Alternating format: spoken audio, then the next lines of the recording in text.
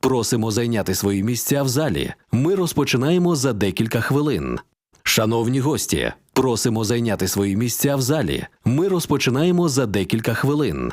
Dear guests, please take your seats. We will start in a few minutes.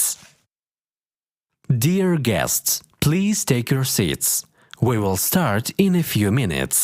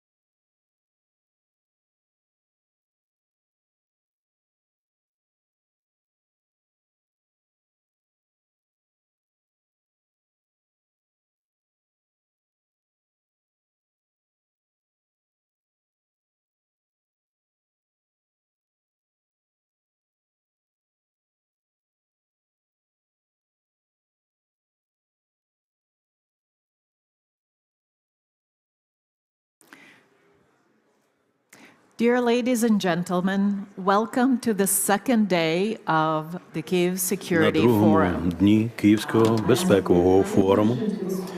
Попрошу уваги на екран, прошу.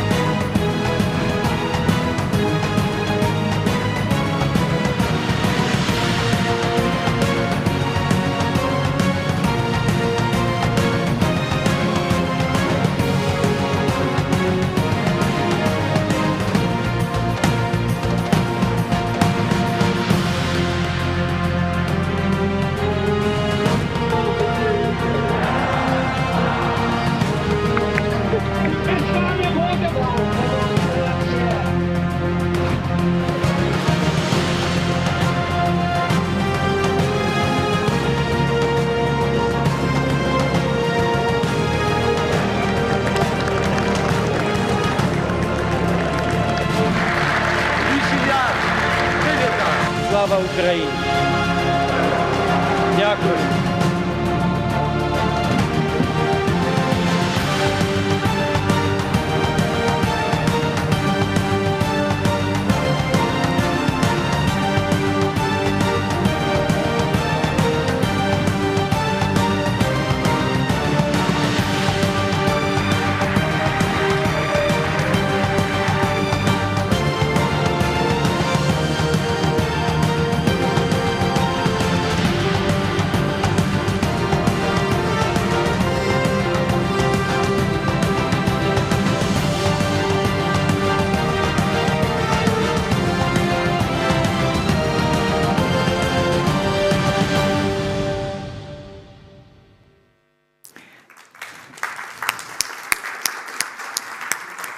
Dear ladies and gentlemen, Шановні welcome. пані та панове, вітаю вас на 40-й річниці Дня Європи, коли ми святкуємо цей чудовий європейський проект. Вчора ми відзначали сумну річницю, говорили про Другу світову війну, яка була руйнівною для Європи. І відповіддю на цю війну було розуміння того, що лише в єдності, в обороні, в політиці, в економіці менші держави можуть отримати якийсь шанс жити в мирі. І те, що відбувається сьогодні в Україні, тільки доводить цю теорію. Це не випадково, що велика європейська війна сталася в країні, яка не була повністю інтегрована у європейську архітектуру безпеки та політики. Відтак Україна розпочала курс трансатлантичної інтеграції, інтеграції з Європейським Союзом і НАТО. І я з великою приємністю представляю вас, учасників першої панелі, які обговорять ці питання. Хочу попросити заступницю голови Верховної Ради України пані Олену Кондратюк. Онлайн до нас приєднається президент парламентської асамблеї НАТО Маркос Перестрело. Вітаю вас. Старший представник і керівник представництва НАТО в Україні пан Патрік Тернер. Будь ласка, приєднуйтесь до нас. І останнє, але не менш важливе, спеціальна представниця Генерального секретаря НАТО з питань жінок, миру і безпеки, людської безпеки, пані Ірен Фелін. Отже, питання, яке ми поставили панелістам, полягає в тому, як нам поглибити спільну оборону і захистити громадянське суспільство з точки зору участі і жінок також у цих процесах, щоб боротьба України була успішною.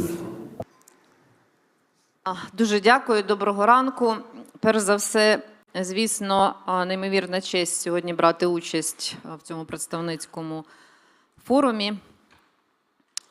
І відверто кажучи, звісно, хочеться розпочати з того, що сьогодні ми святкуємо День Європи, але не можу не оминути того, що вчора весь цивілізований світ святкував День перемоги європейської частини над нацизмом, над фашизмом і тоталітаризмом. І в цей час, коли весь цивілізований світ взяв за основу основне гасло «Ніколи знову», сусідня країна-агресор Російська Федерація йде гаслом «Ми можемо повторити». І фактично здійснює ті самі методи і використовує ті самі інструменти, як використовував фашизм у Другій світовій війні. Розпочинаючи від геноциду, депортації, викрадення українських дітей, і завершуючи просто обстрілами цивільних людей.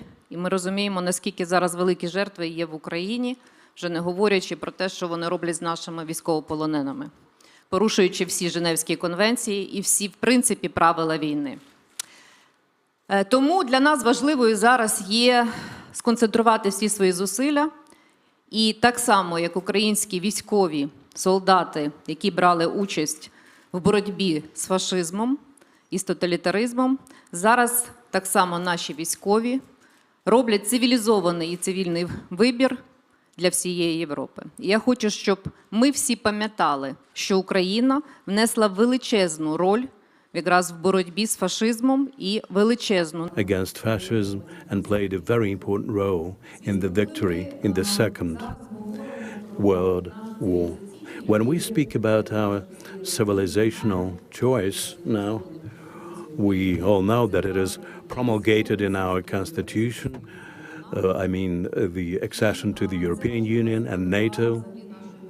And this is a very important component of our security paradigm.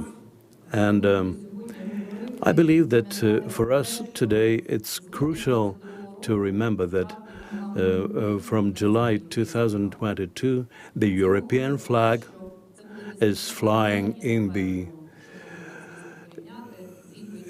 Ukrainian parliament. Starting from the 1991, when the Ukrainian flag was brought into the parliament, now there are two. These flags are flying proudly in our parliament, symbolizing our independent and sovereign choice and the values that we defend.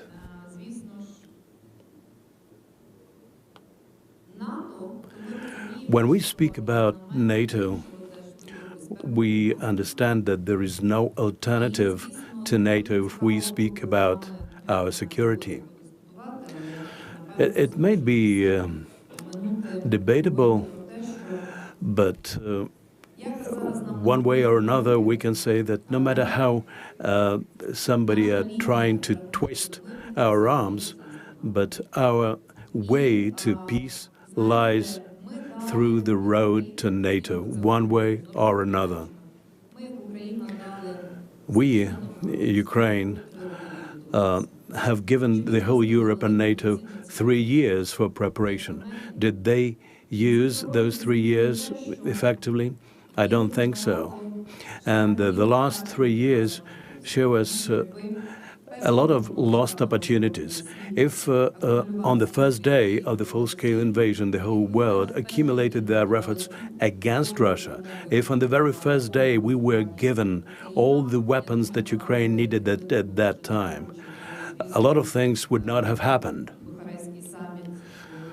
Suffice it to mention the Bucharest summit in 2008, when Ukraine had a real chance to embark upon the road of membership to NATO.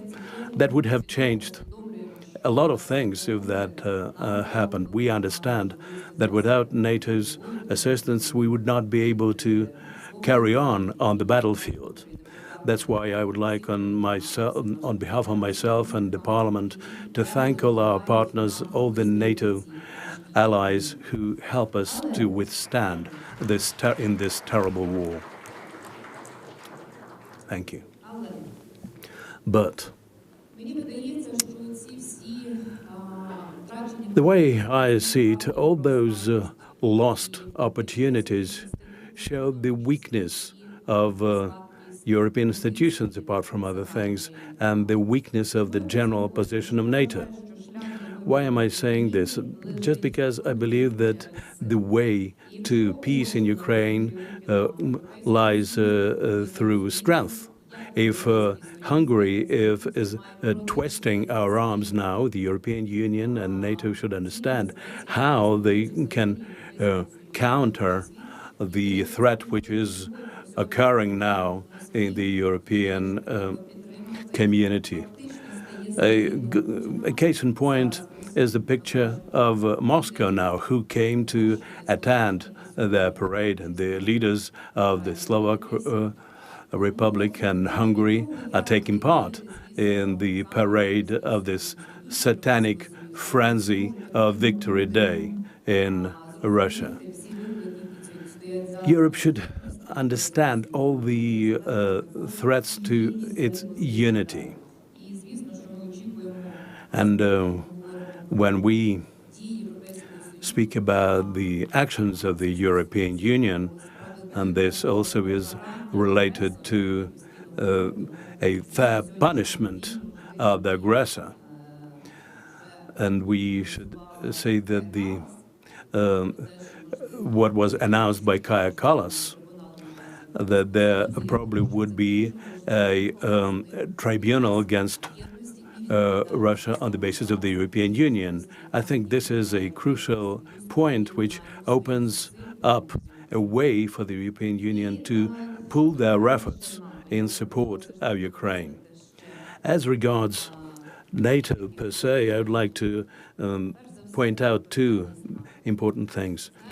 First of all, about the responsibility of NATO. When we speak about responsibility, this is largely about enlargement. And we know that in its history, when NATO wanted to expand its possibilities and opportunities, Sweden and Finland acceded in 1952. Turkey joined NATO when there was a threat of a war with the Soviet Union. And now Russia is trying to test NATO, and I do not exclude that they will try to test Article 5 of NATO. And it is largely depends on the allies how they are going to counteract that. And in this respect, their position towards Ukraine is crucial.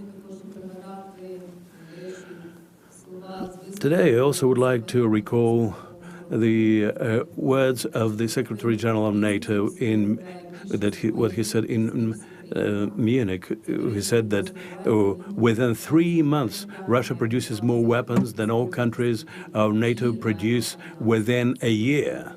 And this really is a graphic example of what is going on. And we all understand, I'd like to re-emphasize this, that there's no alternative for us than joining NATO in terms of ensuring our security.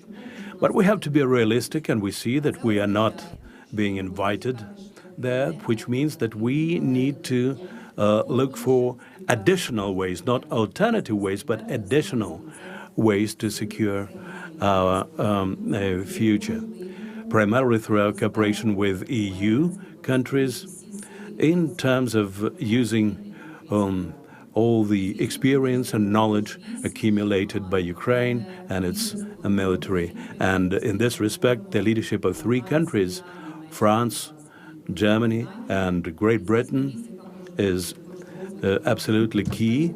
And this is the axis which can be crucial for our security. And that also is related to our cooperation with Poland. Далі говорити про розвиток нашої співпраці з НАТО, про відповідальність, яка є і перед Україною, і перед Альянсом. Звісно, дуже хочеться говорити про те, що чим сильніше Україна буде на полі бою, тим вона буде сильніша в переговорному процесі. І ще раз хочу повторити, що шлях до миру зараз в Україні лежить відверто лише через силу. Дякую. Дуже вам дякую. Thank you very much. And this is a good time to turn to you, Mr. Perestrello, for your remarks and how NATO unity looks from Brussels, and what are the opportunities and challenges ahead for the alliance? Oh, good morning, dear participants and co-panelists, excellencies. I'm delighted to address this forum on behalf of the NATO Parliamentary Assembly on this symbolic day, 9th of May, Europe Day. Robert Schuman's declaration, presented exactly 70 years ago today, begins with these words: "World peace cannot be safeguarded without the making of creative efforts proportionate to the dangers which threaten it." Faced with the threat of communism, Schuman proposed a bold, creative vision for peace. What followed was one of the most extraordinary geopolitical projects in history, the founding of the European Union. 70 years later, the threat our countries face is clear. It is called Putin's Russia. We must counter this threat decisively. Once again, in Schuman words, we need to muster creative efforts proportionate to the threat.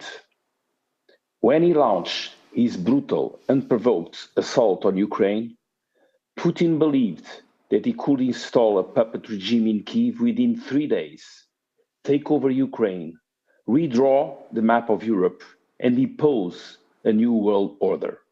He failed. Thankfully, Ukraine stood strong, and for over 3 years now, it has defended itself, but it has also defended our security, our values, and our freedom. I want to pay tribute to all the fallen heroes of Ukraine, to all the men and women in uniform, and to all citizens of Ukraine who stand up to Russia's aggression every day. The NATO Parliamentary Assembly has stood with you and with Ukraine from day one. Our messages of support have been clear and consistent. I reiterated them last week during my latest visit to Kyiv, the Assembly's 6th visit since the start of the war. We remain unwavering in our support for Ukraine's independence, sovereignty, territorial integrity, right to self-defense, and self-determination. We are committed to supporting Ukraine's democracy, particularly through our strong partnership with Verkhovna Rada of Ukraine. We reaffirm Ukraine's right to choose its own path, including European Union and NATO membership. Russia bears sole responsibility for its illegal, unprovoked aggression and for the death, suffering, and destruction it has caused. The Russian regime and perpetrators will have to answer for their crimes. We also strongly denounce the assistance provided to Russia's aggression by the Belarusian, the North Korean, the Iranian, and Chinese regimes. This war is not just about Ukraine. It will define the world we and our children live in. No one wants this war to end more than the Ukrainian people. Ukrainians have borne the greatest burden in this conflict. They are the ones fighting on the front lines, enduring hardships that many thought had been eradicated from the European continent many decades ago. We support all efforts to bring the war to an end and to commend Ukraine for demonstrating time and again that it is ready to discuss a just and lasting peace. Although, at the same time, we must remain clear-eyed about the stakes. The outcome of any negotiation regarding Ukraine will set a precedent for global security. Nothing should be decided about Ukraine without Ukraine. Weakness or concessions today could invite further aggressions tomorrow. Peace cannot come at any cost. It cannot be a peace born of surrender. It cannot be a peace born of surrender, for true peace can only exist when it is rooted in freedom and strength. And that is why the only road to peace is through strength. That's why our task and responsibility among NATO countries is clear. First, we must continue to help meet Ukraine's immediate needs, to give Ukraine the resources to defend itself, defend its cities, defend its people. Second, we must ensure that Europe, America, and Ukraine continue to work together towards a ceasefire and towards a just and lasting peace. Transatlantic unity is vital. We must do all we can to bolster it. Together, we must step up our pressure on Russia until it demonstrates a genuine commitment to peace. And as part of any peace agreement, we must provide Ukraine with the strongest possible guarantees that Russia will never again be allowed to attack. Third, NATO should continue to support Ukraine politically and practically by delivering on the strong package on measures agreed at the Washington summit last year. We must also leave the door open for Ukraine's future membership. No third country should be allowed to have a veto power. And last but not least, Europe must mobilize. Today, by providing immediate aid and investing in Ukraine's defense industry. For the longer term, by showing that it is ready to take the initiative and guarantee a future agreement. And by welcoming Ukraine into the European family. 70 years after Schuman's visionary declaration, the time has come for Europe to step up and be bold once again. So on this Day of Europe, let us affirm loud and clear that Ukraine belongs with us. Its future is Europe, and our future is decided today on the battlefields of Ukraine. Let us rise to this challenge by standing firmly with Ukraine. Slava Ukraini. Heroyam slava. Thank you. Thank you, Mr. Perestrello. Thank you for those words. Дякуємо. To Iran Felin, you have the portfolio for women in security, in peace and security, something all of us are very committed to, and those of us who are not committed to should be. So I'll turn over to you to talk about your work and mandate at NATO. Thank you very much. It's a great pleasure to be back in Kyiv, and it has a particular significance for me to have the opportunity to speak today, on this very particular day, the Europe Day, a day that celebrates our values, the values that bind us, unity, solidarity, and a common vision for our continent. I think that there is no better place to talk about this than here in Kyiv today. Russia's war of aggression has marked a profound turning point for European and transatlantic security. It has shattered assumptions, redefined priorities, and reminded us all that peace cannot be taken for granted. Not only Ukraine's sovereignty and territorial integrity is under attack, this is a direct assault on the very principles that underpin our democratic societies: liberty, the rule of law, and the right of every nation to choose its own future. Ukraine has made its choice for its future, a future toward Europe and towards NATO. Ukraine has already passed the test that defines true membership in the democratic world. It has shown not only its willingness, but its capability to contribute to the security of Europe and to the transatlantic security. As NATO Secretary General for Women, Peace and Security and for Human Security, I have witnessed firsthand how Ukraine's experience has reshaped our understanding of security and practice of security and defense. Ukraine has taught us that security today is not only about tanks and troops. It is about the strength of our societies. It is about trust. It is about people, men and women. It is about leadership at every level, about institutions that reflect the society they define. Ukraine's whole society defense efforts has been extraordinary. More than 76,000 women now serve in the national armed forces, with 25,000 directly fighting on the front line. This is really transformational. But if these numbers speak for themselves, numbers alone do not capture the entire story.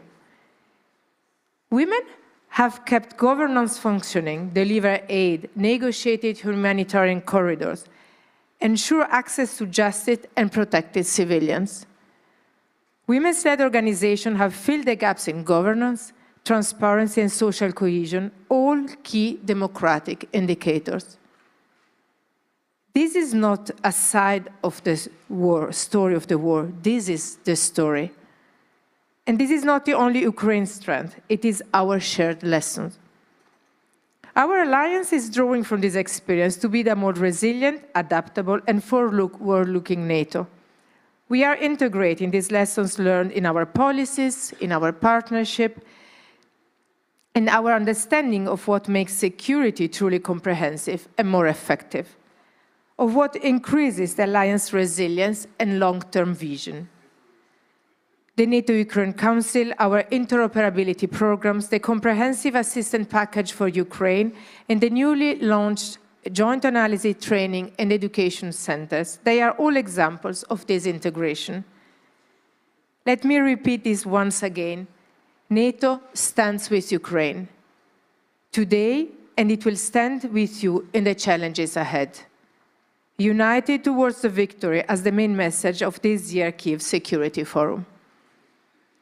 And as we look towards victory, we also have the responsibility to look beyond it, towards rebuilding, healing, and anchoring Ukraine firmly within our Euro-Atlantic family. When it comes to supporting Ukraine on its path to a lasting and just peace, I believe that there are three key actions we collectively must take. First of all, we must put civil society at the heart. One of the most powerful stories that emerged from this war is the role of ordinary citizens, from the women running evacuation hubs and defending their villages, to the activists documenting atrocity and defending democracy. Under siege, civil society in Ukraine has not only endured the war, it has advanced the very values we stand for: accountability, justice, participation, dignity.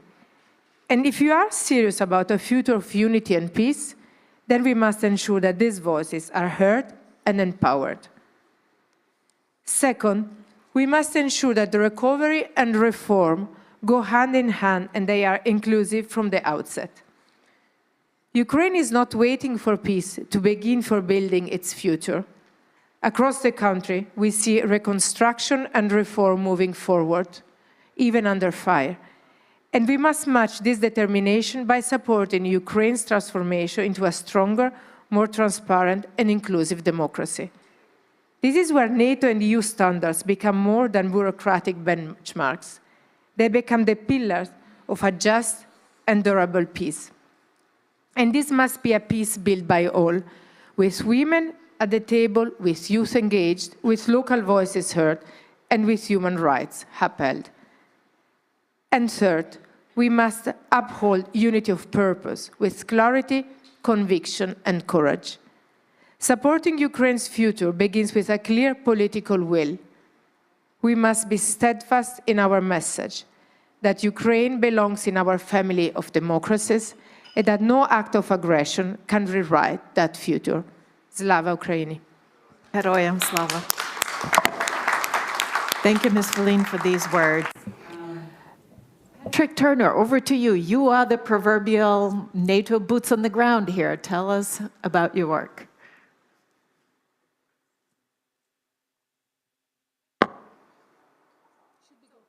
That working now? Yes? Perfect. So it's a great privilege to be here. It's a terrific forum. Day one was really majestic, so hats off to the organizers. So my message is simple. It follows what my colleagues have said. In fact, NATO stands firm with Ukraine, and it will stand firm with Ukraine in the years to come. The relationship between Ukraine and NATO is stronger than ever, and it's fundamental for the future of Ukraine and the future of NATO. We want to work together in an ever closer relationship. Ukraine today is closer to NATO than it has ever been. NATO allies continue to provide very large-scale equipment and training support to Ukraine. Last year, the security assistance provided by allies was over 50 billion euros. That's roughly the same amount as Ukraine spent on its own defense and security last year. Just in the first 3 months of this year, allies pledged over 20 billion euros more in security assistance for Ukraine. And the coming weeks and months will see further pledges and further delivery of support. Large-scale support will be needed for many years to come, and there are strong grounds for confidence that that support will be provided. That's strongly in the interests of NATO allies and of Ukraine. So NATO's own top priorities, including at our summit in The Hague next month, are defense spending, defense production, and Ukraine. The first two of those, defense spending and defense production, are themselves directly relevant to Ukraine. Allies need to spend much more and produce much more for themselves and to support Ukraine. That will be the case whether or not the war ends this year. That will be the case for the foreseeable future, given the threats we face. We have to keep deterrence and defense strong, both in the alliance and in Ukraine. Much higher defense spending and much higher defense production by allies are essential investments in their own future, but also in Ukraine's. Allies' future and Ukraine's future are and will remain very closely linked. So we must have, and we do have, a very strong relationship between NATO and Ukraine. We will continue to build and intensify that relationship in Brussels, in Kyiv, and elsewhere. The relationship includes, for example, working ever more closely together in, firstly, coordinating the provision of equipment and training by allies and other partners through the NATO Security Assistance and Training for Ukraine Command in Germany. That command has ramped up very quickly and is successfully progressing at scale and at speed in delivering military support for Ukraine. Second, building closer and closer interoperability between NATO and Ukraine through the agreed interoperability roadmap and its set of detailed targets, and working to help ensure that Ukraine has the right defense and security forces for the future.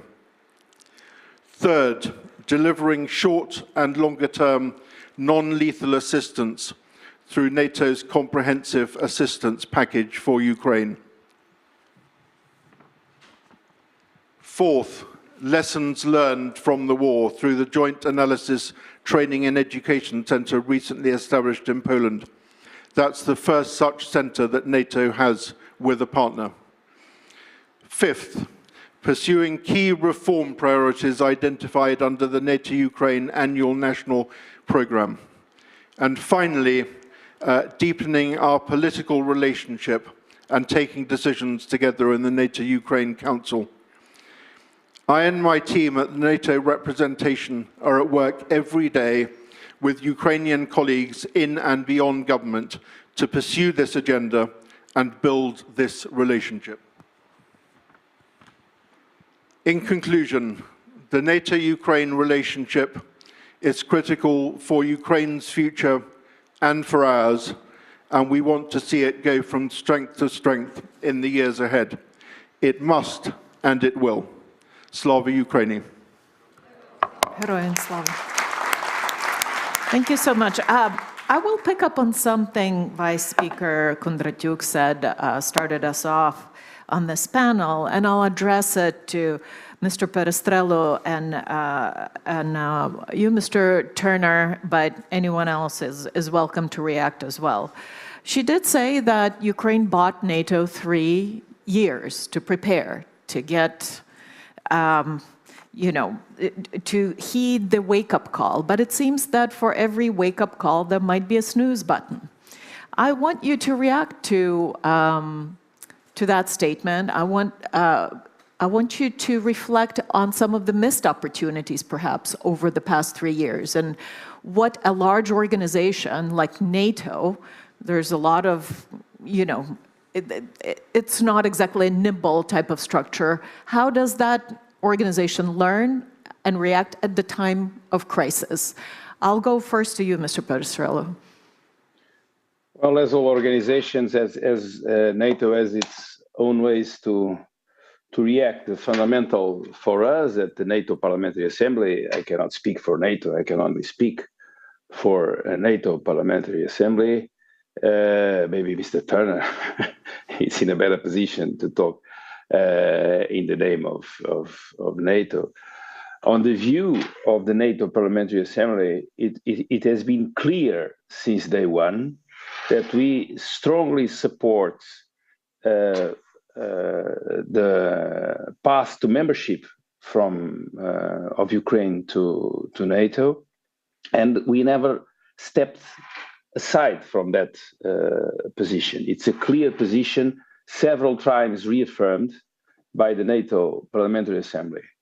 Also from the beginning, the parliamentarians belonging to the NATO Parliamentary Assembly have been wavering on the support of Ukraine and demanding to their countries, to the countries which they represent as parliamentarians, a stronger support in all the areas that Ukraine needs support, on the humanitarian field, on reconstruction, on health, integrating refugees, economic support, financial support, and military support.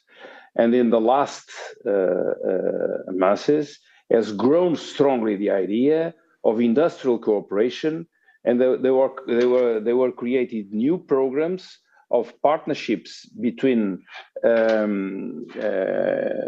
companies from NATO countries and companies from Ukraine to develop military equipment necessary for Ukraine to stand and fight. And that is how we, in our countries, our members of the NATO Parliamentary Assembly, think that this support will continue. It's the fundamental for us is to keep firmly with the positions we have been advocating since day one, trying to push our governments to a stronger support to Ukraine. And that's the most relevant part of the job that the NATO Parliamentary Assembly has been doing since the invasion day. I would like to remind that the invasion was in February 2022, and members of the of the NATO Parliamentary Assembly visited Ukraine in May of that year. And the relation with the Verkhovna Rada has been since day one very strong, and I would like to mention the importance of the work that has been developed by the Ukrainian parliamentarians, very important to mobilize and keep awake the Western public opinion to the support of Ukraine. Thank you. Thank you so much. I hope to have answered your question. Well, we do very much appreciate the support of the Parliamentary Assembly and all the member states, but let me turn with the same question to you, Mr. Turner. Working? Yep. I would say there is no comparison between the relationship between NATO and Ukraine 3 years ago and now. What I just outlined in my remarks shows the depth and breadth of that relationship. So last year, as I say, over 50 billion euros in security assistance. There was a pledge at last year's NATO summit of at least 40 billion euros that matched the amount that NATO allies had provided in the previous 2 years. So that's the first thing. Secondly, ever closer working together in a whole range of areas. I set them out. But I would also say, and I said it in my remarks, that NATO allies know, despite what they have done in the last 3 years for themselves and for Ukraine, there is a great deal more to be done on defense spending and on defense production, amongst other things, but also on sustaining and deepening the support for Ukraine this year and in the coming years. That will be necessary, whatever happens. So, the NATO summit next month will see ambitious decisions on defense spending. I'm not going to forecast exactly what they're going to be, but you've been seeing figures in the media. You've been listening to what the Secretary General says on defense spending, well north of 3%. But there's no point in more money if it doesn't translate into usable, deployable, ready capability, both for allies and in support of Ukraine. Thank you so much. We unfortunately are coming to the end of time of our panel. So let me just put out this question to the whole panel and ask for a very brief reflections.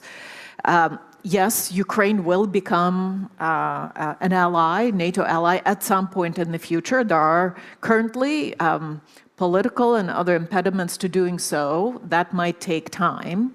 We all realize that. In the meantime, what can Ukraine and NATO alliance do to bolster not only Ukraine's defense capacity, but deterrence in Ukraine through allied action? And I'll go in the reverse order. I'll start with you, Mr. Turner, and work our way back. So it's the agenda that I set out.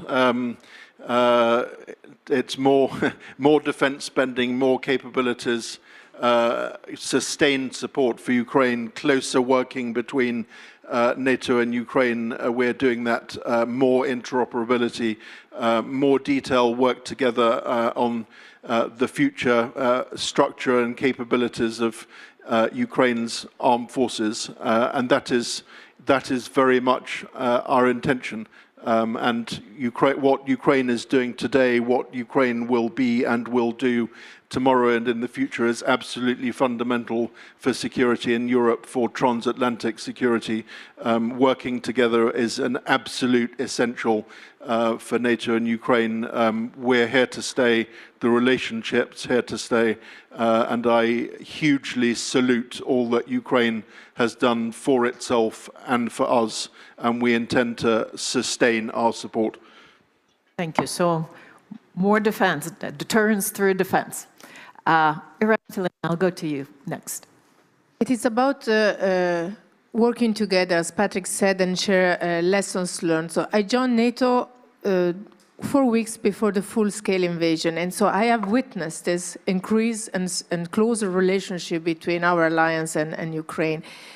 And while we have changing our posture, going to more deterrence and defense, we are also learning from Ukraine. And this applies to what I work on, the women, peace and security. As I said in my initial remarks, we are all witnessing and learning from the incredible participation of women in the armed forces, here fighting together and alongside with men. And in a moment where we have to increase and strengthen our deterrence and defense posture, we talk about mobilization, we talk about generating forces. We cannot do this if we don't tap into the entire pool of talents in our population. And this is something Ukraine is already doing and where we have to learn a lot in our respective countries. And this applies also to the different ways in which the war is conducted, so the multi-domain operations, and especially when it comes to hybrid, cyber, UAVs.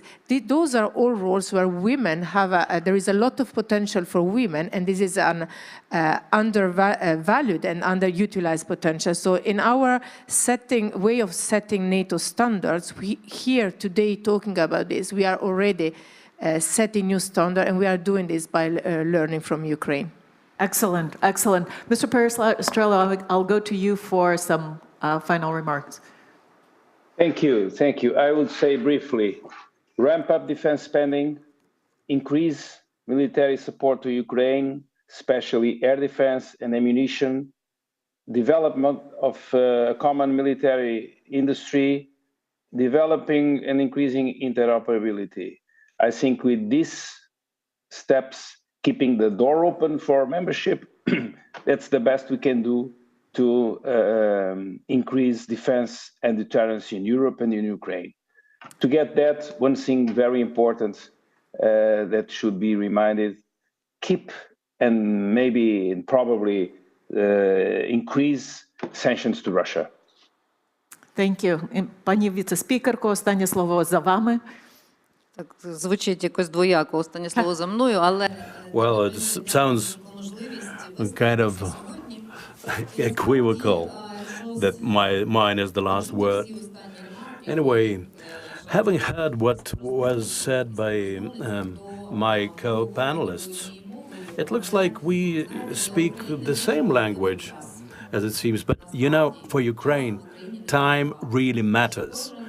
And we don't have the luxury of much time here, because day in and day out, we are paying with blood.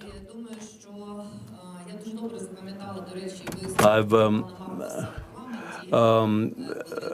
recalled Mr. Marcus's speech in Parliament when he was on a visit here, and he said quite aptly that NATO allies were kind of naive because they thought that this war would be improbable. But if this repeats itself, this will look like a total folly on the part of NATO allies. So we have to join our efforts And we all, together with NATO countries, have to appreciate what role is played by Ukraine now, not just in terms of its own security, but in terms of pan-European security. I'd like to repeat that a fair peace in Ukraine can be possible only through strength. I want all our partners and allies to hear this, without forcing the aggressor to pay for what he has done. There will be no lasting peace in Europe. With that, let me thank this excellent panel. Thank you for traveling to Ukraine, to our guests. And Mr. Perestrello, we do hope you can join us in person for the next forum. With that, let me hand over to Mr. Lubkivsky here. Thanks. Oh, I'm sorry.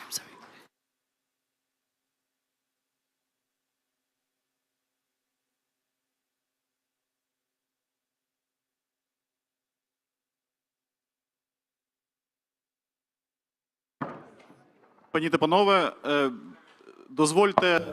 Ladies and gentlemen, as a follow-up to the first panel, on behalf of the Kyiv Security Forum, allow me to congratulate you on the Day of Europe. We have an address from Mrs. Strack-Zimmerman, one of the most important people responsible for security in Europe. This week at the European Parliament in Strasbourg, we commemorated the end of the Second World War in Europe. A war that ended 80 years ago, leaving Europe devastated and divided. In its aftermath, a solemn promise was made: never again. Never again would war be the means to settle disputes. Never again would borders be changed by force. Never again would sovereignty be trampled by aggression. Out of that commitment, a new vision for Europe was born. One grounded in cooperation, the rule of law, and the mutual respect. A vision that found its political expression 5 years later in the Schuman Declaration. It is an honor to speak to you on this Europe Day, a day that commemorates that very declaration delivered 75 years ago. On May 9th, 1950, Robert Schuman proposed the bold idea that nations which share resources and sovereignty will never go to war with one another. It was a vision born from the ashes of conflict, grounded in a simple belief: peace is not a given. It must be built, protected, and renewed every day. 70 years later, that vision faces its most serious challenge in a generation. The Russian invasion of Ukraine, it's not only a brutal war of aggression, but also a direct attack on the very principles that the European project was built upon. Peace through cooperation, security through unity, and the rule of law instead of the rule of force. Ukraine, with immense courage, resilience, and sacrifice, is not only defending its own future, but also defending Europe's. Since 2022, the European Union and its members have committed over 50 billion euros in military assistance alongside humanitarian, financial, and political support. Under the European Peace Facility, European states have worked together to ensure Ukraine has the tools to resist and to win. But our commitment must go further by integrating Ukraine's defense industrial and technological base into the European defense ecosystem. This is not just about procurement, it's about joint development, innovation, and building a defense industry that is resilient, modern, and interoperable with NATO and EU standards. Ukraine brings battle-tested technologies, skilled engineers, and a strategic urgency that Europe must learn from, not only support. We must also keep the door to EU membership not only open, but move a step forward. Accession is not a gift. It is a recognition of shared values and a shared future. The reforms Ukraine is undertaking during war are nothing short of remarkable. Europe must match that courage with political will. The Schuman Declaration reminds us Europe is not a finished project. It grows through crisis, evolves through solidarity, and deepens through commitment. A stronger Europe, defense based on strategic autonomy, industrial cooperation, and shared values, it's now essential. But let us never forget, our most powerful weapons are not just tanks or sanctions. They are unity, fairness, and purpose. The more clearly we define our role in securing peace and defending democracy, the more credible we become to allies and adversaries alike. So on this 75th anniversary of the Schuman Declaration, we are called to act with the same vision and courage that defined its origin. So reject the logic of sharps and influence and imperial conquest. To stand not behind Ukraine, but alongside it politically, militarily, economically, and morally. Because a free, independent, and safe Ukraine is not just a hope. It's essential for Europe's peace, security, and identity. Slava Ukraini. Thank you very much. I believe this is a fantastic introduction to two crucial panels that we are going to listen to, that are where we will discuss the role of Europe in the global affairs, leadership of Europe, how to live without America, and Europe's security, how to live with Russia. I would like to invite our legendary Kimberly Dozier to the stage to introduce our distinguished panelists and to start the discussion. You're welcome. Thank you. Thank you so much. Well, may I call to the stage, I will start with Chairwoman Ivana Klimpush-Tsintsadze. And we have your names helpfully there. Dr. Mika Aaltola, Ms. Anne Genetet, Ms. Marketa Gregorova, and Mr. Ivars Iyabs, and Chairman and former Secretary General Klaus Welle. Thank you. And if I butchered anyone's name, please let me know. So we are here to discuss Europe's strategic autonomy or progress towards that, replacing what used to be a Pax Americana of US leadership. So I want to start with my usual lightning round question.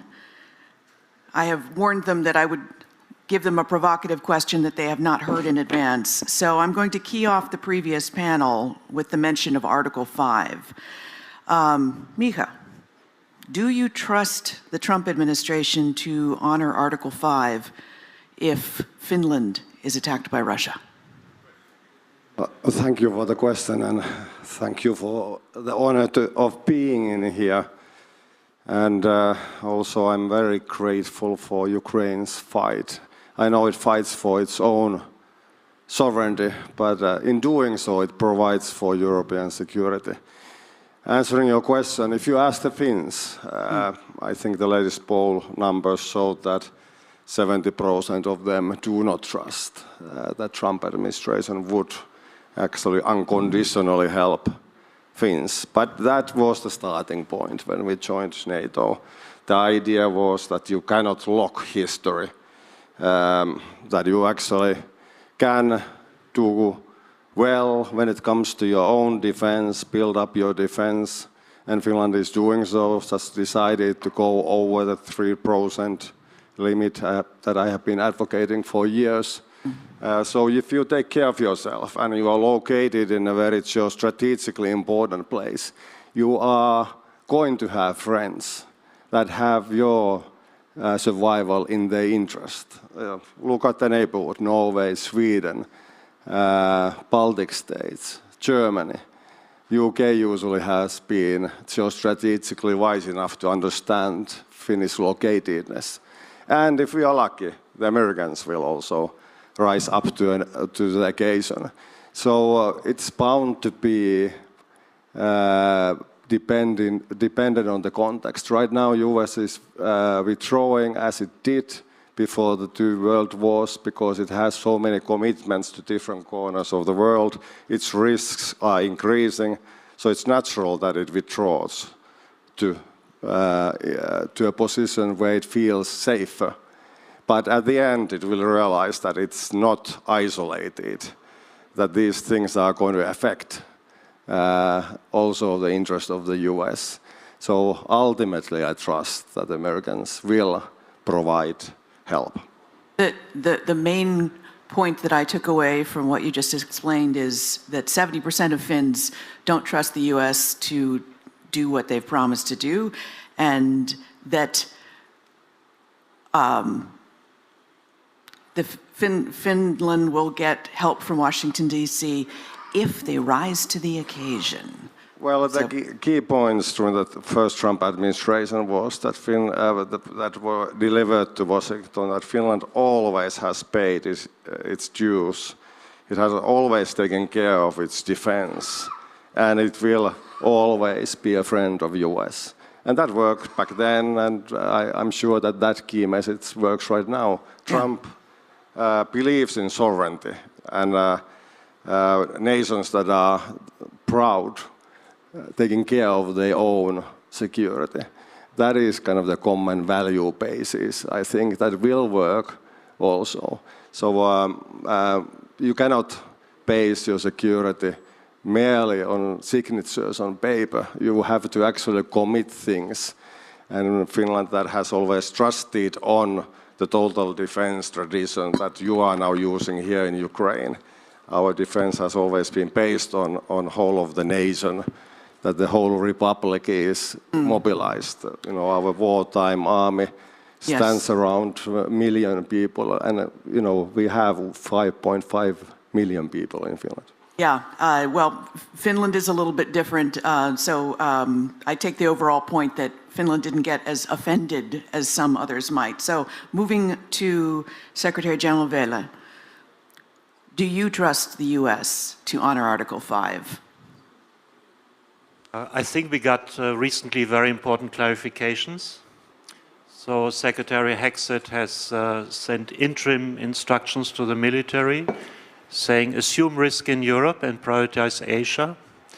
We had Vice President Vance who told us that now conventional defense in Europe is basically for the Europeans. The nuclear protection would stay. We have the new Undersecretary for Policies in the Pentagon, Elbridge Colby, who has given interview after interview after interview over the last 2 years saying that they have to prioritize Asia and that Europe is second. And that's a very clear message. So I think we have to start from there. There are still 100,000 troops in Europe. Thus far. But we will see what the NATO summit brings. If I take the paper of Stephen Miran on economic strategy, it says at the end of the day you have to combine maximum pressure, and you do that by bringing security into the remit, and I expect that to happen at the NATO summit end of June, so that will be the decisive moment. After that we will know where we stand. Got it. So stay tuned. Ms. Grigorova. Same question, yes. Thank you very much.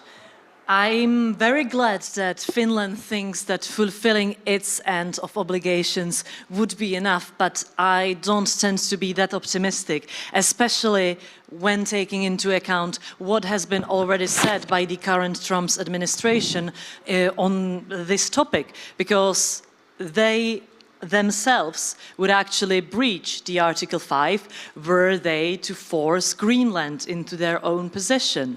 And I do think that Mr. Trump was quite clear on not really shy away from such an option if for some unknown reason, Denmark would not give it up on its own volition. So if they claim that they would be themselves willing to breach it, then how are we supposed to trust them to protect us? So yeah, this I think starts the conversation well.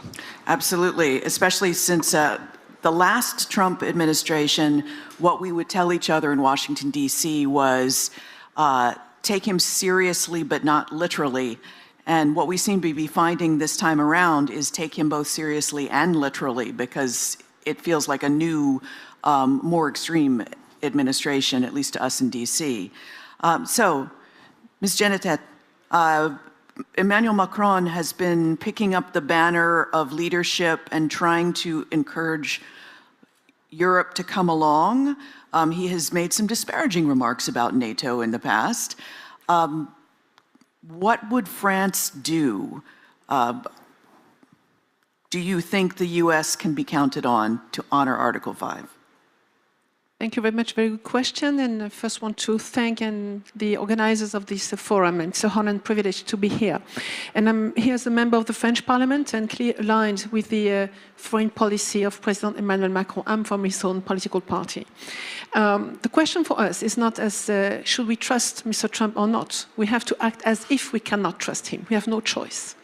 We have no choice, and it is to act as if you cannot trust him. We have to act as if we cannot trust him. We have no choice, and as the question of this panel says, Europe clearly has to stand up. And as Europeans, I have two messages. We have to stand up on our unity. And yesterday it was saying with the opening of this forum, we have to unite again. Clearly, this is a message for European allies. And the second message is we have to stand strong on our values. And one maybe of the most powerful value that is sometimes even contested within Europe is the fact that what we call the Brussels effect. We can create norms, standards, rules, regulations, and this is probably the most powerful extraterritorial weapon that we do have. And we have to build on that, and if we do not do so, what message will we carry on? It means that our values would be negotiable. I do not want that. It cannot be. So as of now, Europe has no choice. Either we rise or we vanish. And with us, we have Ukraine now, because Ukraine is an ally, is a European ally, and we consider things happening to Europe. We have to include Ukraine with us. So all together with Ukraine, we rise or we vanish, and I think that Ukrainian heroes deserve that we rise.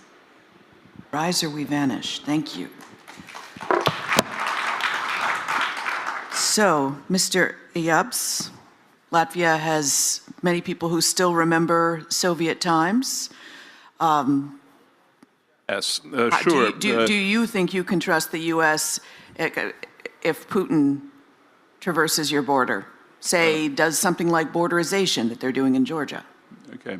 Well, first of all, let me thank the organizers for the opportunity of being here with a full admiration of what Ukrainian troops are doing, defending all of us, defending the whole Europe from that bloody aggressor, namely Russian Federation and Putin.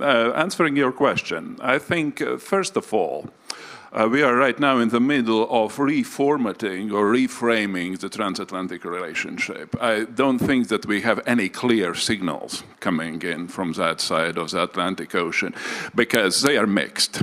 I mean, and I think that the previous speakers have already noted that there are different signals. And of course, we are worried about what has been said about Greenland as a NATO country and the rules-based international order in general.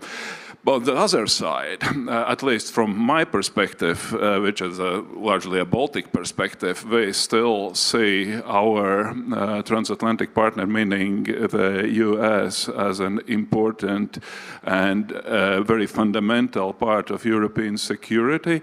And we have done basically everything to be trusted partners on our side. I'm not talking about that the Baltic countries are increasing our defense and expenditure already now up until 5% and probably even to the north. But we have already, of course, as many European countries, our soldiers have lost their lives fighting on NATO missions. And I think this is also a sacrifice to be noted, because this is also the strength. Yeah.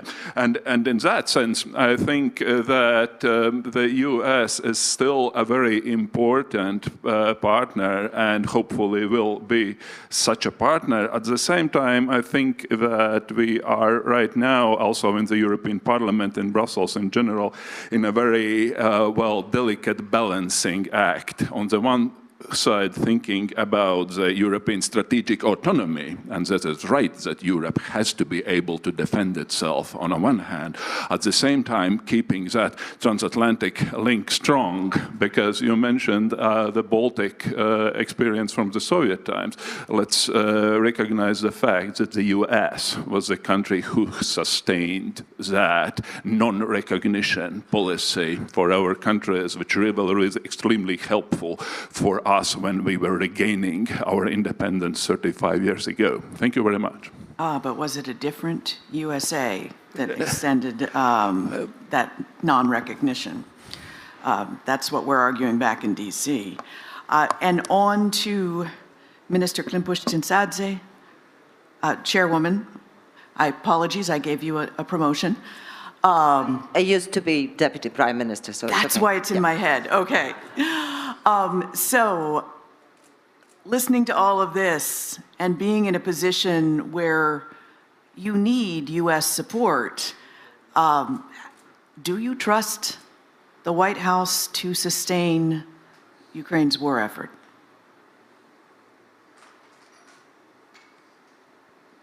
Let me congratulate everybody on the Europe's Day. And let me put it this way.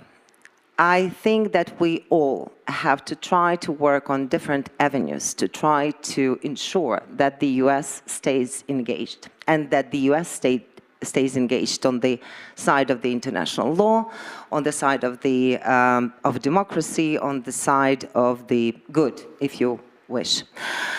However, at the same time, I think we all have to act as if that presence and that engagement is not necessarily going to be continued.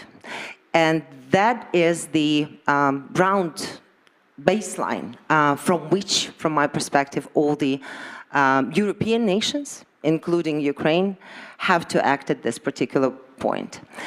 And that means that we've seen a lot of wake-up calls. One of the Ukrainian military just recently said that, well, I see that Europeans have woken up, but they are still in pajamas and they still have to drink their coffee and then still get dressed.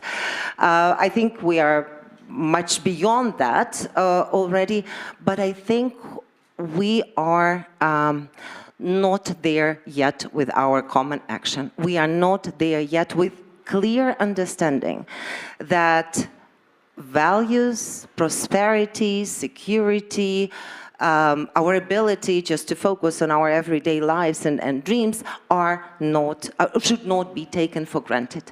Ukrainians have understood that long ago, back in 2014, and have shown that values are not only the slogans, and have shown that they are ready to stand up something for which they believe in. And definitely the world is changing right now, definitely.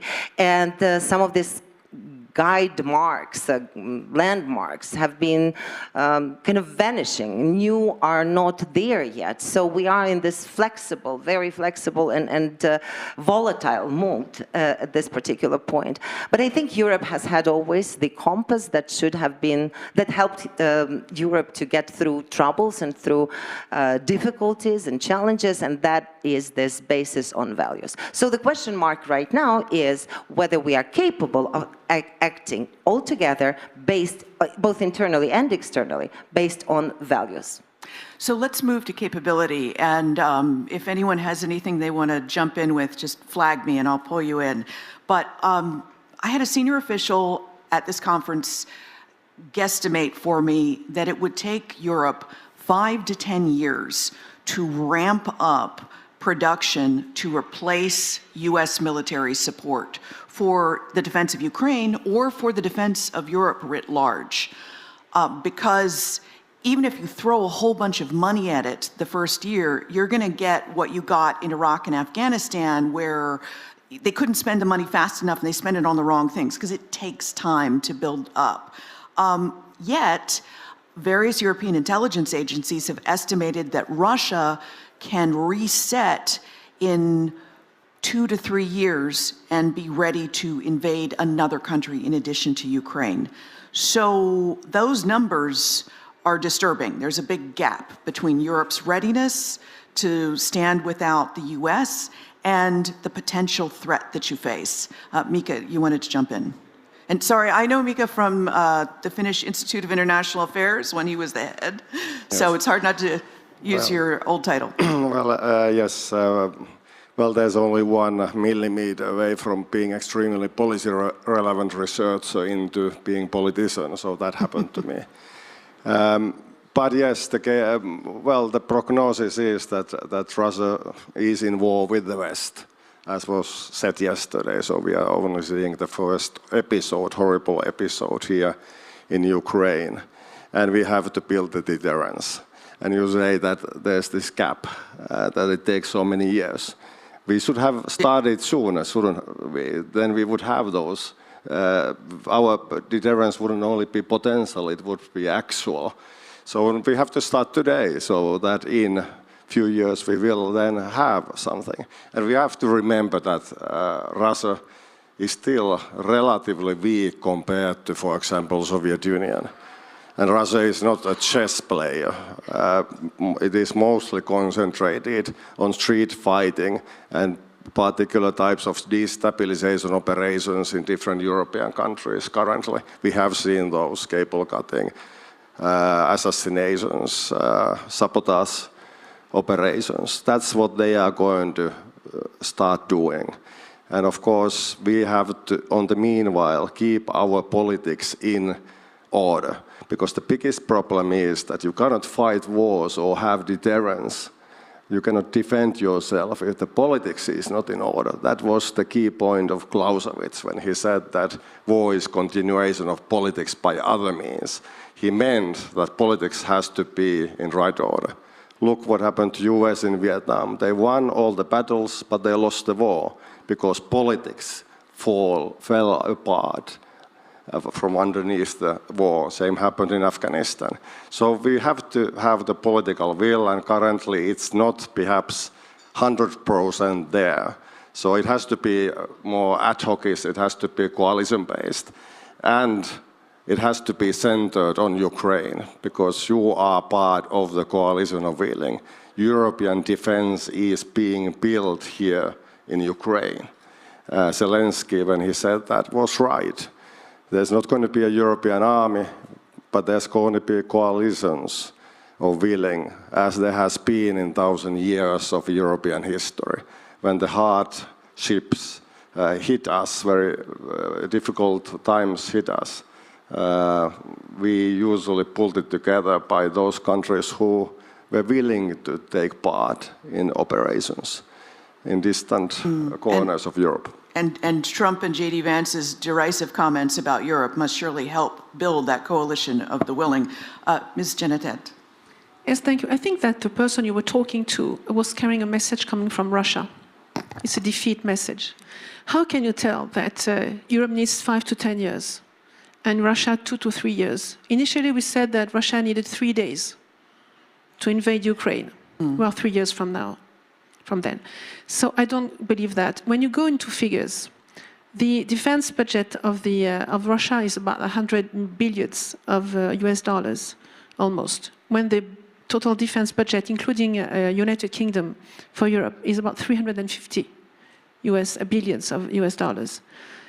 In terms of men and women in the army and the military forces, it's 700,000 men in the Russian forces. It is 470 millions of men and women in the European military forces.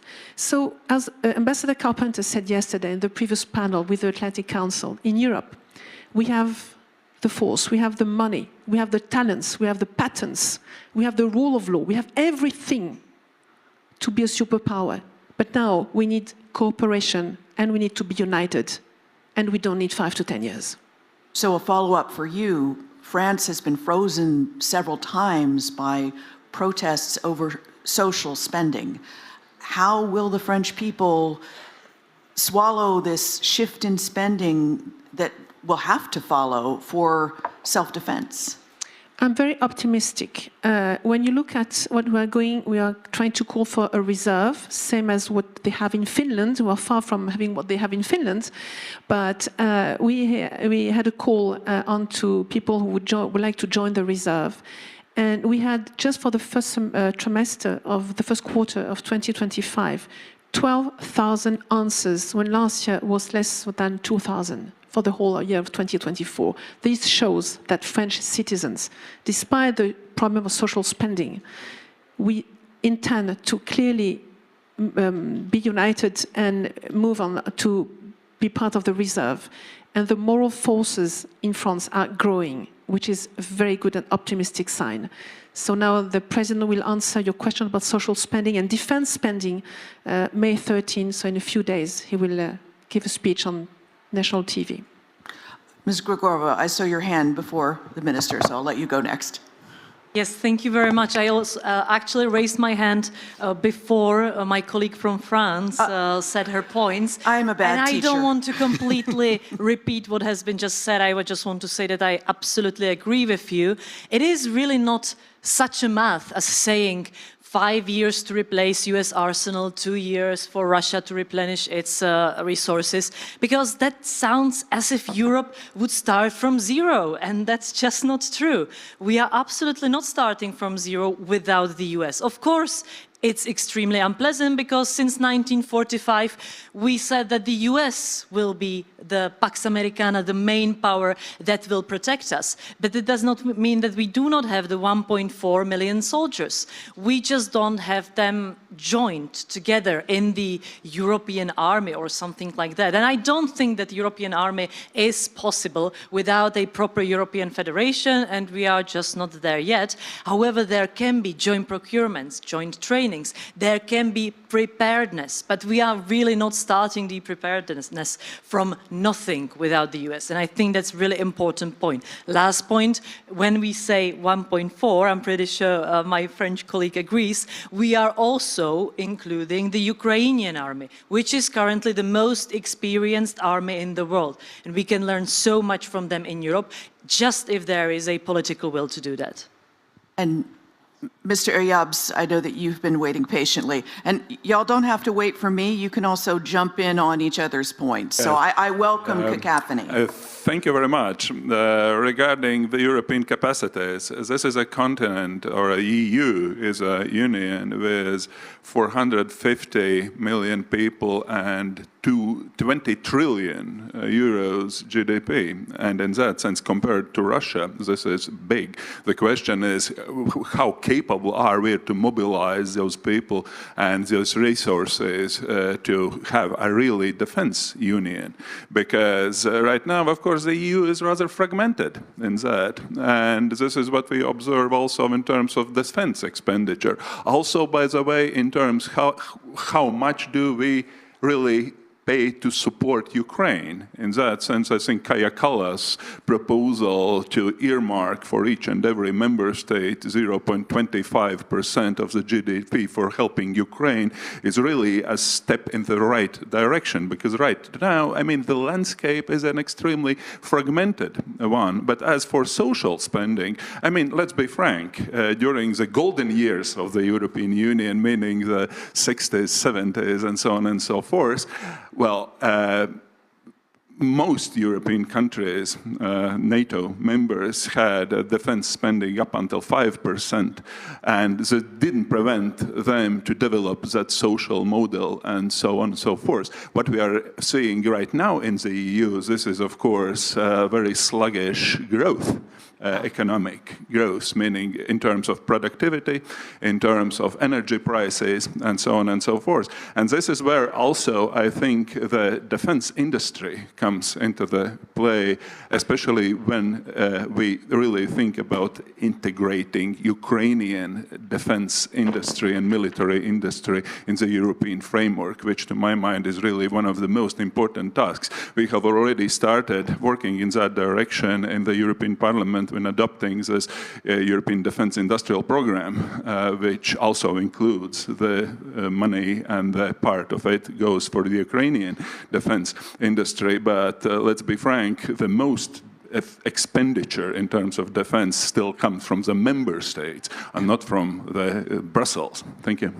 Just to red team it a little bit, I've been going to European Security Forum for almost 20 years, and I've heard all of this about ramping up spending, and it hasn't happened. And I speak frequently to the defense industry, and they say, we'd love to ramp up production, but until we get the contracts, it's not worth our time. And what is even worse, the majority of our defense industry in the EU is right now working for export. Very little of that stays in Europe because of what you just mentioned. There is very little of procurement taking place right now. I mean, during the last 3 years, of course, the situation has changed immensely. But nevertheless, this is not about defense industries. This is not about 2 or 3 years. This is about 10 years just to develop those ever-warm facilities that would be available for all the European countries, including Ukraine, if needed. Thank you. And you've been spending a lot of money buying American, which the White House could turn off if it's really angry. Secretary Vella. Yes, thank you. I think what we need is a clear calendar out of the NATO summit. Because the key question is not overall availability of capacity, but it's all about strategic capability gaps. Because the United States has always insisted that satellite, intelligence, long-distance transport, refueling is theirs. And these are exactly the capabilities you need to connect these individual actors on a European level. And that's what the 150 billion is for in Rearm Europe, where we want to do joint procurement for whichever countries want to use it, but there's a special mention that this should be focused on those strategic capability gaps. And that is critical, and we need a calendar agreed with the United States that allows us to replace the United States in those critical functions. So possibly one of the best things that could come out of the NATO summit is that the Trump administration says, because Trump will probably be hearing this for the first time, sorry, but when Trump officials, the close cadre around him, realize that they've been holding Europe back, that if they lift those restrictions, Europe will be on its way?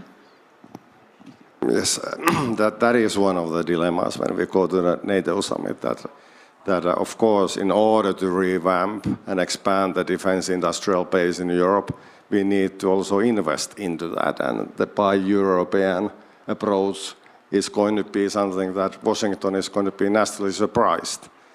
But yes, we have capabilities here. We have Taurus missiles, Storm Shadow missiles. We have Airbus that has most effective air tankers in the world. Even the Americans were going to buy those, but they had the Buy American Act. So we have quite a lot of things. We need investments now. I was in France a couple of weeks ago, and the major companies there are investing on their own because now they know that there's a horizon. It was very important the Commission put out the message that this is not only about Ukraine, it is about European defense, and the time scale became much longer. So now we know that the purchases are coming. There's money in the machine, and the third largest economy in the world, Germany, investing $1,000 billion euros into defense and infrastructure. That was one of the key messages. Times are now changing, and the old world is rising up, and that's a good message. So listening to all of that, Minister Klimpuch-Dzintsadze, are you encouraged? Are they doing what they need to do fast enough to support Ukraine to keep surviving, especially if the US pulls out? Well, definitely Europe is not starting from the baseline. Definitely a lot has been done. But from our perspective, there is lost sense of urgency in that readiness to commonly procure, commonly produce, take off the table different limitations and barriers, technical barriers to all of this being done much faster. And I think there is this not understanding that some of the procedures, some of the bureaucratically, maybe positive in the peacetime things that have been there as safeguards for different processes in Europe have to be lifted at this particular point, because Europe continues, from my perspective, Europe continues to respond to a serious, non-hybrid, but serious military threat with a peaceful means. And that is major thing that has to change right now. Europe has to comprehend that that Russia believes that it's already fighting a war against Europe. It's already fighting the war against the West. And they have just not to pretend, sorry, ladies and gentlemen, not to pretend that this war is only about Ukraine. It's not. It's not. If we fail with Ukraine, if we fail to stop Russia on the territory of Ukraine, it is your children and your best creme de la creme people will have to be fighting and paying their lives for defending your countries. So we can stop and defeat the evil, the monster, right here on this territory. But that really needs an action plan. And we are not there still with the commonality of the threat perception. Definitely, in Latvia or in Finland, there is a much more clearer view of what we are standing up against. While, sorry to say, maybe in Spain or in Italy, this is not that clear.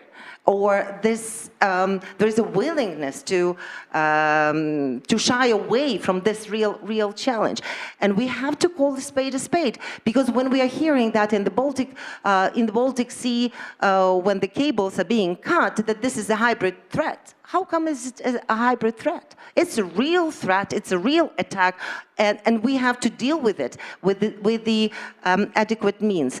But we are not there yet, and all the goodwill and all the greatly appreciated caravan of summits that has been happening after this wave of isolationism coming very clearly from the United States is not going to sort it out. It's an action plan that had to be ready already a day before yesterday and had to be implemented already yesterday. That could actually help us to preserve that social spending in the future. But that social spending really depends on the security and capability to defend what is value-based, and actually also act against internal challenges to the unity of the EU. This is Russian policy. Yeah. To divide, to exhaust, to destroy, to destabilize you also inside Europe. But when we are seeing that there is no readiness to actually stop harshly those who are acting on their short-sighted interest and corrupt ties with the Russian Federation, then there is a big question mark how far we can go in all this good will of understanding that, yes, we have to do more, we have to produce more, we have to be able to defend ourselves, we have to innovate. And one more thing that has not been mentioned, I think, which is very important. because Mr. Velle was talking about the strategic capabilities and so on, the war is changing very, very much. And you have heard this from many times from Ukrainian soldiers, from Ukrainian military, from your own military.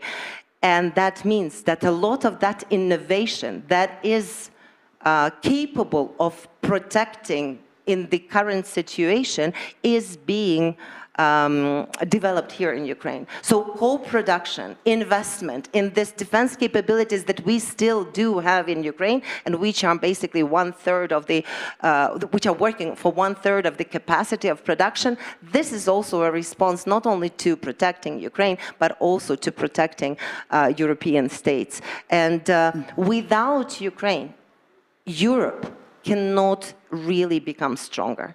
Yes. Without Ukraine, Europe cannot become or retain or regain the place of real geopolitical actor in the world. With failing in Ukraine, Europe will lose its credibility, its its appeal to many other nations. I understand. You're basically saying that Ukraine has lessons that Europe needs for its very survival. And in our last 10 minutes or so, I wanted to come back to the point that you just raised about the war Russia is already waging inside all of your societies. We have today the Victory Day in Moscow. We have Fico from Slovakia is there. Serbia is not an EU member. They're also there. I mean, this represents sort of the thin end of the wedge, that there are populations within certain European countries, just as you have populations inside the United States right now, that spout Russian disinformation and reject the message of their democratically elected governments. What do you do to fight that enemy within? Yeah, well, I'm a coordinator in the Democratic Shield Committee, and we think about that quite a lot. Of course, there are different political families present there, so we see kind of the spectrum of opinions in Europe. I firmly believe that Russia is doing what it can in order to kind of do reverse color revolutions, because the Russian belief is that those were not authentic expressions of people, they were machined, and Russia has learned to machine political parties, help candidates, relatively cheap operations with old means, buying votes with newer means, using TikTok and other social media platforms to promote and enhance certain candidates. And the candidates are happy because they get, well, basically a campaign machine for free. We saw what happened with the Romanian presidential first round last fall. That's one of the key points. We should also recognize that Putin, as an intelligence operator from Eastern Germany, he knew the manual back then, and it included supporting terror also in West Germany and Western Europe.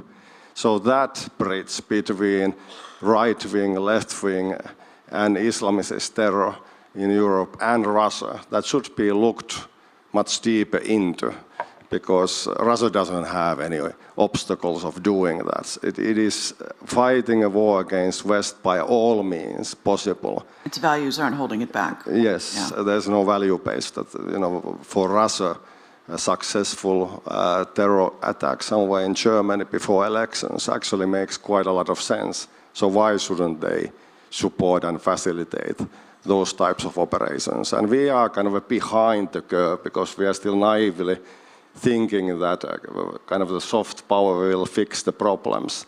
It won't. We should have more active defense and shield, active operations. But what Russia sees is weakening West right now. So Russia and China are celebrating in Moscow. They see victory that is approaching. And why should they right now sees what has been working for them? We should understand. And seems to be working in the United States. Mr. Iyab, you wanted, and I'm going to have to ask everyone to stay brief. Well, but, yeah, I mean, brief, you've got a Russian-speaking population inside Latvia. Yes, how do you fight we it? know it from the first-hand experience. What does it mean to have an immense Russian propaganda working in our country in order to destabilize our democratic institutions? I think that all the Baltic countries know that. But in terms of recipe for the future, I think that from my perspective, there are two things that should be mentioned. First of all, start dealing with social networks, because we all know that the EU has adopted certain kind of legislation regarding the misuse of freedom of speech, but it still works very problematically, I would say. For example, all those Russian TV channels that are transmitting propaganda, for example, they have been banned as sanctioned entities from the TV, but they are still very much in the social networks. And the second thing, of course, we have to think about not just defensive capacities, but also offensive capacities. And this is where we have a lot to learn from what Ukrainian colleagues are doing, because you have been in times of war very active in that, and I have to say also very successful. So there is also a lot to learn from the Ukrainian experience. Thank you. Again, that's having to convince your own population that it's okay to clip some of those freedoms of speech to protect the population. But Mr. Vella, Secretary Vella, you've got a rising AfD in your part of Europe. How do you, with that internal opposition, change people's minds? Yeah, and what's the most worrying is that there is a US vice president who is recommending to vote for this party, plus Elon Musk. I mean, that's the real shocking element in all of this. Seems Russian disinformation has worked in one part of the world. I mean, I recommend to everybody to read again the book of Catherine Belton, Putin's People, where she said that the KGB started to plan in the second half of the 80s how to survive without the Soviet Union. And they moved an equivalent of 25% of the value of Gazprom to the West for influence operations. So where has this money ended up? Where has this money ended up? Not enough people know that.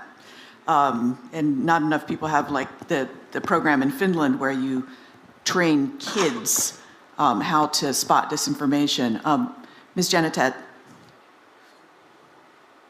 We clearly need to fight Russian propaganda, which is very insidious, including in our country, in France. It's very strong. And personally, I think we all have to talk. And this forum is a good place also to fight Russian propaganda. As well as a politician, I'm going around many French cities regularly just to have public hearings, just to explain what Russian propaganda is made of. And we clearly have, again, to stand united on our values. We have no choice, because this unity of Europe that was so painfully built could clearly unravel now, not through invasion, but through division. But of course, we're not talking standing together as Europe. It's like, how do you convince your own people? But it's also all together. I think we can have tools, and I think within NATO we were building tools to fight propaganda.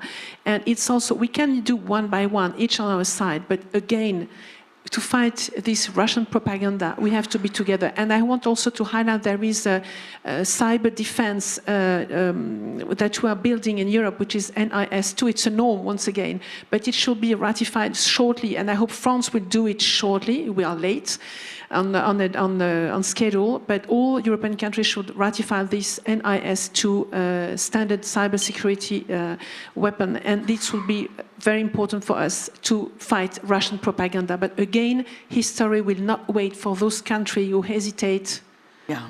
We have to fight propaganda. And I'm glad you brought up cybersecurity, because attribution is an important part of calling out disinformation. I'm going to finish with our host panelists, our panelists from our host country, but Ms. Grigorova.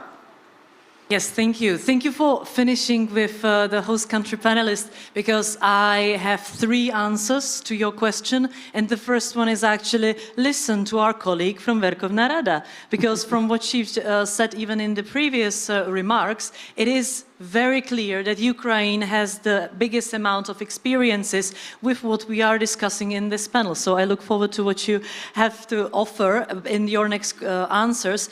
The second, or the two other points. The first one is, I do think that we need to stop keeping the fight against disinformation and foreign interference elitist.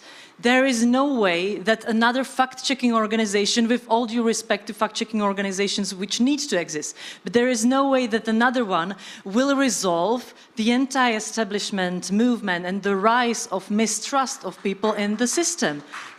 Thank you. Really, this needs to be a whole of society approach. The whole of society needs to know why we are fighting and that we are fighting. We know that, currently mostly liberal Democrats from larger cities or university students are the ones realizing the danger or fact-checking. But we've seen in Estonian elves, for instance, that they included, by making it an online part-time job, pensioners or people who are on maternity leave. And currently it became something that the stratas, the society parts, which are usually not really part of any fighting disinformation, became a part of it. So I think, de-elitizing elitizing it is very important. And second thing, also very radical opinion, anti-establishment movements thrive when the system does not work. So what we really need to do is take up the political mantle and start making the system work. In Czechia, most people fell into the anti-establishment movement during COVID pandemic because the government completely screwed up the solution of COVID pandemic. So people started to mistrust the system, the institution. You can mistrust politicians. You should mistrust politicians. But if you mistrust the system, then that's when democracy dissolves and ends. So I really do think that politicians should realize it, stop using disinformation for their own benefit, because then they will lose the institutions in which they are happily sitting right now. Thank you. And what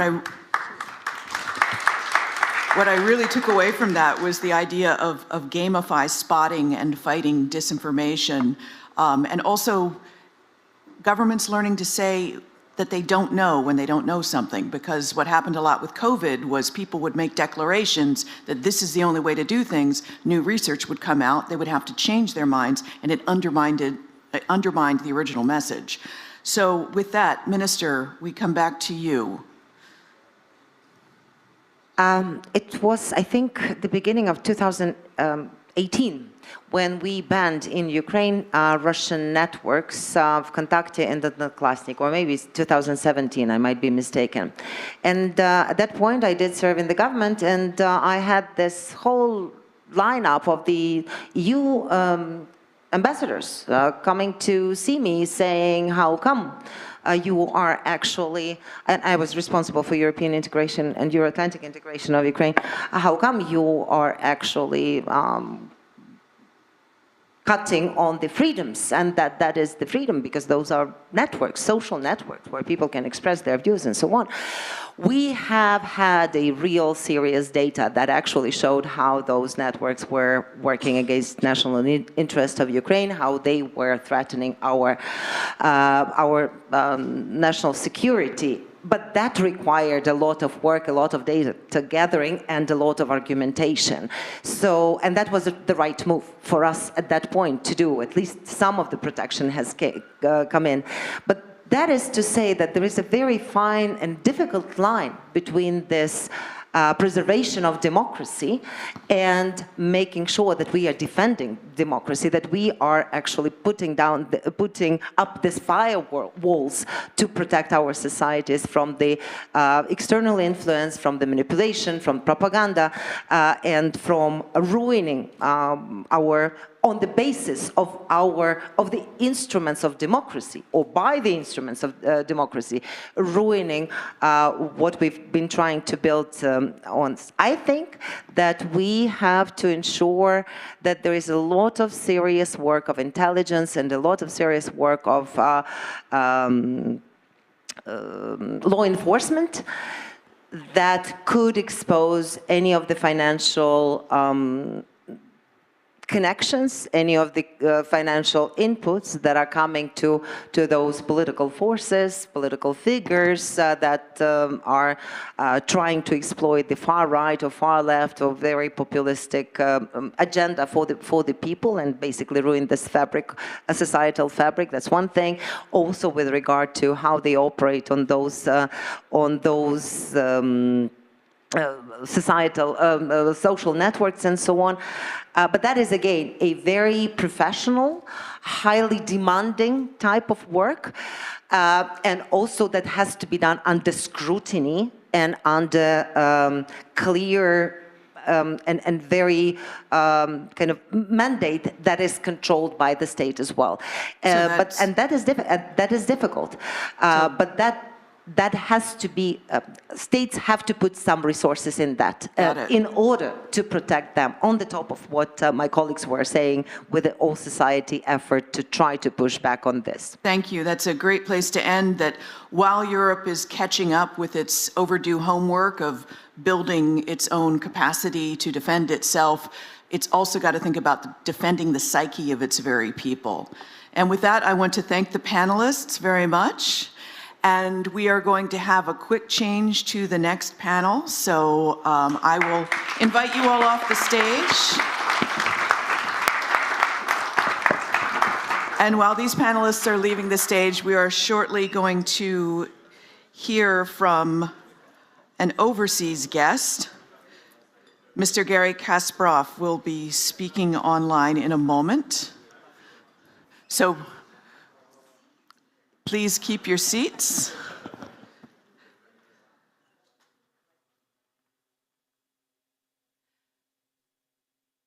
Danilov, would you like me to, shall we listen to the video and then I'll call up the guests, or shall I call up the guests? Oh, there's no... There is online.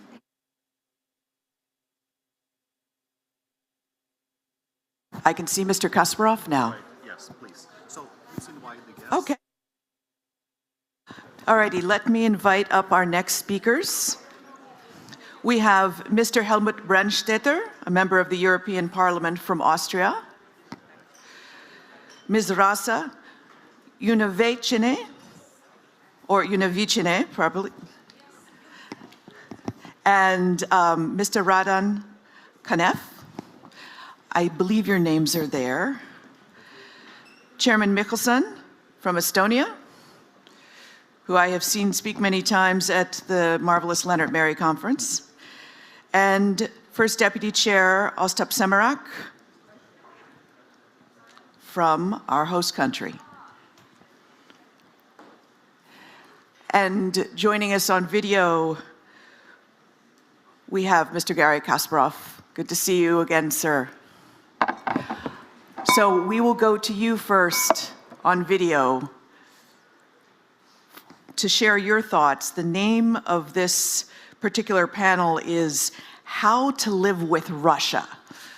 So I want to open with that question to you. How are we going to live with Russia, led by Putin? You changed the question. How to live with Russia or how to live with Russia with Putin? Those are two very different questions, by the way. First of all, greetings. I'm in Bucharest now, so not far away, same time zone. And as you know, Romania is also about to make a historic choice, whether it stays with European allies or moves alongside Hungary and Slovakia to the opposite direction. I just recorded 2 interviews this morning trying to communicate a message to Romanian people about the historic choice and about their options and the consequences of these options. Now, just before I answer the question, I want to make a comment about the panel that you just finished. You know, I couldn't agree more with everything that's been said, but it seems to me that the people who spoke there, they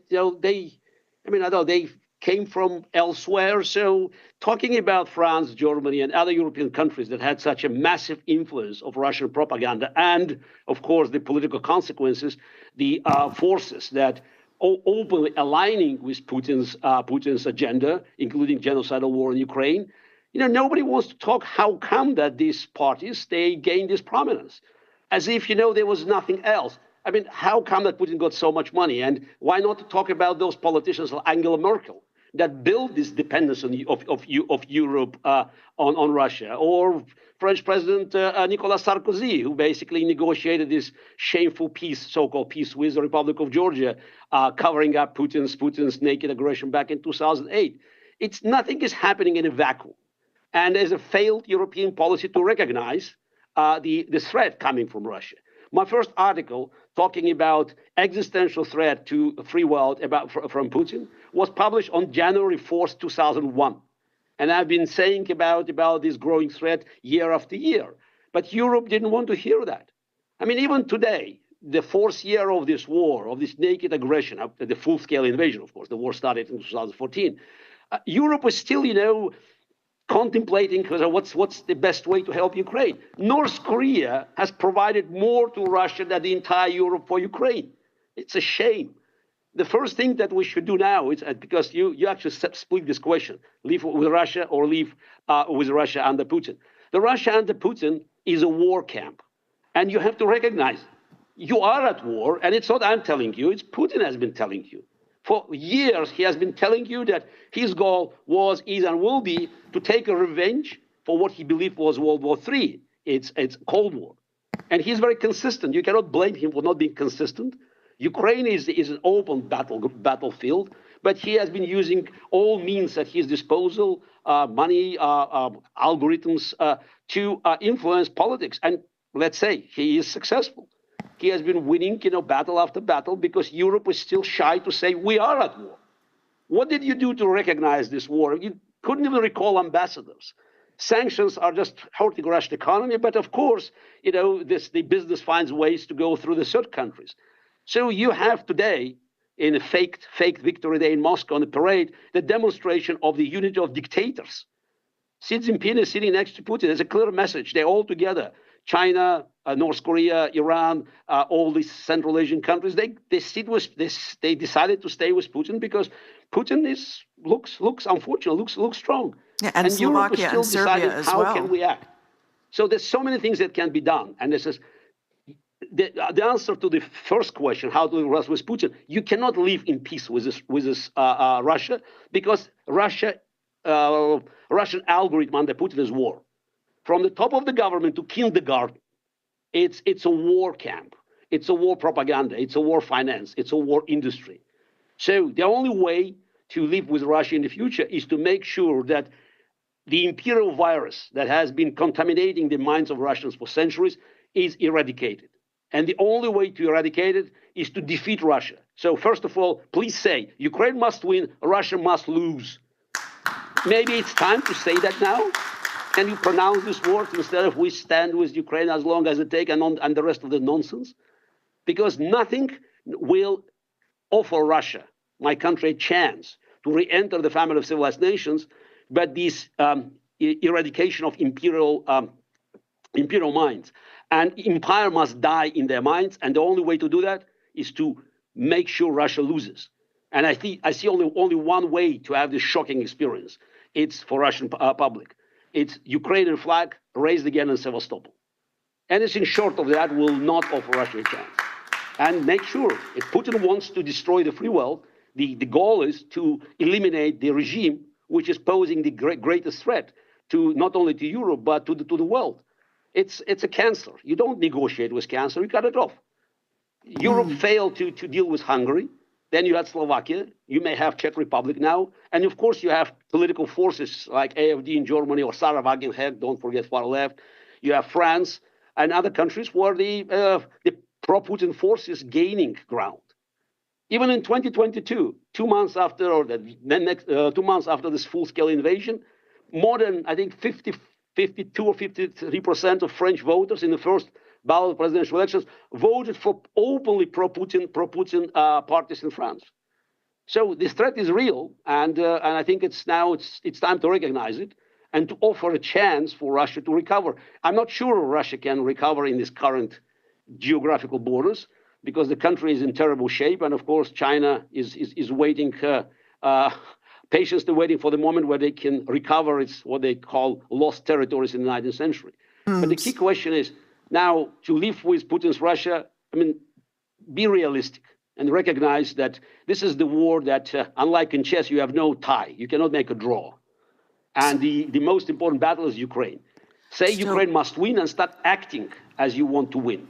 Thank I mean, you. one of the things you can do, and you must have done ages ago, it's a cut Russian oil export. So 60% of Russian oil export comes from the northern. We'll dig into that. I want to go to Ms. Yuknevichina. Does your country agree? Do the people in your country feel that Putin must be defeated? And are they ready to spend and volunteer towards that end? Of course, no doubts, not maybe 100%, but at least 80%, I'm sure they want to. Yes, what is my thoughts on the same topic when I was trying to find the right messages? What should be done about Russia? Very clear answer. To defeat Kremlin regime in this war and not to be afraid to defeat. The democratic world is much stronger than Putin's Russia, much, much stronger. And sorry to say this, but we could have already won if the aid to Ukraine had been sufficient when the Ukrainians pushed the Russians out of Kherson and Kharkiv. That was the crucial moment. But then there was a fear of Putin's blackmail and fear to defeat Putin, fear to defeat, to crush this terrible regime in the Western capitals. Who's responsible for that failure? I mean that those who have resources, military resources, be it across both sides of Atlantic. And this naturally second message that follows from this, what I already said, is that our main problem today is maybe not Russia, but ourselves. Why? Because we do not have a clear, unified strategy towards Russia.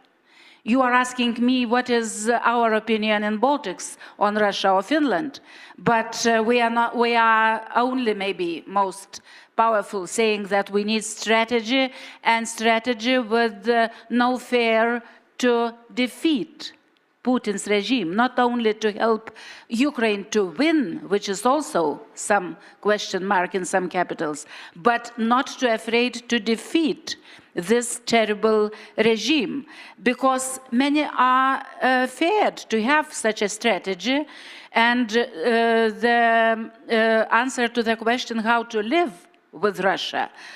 Well, wait, do you say that they're afraid to defeat Russia because of the revenge? Because they are afraid that Russia will be, they will have problems with defeated Russia if it will collapse, if maybe it will be some problems, territory problems, or something like this. I am witnessing that the same approach was when we Lithuanians declared our independence in 1990. Look, in few months, in 1990, Vytautas Landsbergis, our head of state at that time, received a letter from Margaret Thatcher, Helmut Kohl, and President of France, Mitterrand. The letter was very polite, but the essence of that letter was, please, guys, don't shake the boat. And the essence of the letter was that maybe you can do something not to destroy Soviet Union in between the lines. And that was what we were not listening to. We did that, and today we are here. We didn't disappear from the map. And the same is the same with Russia. We are providing with military support, of course, is huge, but not enough to defeat Russia. Some people even today think that it's possible to be back to business as usual, to make this peace deal, and then Russia will become like a country we can cooperate with it. It's tragic mistake. It's tragic mistake which can be, vital for many Europeans. So Russia is like a street bandit, a mafia. So the war strategy against it is to cooperate with that bandit. And for me, it's very clear. As medical doctor, I can say to you, it's the same as to refuse surgery for cancer. So we have to use this radical surgical treatment with the long-term chemotherapy. After that, deputinization, I mean, and the best surgeon who can do this today is Ukraine. Fantastic. So that's a tall order. Mr. Kanev, would your republic be ready to defeat Putin? Here I must say that first I fully agree with my colleague Yatsenyuk and with Mr. Kasparov on a fairly human level. And then I'm afraid we are not there. Because politically, we as Europe are at the present moment only able, in the best case scenario, to resist. And my answer is that's what we need to do. We need to effectively resist, and question is resist what? We obviously have the full-fledged Russian aggression against a European country, against Ukraine. And then on the other hand, we have the present US administration's policy that we cannot overlook. And here, I must say I have a definition I haven't heard for the last couple of days. Maybe because I've been grown in Bulgaria in the 90s, so I have a very fair view on business practice that's not so common anymore, not even in New York City. And it's called protection racket. And all the elements of the behavior of the Trump administration and his inner circle have all the requisites of what we call protection racket against Europe. And first problem we need to solve is, are we going to yield? Are we going to bow to it? Or we're going to resist? And I see a number of European countries eager to yield. Unfortunately, mine seems to be one of them, not very clearly, not the way Hungary or Slovakia does it, but in a frankly hesitant way, trying to play a political double game, which is certainly not an effective approach.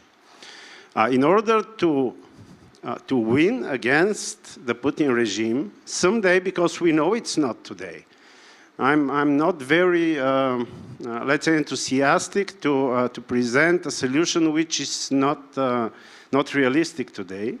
We need to effectively resist today. We need to be extremely united against this threat. To be extremely united, it means to have a defense union, a European defense union. I would say something more. It means to have a European Union. Because a union which is not a defense union, politically is no union. And we see it in Europe now. It might be economically highly effective, or even not effective enough, even from that point of view, because of the lack of unity and hard force. We need the defense union to stand against Russian military power and to stand against US protection racket as long as it takes place. And I must say, there is obviously a number of member states that will not join, not presently. That is the big problem. Would not join in a campaign to defeat Russia? No, they won't join a defense union. So they will not be part of it. Hungary won't be part of it until Orban is in power. Slovakia won't be part of it until Fico is in power, or maybe never, frankly, about Slovakia, looking at their political history. Bulgaria might easily not be part of it. Romania is under question mark, which is an unpleasant surprise. It was without a question mark just a few months ago.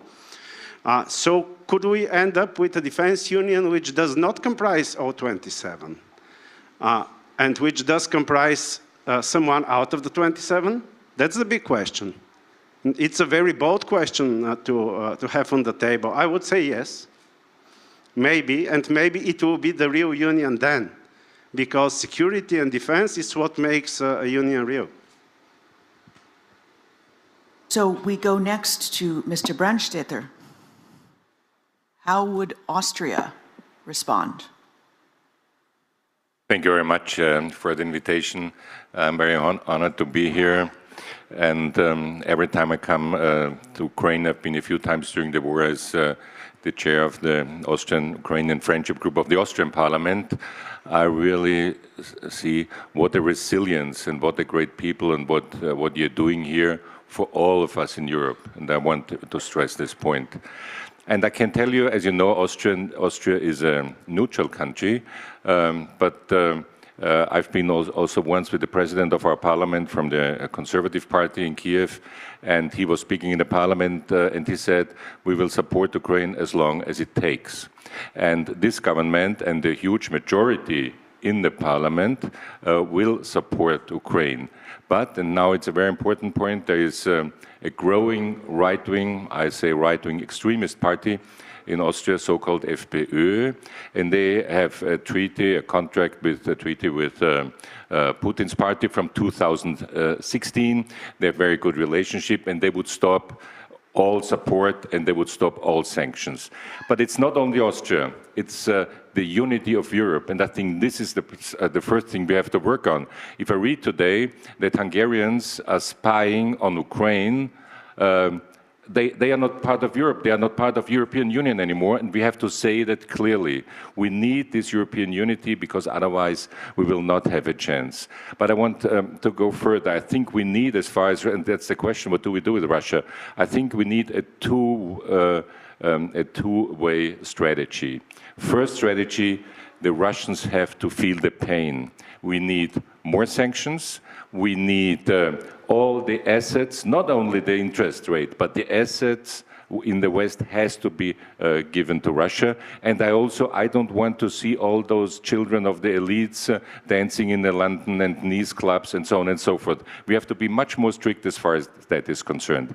And which also is very important, and Mr. Kasparov said, Putin is very successful as far as disinformation is concerned. And here I must say, also in Austria. But we have now in the European Parliament this Commission for Democracy Shield, and we were working very hard, and I think we will be very good at that. But that's not enough. So my second step of the strategy would be we also have to inform the Russian people. And don't call me naive. I know how difficult it is. And I know how many Russians don't care. And I know it's very difficult. And I also know that Putin says there's only one Russian people, there are no individuals. But let's not believe. There are also individuals. There are very different groups in the Russian society. There are many people living outside Russia anymore. And I really think it's the task of the European Union. It's the task of the European Commission. And I said it to Mrs. Virkkunen and a few other commissioners, and I will not get tired to repeating it.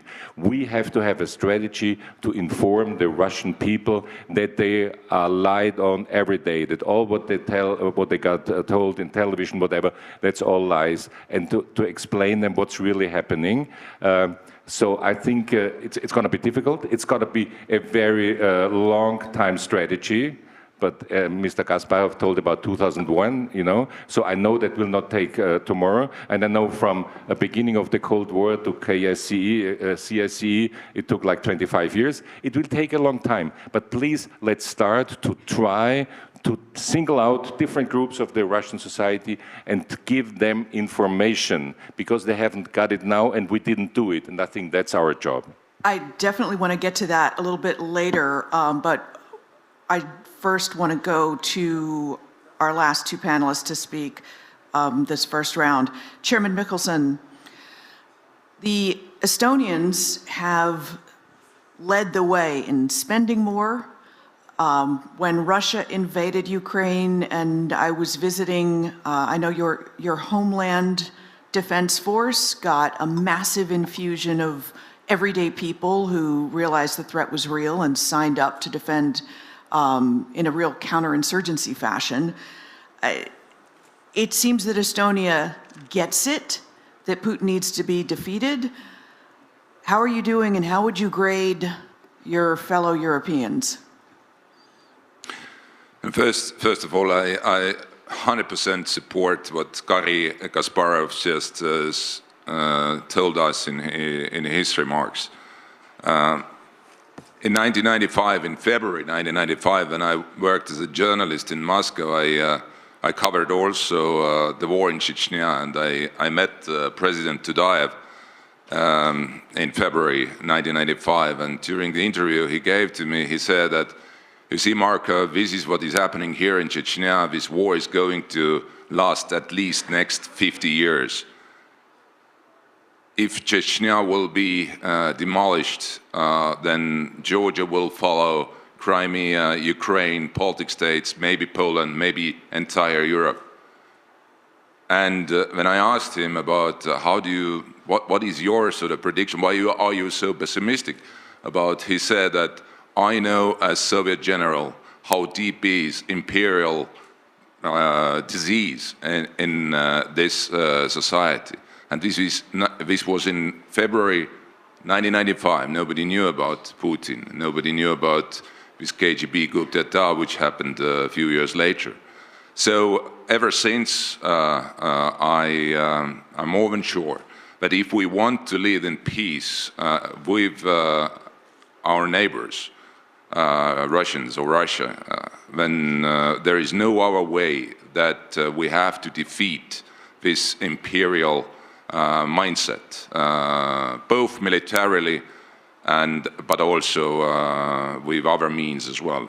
And somebody said here in panel that we don't have a kind of good chance to do that, or this is not reachable, or this is not realistic. Then I would like to say that if Chechens were able in 1996 to defeat federal forces in their fight 30 years ago, then today, when we see what Ukrainians have done during the last 11 years, this is a unique chance, the best possible chance at all what we have right now, to avoid us, Europe, to go into major war, to help Ukrainians to win in this war. Remember what yesterday heroes of Ukraine told us.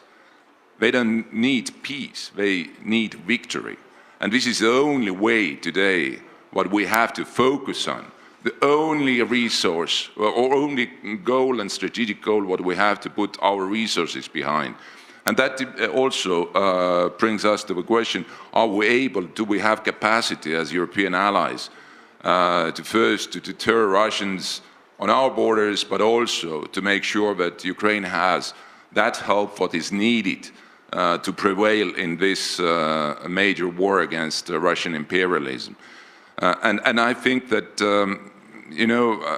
I've been in Parliament now more than 20 years, and I've seen how divided we have been throughout these years when it comes to when we, talked about growing threat from Russia, both prior to 2008 and after 2008. Then Russia attacked Georgia in order to stop NATO enlargement to the South Caucasus. And, now we hear time to time, and okay, we had to listen to you earlier on, and so, but what I see today, yeah, our allies and partners, they tell us that yes, we had to listen to you, but when we ask, do you listen right now? Do you hear our concerns at the moment? Then I don't think that the fair answer is yes, we hear, because if Kaja Kallas, High Representative of the EU, who today is with foreign ministers in Lviv at this particular moment, celebrating Europe's Day in Ukraine. When she first visited as a High Representative Kyiv, she said about that we have to stay with Ukraine until victory.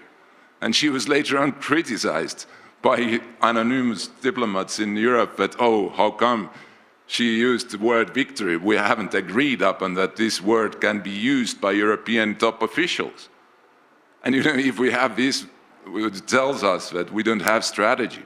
Russia has a strategy to defeat, to destroy Ukraine, to defeat NATO, to destroy NATO.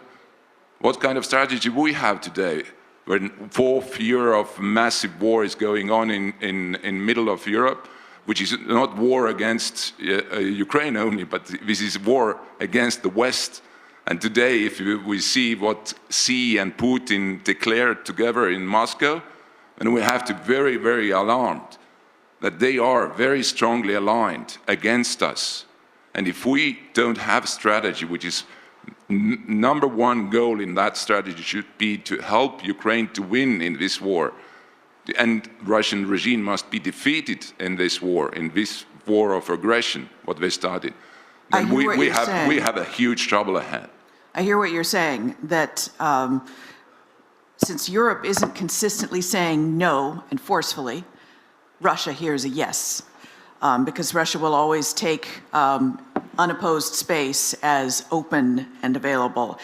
So, Chairman Semerak, you have heard good things from all the panelists, I'm sure all the right things, but how would you grade how Europe is actually doing in executing its opposition to Russia and helping Ukraine physically fight the Russian invasion?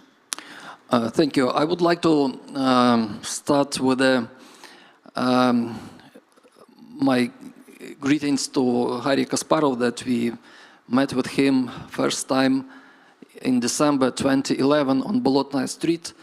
We were participating in meetings supporting democracy and democratic development in Russia. We were on a stage of that rally, and probably, Garrick, you remember that was minus 20 degrees. It was so cold, and we were talking a lot about the future. And I was there as well to support not only the movement, democratic movements, as a member of Ukrainian parliament, but as well to support my friend Boris Nemtsov, who is unfortunately shot. On that stage, as well, Navalny was. Now he is died, and Garrick unfortunately cannot be in Russia, in Moscow, because of the politically motivated persecutions. And I'm fully supporting his words about the task to defeat regime and to defeat today's Russia. I remember words, and I fully agreed with the words that Boris Nemtsov told me, that only when Russian and Ukrainian governments will be serving in both our countries, will be democratic governments, that is the only chance for the peaceful life and for the cooperation of our two countries. And that is not only about Ukraine and Russia, that's about Europe. If we will look in the latest 35 post-Soviet history, Ukraine-Russian relations, today's war, that is not the first one. The first crisis, so-called Crimea crisis, happened in 1991, and it was during 3 years, and finished by the dividing of the Black Sea fleet. Then we have to remember territorial conflict on Tuzla Island. Then gas wars, 2005, then 2008, 09, 2013, then annexation of Crimea in 2014 and Donetsk and Lugansk. But unfortunately, plans were absolutely with a bigger scale. Mentioned Nemtsov when he was first deputy prime minister, and that was in a period of Yeltsin presidency. He told me that he, together with Chubais, presented to President of Russian Federation Yeltsin the plan of the so-called plan of the economic annexation of Crimea, and it was in 1997, 1998. But what is interesting that President of Russian Federation, Yeltsin, stopped them and told them, guys, Crimea is the part of Ukraine, don't touch it. And he was fully ashamed after that. And my conclusion is that Russia can cooperate with Europe only in a sense if there is a democratic government. And preparing to today talk, I dig a little bit about polls. And I found very interesting one from 2024, it's 1 year old, let's say, presented by Gallup. And in that polls, there was the question, do you agree or disagree with the statement, democracy may have its flaws, but it is the best system of government? I will start from, let's say, United States, because we were talking about the United States. So the positive answer was 69% and negative 11%. Middle East, 59% positive and 22 negative. Okay, a lot of different regions, but let's say about Russia, 22% positive, 22, and 13 against, and 65 they were as well against, because they were not willing to answer. And what does it mean? That means that unfortunately we cannot talk about good Russians or bad Russians. And again, all policies that was in Russia in supporting democratic movements failed, unfortunately failed. And now we have to win this war. We have to build, for the moment, to dig a big canyon between democratic world and this undemocratic Russia. Of course, the question would be, did democratic efforts in Russia fail, or did a very wily opponent defeat them? But I want to go back to Garry Kasparov, because the chairman brought up good Russians and bad Russians. I've also heard about good Russian opposition and bad Russian opposition. How do you weaponize the opposition to defeat Putin? Or how do you pull the Russian people away from Putin and away from the beliefs that he's inculcated in them? If Russian history is any guide, the only way to force reforms in Russia is to inflict a major defeat, geopolitical and military. For the last 200 years, there was the same algorithm. Any victory, whether Napoleonic War or World War II, led to the strengthening of the regime and abandoning of the reforms. Any defeat, whether it was Crimean War in the middle of the 19th century, or Russo-Japanese War, or Cold War in Afghanistan, led to reforms. That's it. And also stop, just talking about misinformed Russian population. I mean, it's enough of this nonsense. So yes, we had probably 15 to 20% of Russians who opposed the war on moral grounds. That's probably coincided with the polls and with early polling. And we saw some demonstrations in February, early March 2022. Not big, but it's probably reflected this 15%, which is, by the way, pretty big number. Even 10% of Russians is 14 million people. But now people have to live with this harsh reality. I'm not here to find any excuses for those who are working in Russia and helping Putin's military war machine. But just tell me, you have Europeans, did you offer these people a chance? More than 1 million Russians, by some estimation 3 million Russians, left in 2022. They moved to Kazakhstan, to Uzbekistan, Kyrgyzstan, Armenia, Georgia, anywhere they could go without a visa. By the way, most of these people had to go back, and they're working now for Russian drones, Russian missiles. Did you offer them a plan? I've been working with Michael Khodorkovsky. We came up with a declaration, so-called Berlin Declaration, back in May 2022, that, among other things, contained 3 key elements that Russians had to accept to move from Russia to the free world. War is criminal, regime is illegitimate, Crimea is Ukraine. When you sign such a declaration, you will have a chance to apply for residence elsewhere. Gary, let me see if Europe and America had Gary, I need to understand strategy something before you go on. Are you saying the only way for Russians to embrace democracy is to leave Russia and to be taken in by European countries? No, it's they're two different things. First, Okay. we're talking about how to win the war. Okay. This is the. I mean, expecting Russians to do something is like expecting Germans to rise in 1943 or 1944. Just again, stop. Selling illusions. People, by the way, in Russia, they can get the information. But let's talk about this. You want to talk about 50% of Russians who may still be opposing the war. Where can they go? So this is, what do you offer them? I mean, the rise against Putin, come on. Also, the war is profitable. So the Putin regime made war as the engine of Putin's power.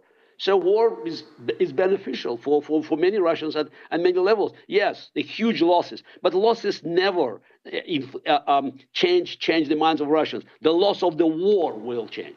So the two sides of the problem. One is how to win the war. Putin has manpower to throw them in so-called meat attacks in Ukraine. He doesn't have the same brain power.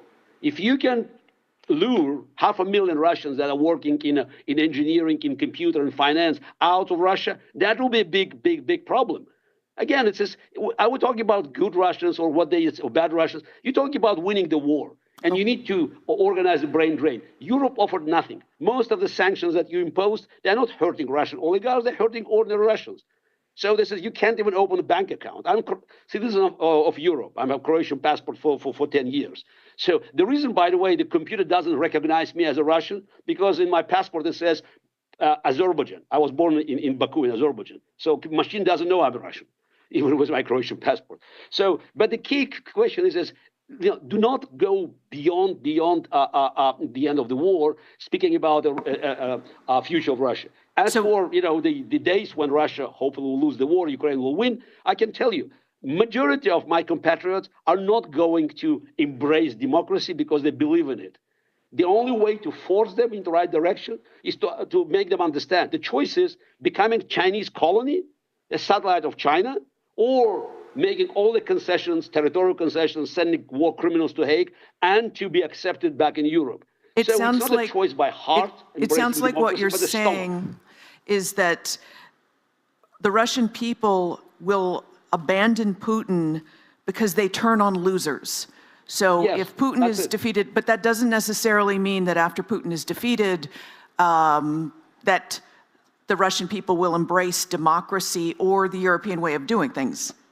But they will have to make a choice, and I think choosing between China's resource colony and part of Europe, I think they will take the latter because that's more profitable. So it's democracy in Russia can win only by default. I see what when you're. the other choices are really bad. Got it. I see what. But to reach this point, we have to make sure that all Russians that are willing now to leave Russia, they will have this opportunity. Okay, so you have homework from Gary that you've got to welcome and encourage a brain drain from Russia.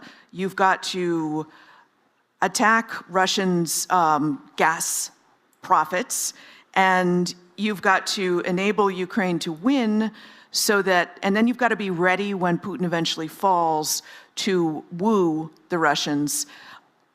I want to, with our less than 15 minutes left, ask what happens to these efforts if the Trump administration decides in the next 6 months to follow through with its outline of restarting diplomatic and economic ties with Russia.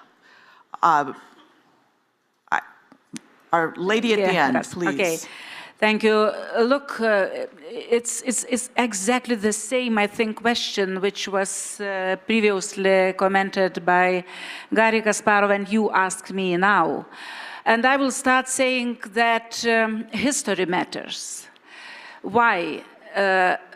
According to my knowledge, it's about 80% of Germans in 1945 still trusted, still believed in Hitler. In 1945. And what happened only when he was defeated, and only after decades of denazification process, Germany today is very different and very good example, by the way, for Russia. Of course, maybe it would be more difficult with Russia to deal the same way because it was longer than Nazism or fascism operated in Germany. This country never ever had democracy, different regimes, only totalitarian regimes. But nevertheless, look what happened in Eastern Germany during the last European Parliament election. What happened? Look to the map. It's exactly like division, the same division, Western Germany and Eastern Germany, when we look to the outcome of the election. Why? Some experts say, and I think it's true, that because Eastern Germans didn't went through denazification, and I mean didn't went through detotalitarianization. They don't have this experience, and that's why many people in other countries, they faced this Soviet totalitarian regime. I think Romania also is the same example. So, answering to your question on Trump, I think it would be, I already mentioned, didn't mentioning Washington, D.C. It would be historical mistake. Historical mistake. What if they will do this, what they are doing? Again, history matters. Imagine the same deal with Hitler. And we had in history, 1938 is exactly the same historical mistake. Chamberlain and others, when the imagination was that the deal was for peace, but the deal was for even bigger war and even more bloody war. So I am sure 100%, please, dear Americans, God bless America, especially after yesterday's events. God bless America is important, but really, God bless America. It's really would be a crucial mistake. Madam Minister, I just have to do a follow-up. If you were sitting across from Pete Hegseth in your previous role as defense minister, God bless America wouldn't be enough to change his mind. What would you tell him? The same what I was telling you now, exactly the same examples, and saying that it's really crucial, huge mistake, and what will happen? It will be much more costly for the United States to liberate some countries like Baltic countries or other countries as it happened after 1938. So it's exactly the same scenario. And of course, I understand that it's very difficult to go out from their promises. And now they are in Washington, D.C. I see that this administration, they are like hostages of this populism which prevailed before the election. And this war against Biden, against others, sometimes happens with us politicians, that hatred becomes like a main ideology. But that's what you've got to work with, unfortunately. Yes, so of course. you're going to have to, I have to tell you, historical examples tend not to work with Trump officials, so you're going to have to come up with some other way. Okay. Mr. Brandstatter, you wanted to jump in. Yes. First of all, Trump will have trade deals with Europe. We have to be very strong. We are stronger, 450 millions. He needs us. So I would tell him, if you want to have a trade deal with us, you will not have the trade deal with Russia. That's very simple. By the way, the same goes for Ukraine. If he wants the deal for the rare earth, you can do it with us, but not with Russia. And unity. If we stand together, we are way stronger than Trump, number one. Number two, because gas was mentioned, we will reduce, and by 2027, no more gas from, you probably don't believe it, but I'm sure we're going to make that. And the next thing, prepare. We have to prepare for the moment when Putin is defeated, but what are we doing then? And what I mean with information, we have to single out, and if it's only 22% of the Russian population, we have to talk to them. We have to find different ways to talk to them, but we have to start now. We have to prepare that. And I will close with Robert Schuman today, 9th of May, why not? He said it needs concrete achievements of solidarity.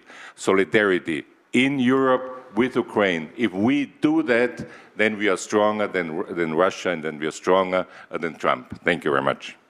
Thank you. Yes. A little bit on your question about Trump. The best, I guess, to tell them that, guys, that will be the fail of your MAGA strategy. And they have to read again today's statement of leader of China, Xi, in Moscow. And they proclaimed in Moscow that they are opposing the current order of the world. They want to build new one, and there will be no big America there. There will be something else. I don't know what. And from my point of view, if we are asking or talking about what is the best answer to, in this case, to Putin, no doubt, the best answer to Putin and his regime is the successful Ukraine, successful Europe, united Europe. And we cannot live in the conditions of very close cooperation with NATO. That was proclaimed even today on this stage. We need to be a part of NATO. Ukraine is in a moment, that is the moment that we have to be a part of NATO, and that will be the part of that European success, the success of the democratic world. But the Trump administration has said not only will you not join NATO, but they are threatening to warm up relations with Russia. That's got to be an existential threat for you. Right, but they want America to be great again. And without that, that is impossible. Mr. Kneff, what would it do to your population? Could they steel their spines and stand against Russia if Washington was in cahoots with Moscow? Short answer, no. And that's a big problem. And that's the problem that we are facing in Europe. In the eyes of many Europeans, as in the eyes of the regime in Kremlin, as in Washington, in the government of Mr. Trump, Europe, the European Union, seems very, very weak. So the way the Americans now look at us is the same way that the Russians look at us, and it's the same way a significant part of our population, forming a majority in certain member states, looks at the European Union. It's very weak. And that's why I'm saying following the path to victory is a difficult task. It's not enough to declare we want to follow it. We need to see the traps, and there are many, following that path. And first we need to do is to show we are not weak. And we can show it to the racketeers in Washington and to aggressors in Moscow at the same time. And we haven't done it. I'm afraid that for a couple of days here, the tone has been far too optimistic. We still hear the very strong hope that the situation between Europe and the US will somehow change in the near future. That's a clear wishful thinking. It's a possible scenario, but it's not a plausible scenario, I think. So what we must do in order to win is to show that we are surviving now. In the eyes of the US, we are not. We have no cards. In the eyes of the Russians, without the US, we are no one. No way to survive. Neither Ukraine, neither Europe. In our own eyes, so. We don't show strength to our own citizens. So what we have to do now is not simply to declare we want victory, because if you're perceived weak, that means nothing, sorry. Yes. We need to show that we are really not afraid, that we are really united, that we have the defense union, which might not comprise Hungary, but it should comprise Ukraine. God knows Ukraine seems to be quite stronger than Hungary today. Huh? So, I hear you. The only way that Russia will believe that Europe stands against them is if Europe takes active steps to band together, which they haven't yet done. Chairman Mickelson, I have always heard from US intelligence that Estonian intelligence punches way above its weight, really understands Russia. What would happen to Estonian intelligence sharing, or what would you recommend happen if Washington and Moscow reopen full relations? Can you trust them anymore? You know, I'm not so pessimistic. I see that in our everyday actually life, the partnership is working, and you know, we do our best with American colleagues in different levels that will stay as it is. Yes, there are threats, but you mentioned America and making America great again. I think that it is impossible to make America great again without democratic, sovereign, independent Ukraine. It is impossible to make America great again without strong and united Europe as allies of the United States. But what is most important right now, we have talked about how to live with Russia in the future and what is needed to be done to make sure that the existential threat posed by fascist Russian regime against us, against Ukrainians and Europeans altogether, we have to defeat them.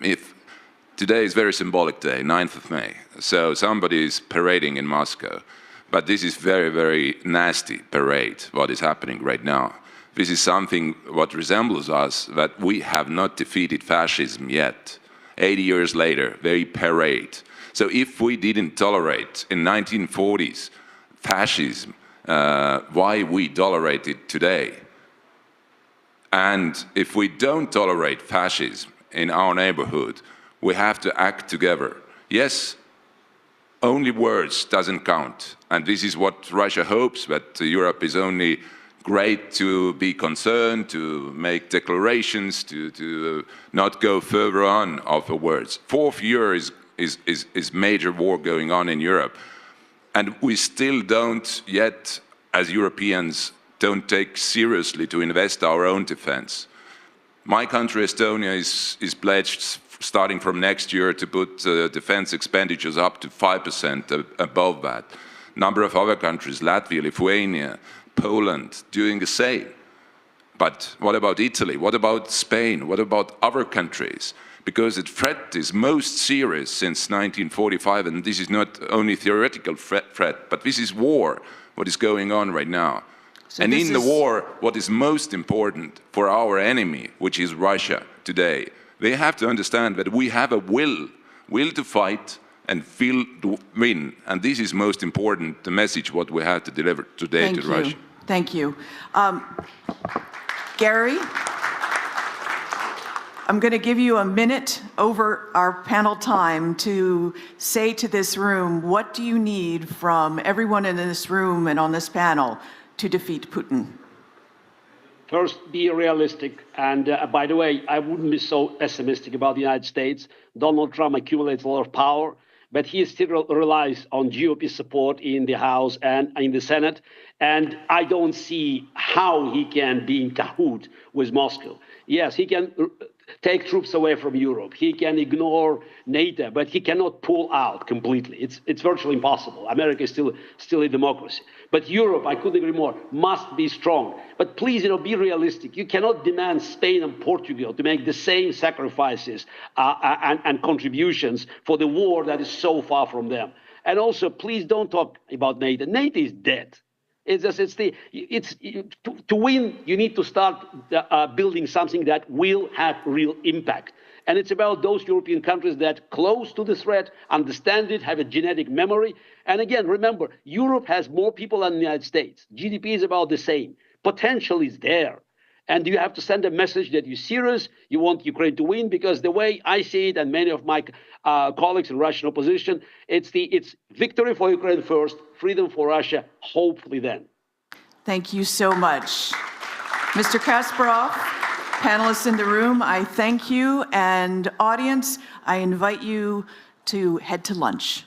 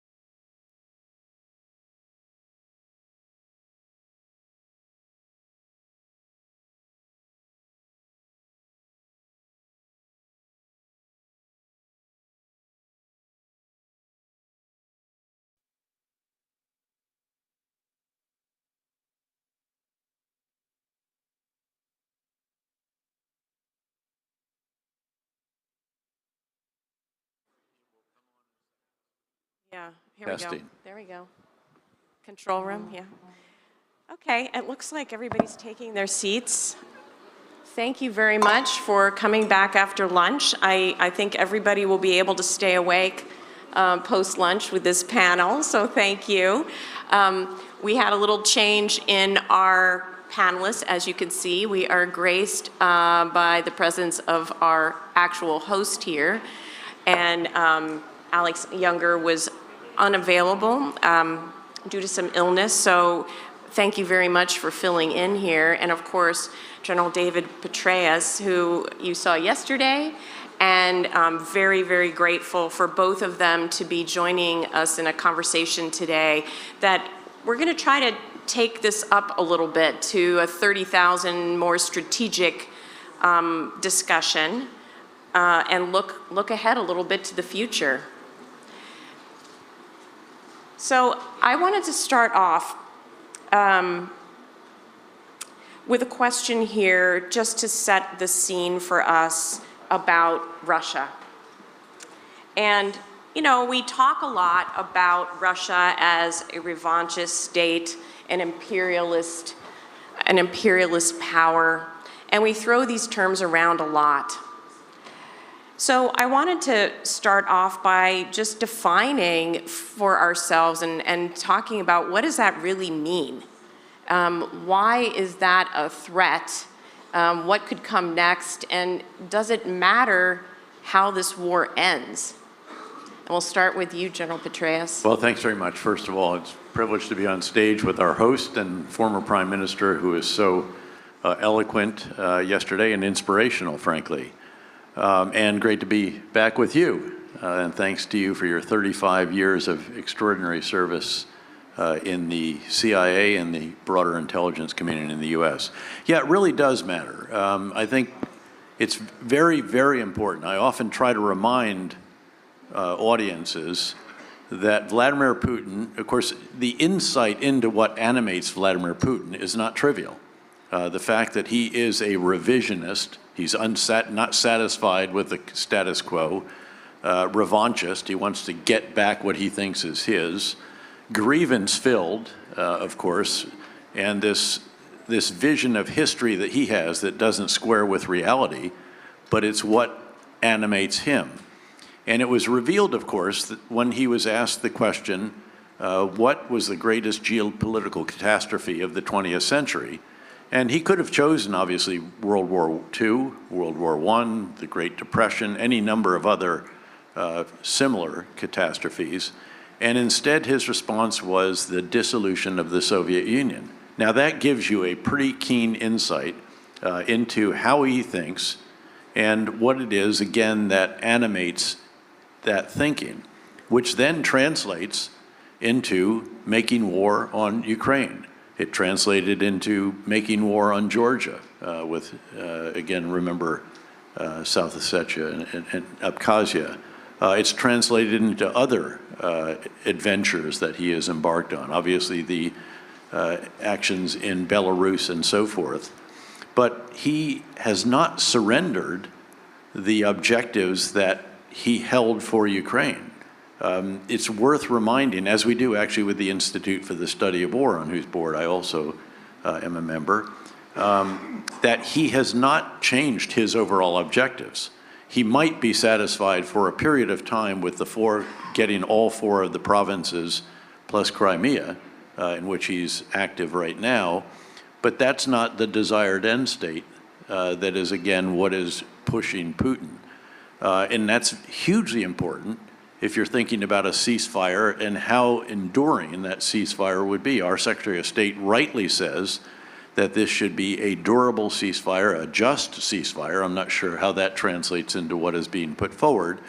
But those qualities are critically important. How can something be enduring if the aggressor, in this case, Putin and Russia, unprovoked, is not yet satisfied? And as you well know, if he were ever to succeed in Ukraine, Moldova would be next right away, and then probably Lithuania, because we should actually listen to what it is that he says, again, which we didn't do sufficiently in the past, especially when it came to his discussion of the dissolution of the Soviet Union, and what he's been trying to do is put it back ever since in various different forms to regain some kind of relationship with the Central Asian states, with the other former republics of the Soviet Union. And I should just note, having visited Ukraine for the first time when it still was part of the Soviet Union, I should also observe that the strides that Ukraine has made since then are absolutely breathtaking.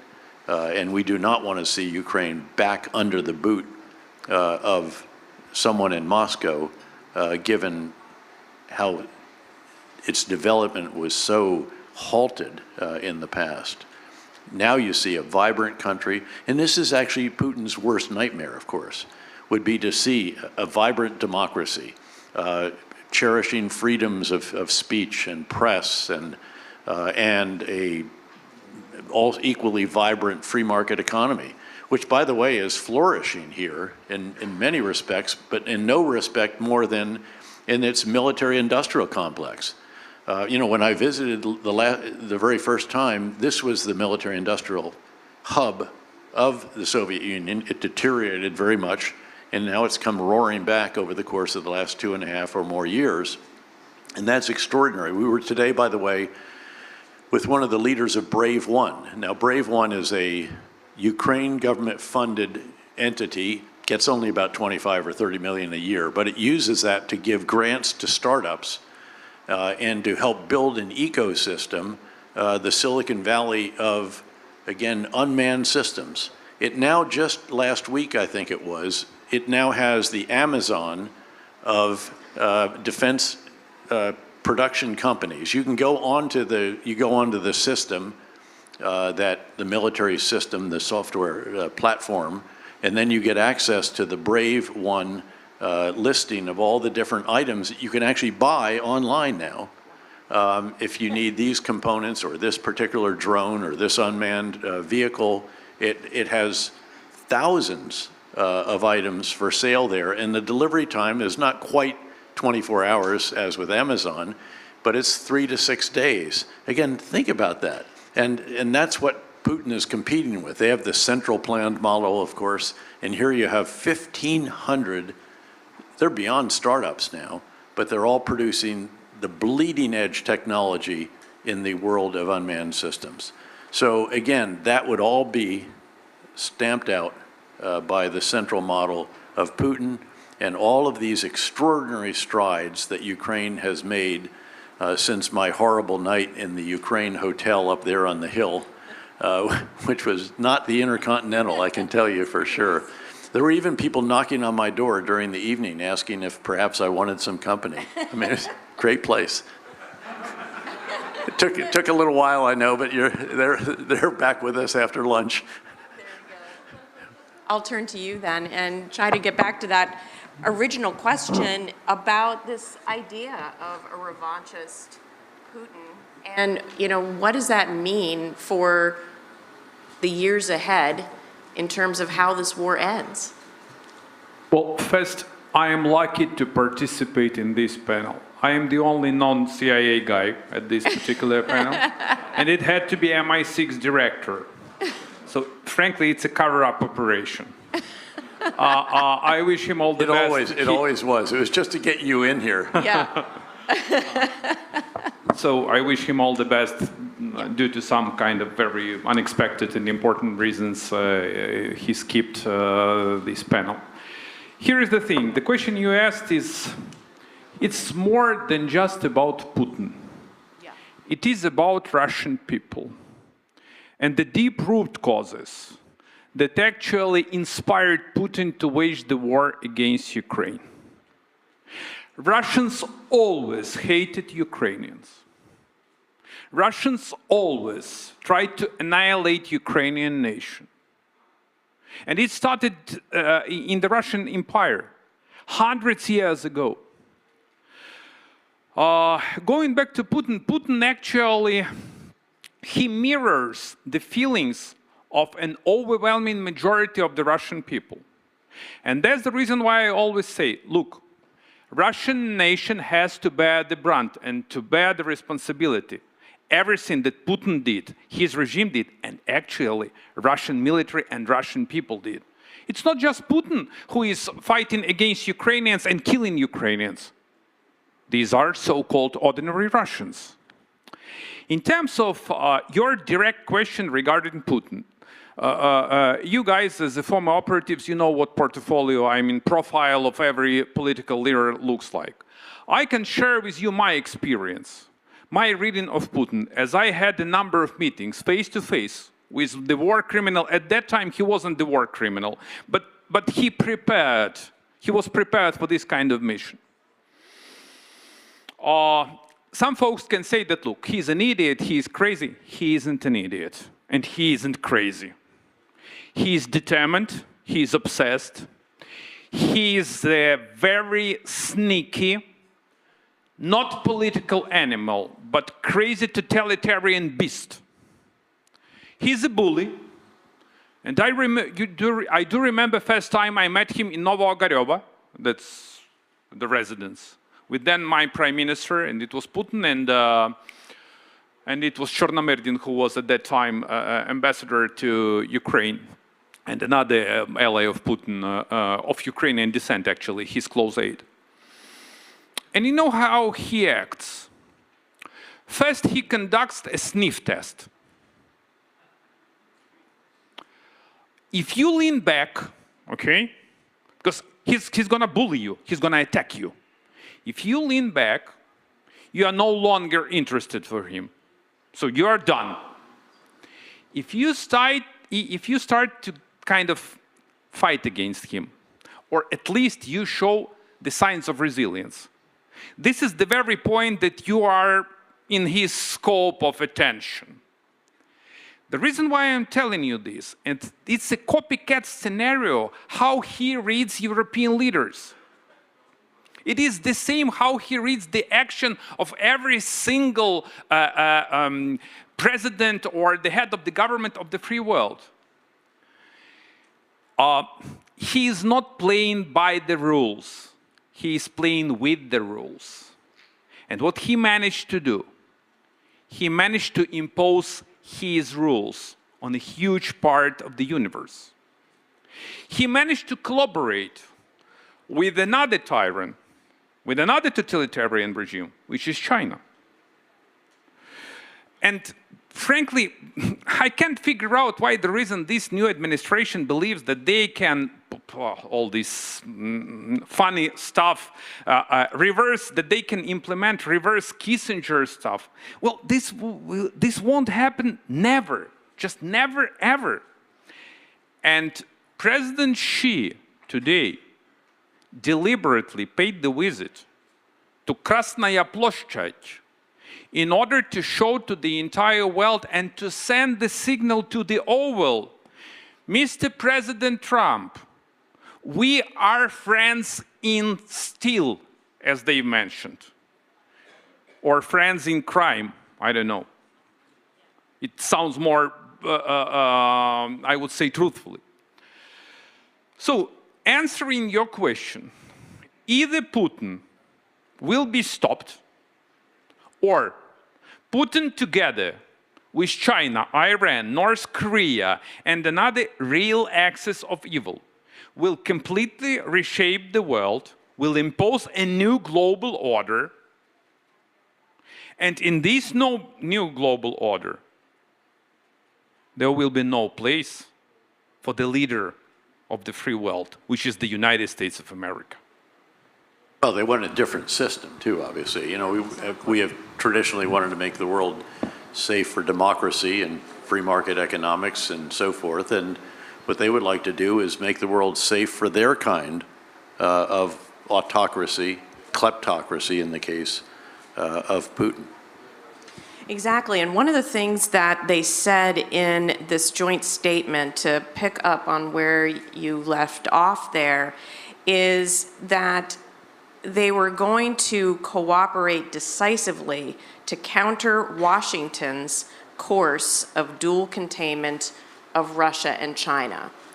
And, you know, and I think that this is to the point here. It's, you know, how could we interpret that particular line in any way other than doubling down on that relationship rather than, you know, being poised for Putin to normalize with the United States. It just seems like a complete contradiction.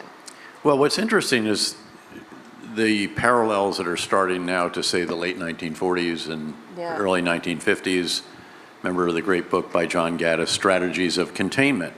And indeed, there's a lot of argument whether we're in a new Cold War. Normally, that's having to do with the US and China. And there are strong arguments for that. And then there's some major differences. Obviously, when it came to the US and Western relationship with the Soviet Union and the Warsaw Pact, there was very little economic exchange and so forth and trade, whereas, of course, with the US and China, at least before the imposition of the 145% tariffs, which basically disconnect our economies, but that'll be resolved over time. China is our number 3 trading partner. They're also the other large economy of the world. And so it does make you start to think back to what was it that we did.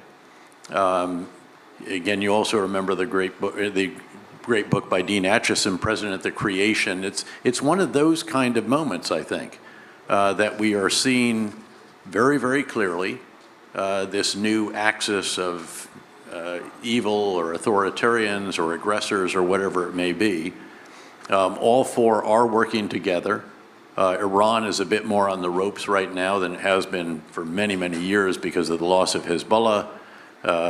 Hamas very much degraded very significantly. Their own air defense is degraded, and they're very much on notice when it comes to their nuclear program. North Korea, the Hermit Kingdom, but they're providing millions of artillery rounds. They're providing soldiers now whose distinguishing feature is that they will blindly rush into combat. There's not great training, great equipment, great kit, and so forth, but they are fierce in an offensive. And then, of course, you have China, which was quite wary initially of being called out for helping Russia, but has very clearly been violating sanctions by providing all kinds of components that enable the Russian war economy to revive in a very substantial fashion. So those four are working together, and again, I think it's time to pull Gaddis off the shelf, time to pull, again, recall how George Kennan contributed to the intellectual discussion at the time that resulted in the very successful strategy of containment, albeit many decades later, and with a substantial face-off between NATO and the Warsaw Pact. And there could be, again, the kind of architecture reemerging that facilitates that kind of approach, given the reality that we face today. And I will remind you what we often used to say to each other, that when you're in the CIA, you learn how to deal with the world the way it is, not the way you'd like it to be. And the way it is right now is that all four of these powers are working together to achieve very nefarious ends. And they are also, of course, stoking forces of illiberalism, including in democracies in Europe. And we should be very worried about the potential in Romania, the reality of Hungary, and some of these others. Well, I want to stick to this theme of this being a global issue. I remember, last year before, Prime Minister Kishida of Japan at the time said, today's Ukraine could be happening in Asia, could be the tomorrow problem for us. And Japan just promised to provide some overhead imagery, SAR, for Ukraine, because they see that there is some skin in the game here. So back to your point, Arseniy, about the whole idea of how these countries are working together, how would you describe this idea of it's not just about Ukraine, that this is a global issue, to President Trump and the people in the administration who are saying, we've got to forget about Europe, that's someone else's problem, we need to look to Asia? Frankly, I desperately tried to explain to the Oval Office, but my guess is that they are not listening to me. Me either. Well, but at least it is so obvious, okay? There are a number of issues. The first one that we already indicated, there is no way, just no way, to split unity between China and Russia. No way, period. The second one is, this is not the first US administration who tries to reset Russia's US policy. You do remember this funny reset or reload button the Secretary of State Clinton pressed. It was funny, okay? At Munich in 2009. Right, with Lavrov, another war criminal, contemporary Ribbentrop. So, and this is the vicious cycle. You guys always do the same with the same result. I don't want to quote Churchill, but he was right. So the time will come when this administration is to realize that there is no way to get along with Putin. Because, look, you are still a vibrant democracy, and you will be a vibrant democracy. I hope so. You are facing midterms, and that's not only the Orwell or the West Wing who defines an entire US policy. It means that you have still the Senate, the House, you have a political establishment, and look, you need to fight for your strengths. Otherwise, you will be deposed out of this monument of the leader of the free world. What happens if Ukraine fails? This would definitely trigger a domino effect all over the world. And we couldn't even imagine. What would it happen if Ukraine failed in 3 days or 3 months, as everyone predicted? I can't even imagine the implications, the dreadful implications of this. My gut feeling is that it was clear that if Putin had to be successful in conducting his war against Ukraine in the short run, his military, I don't know, would probably occupy even some EU member states. I don't want to exaggerate, but for sure that Ukraine already stopped imperial ambitions of both Putin and his close allies. So that's the reason. There is a zero chance probability, in my humble opinion, that Ukraine is to fail. Ukraine is to survive, and we will preserve the Ukrainian nation, the Ukrainian state, and Ukrainian independence. And the time will come, look, the time will come when Ukraine is to restore its territorial integrity. Similar happened with Germany. Similar happened to Baltic states, correct? So similar happened in Europe. There is no longer occupation forces in the Eastern Europe. So the same kind of righteous destiny Ukraine is to face. But in order to get to this result, first, we are out of time, and second, we need to undertake very strong actions. I really admire all these amazing political slogans, diplomatic stuff, you know, meetings, summits, that's great. But the thing is that Putin, he doesn't give a shit about this. Sorry to be blunt. What he cares about very strong actions. If you guys deploy your military boots on the ground, that's the language he understands. If you send more military, more ammo, more missiles to Ukraine, that's the language he understands. If you impose secondary sanctions and go after this bastard, that's the language he understands. And only after this, we can bring him to negotiate in so-called table. But for him, it won't be negotiations. For him, this would be an off-ramp how to surrender, but at least how to pretend that he hasn't surrendered. And let's hope that tomorrow, when I gather the German Chancellor is going to come here, that there will be an announcement that provides an additional capacity and capability to Ukraine with even longer reach. But I want to come back to a point and really underscore the point about the linkage in the world, which again is just so much more apparent right now, literally today, as a result of the meeting with President Xi, the symbology of what it is that they did. We had Andrew Roberts and I wrote a book, Conflict, The Evolution of Warfare from 1945 to Ukraine, and we repeatedly emphasized in the book that what a country does in one part of the world reverberates in other parts. That is particularly true when you have the kind of linkage that we see, again, between Russia and China, most significantly, but also North Korea and Iran.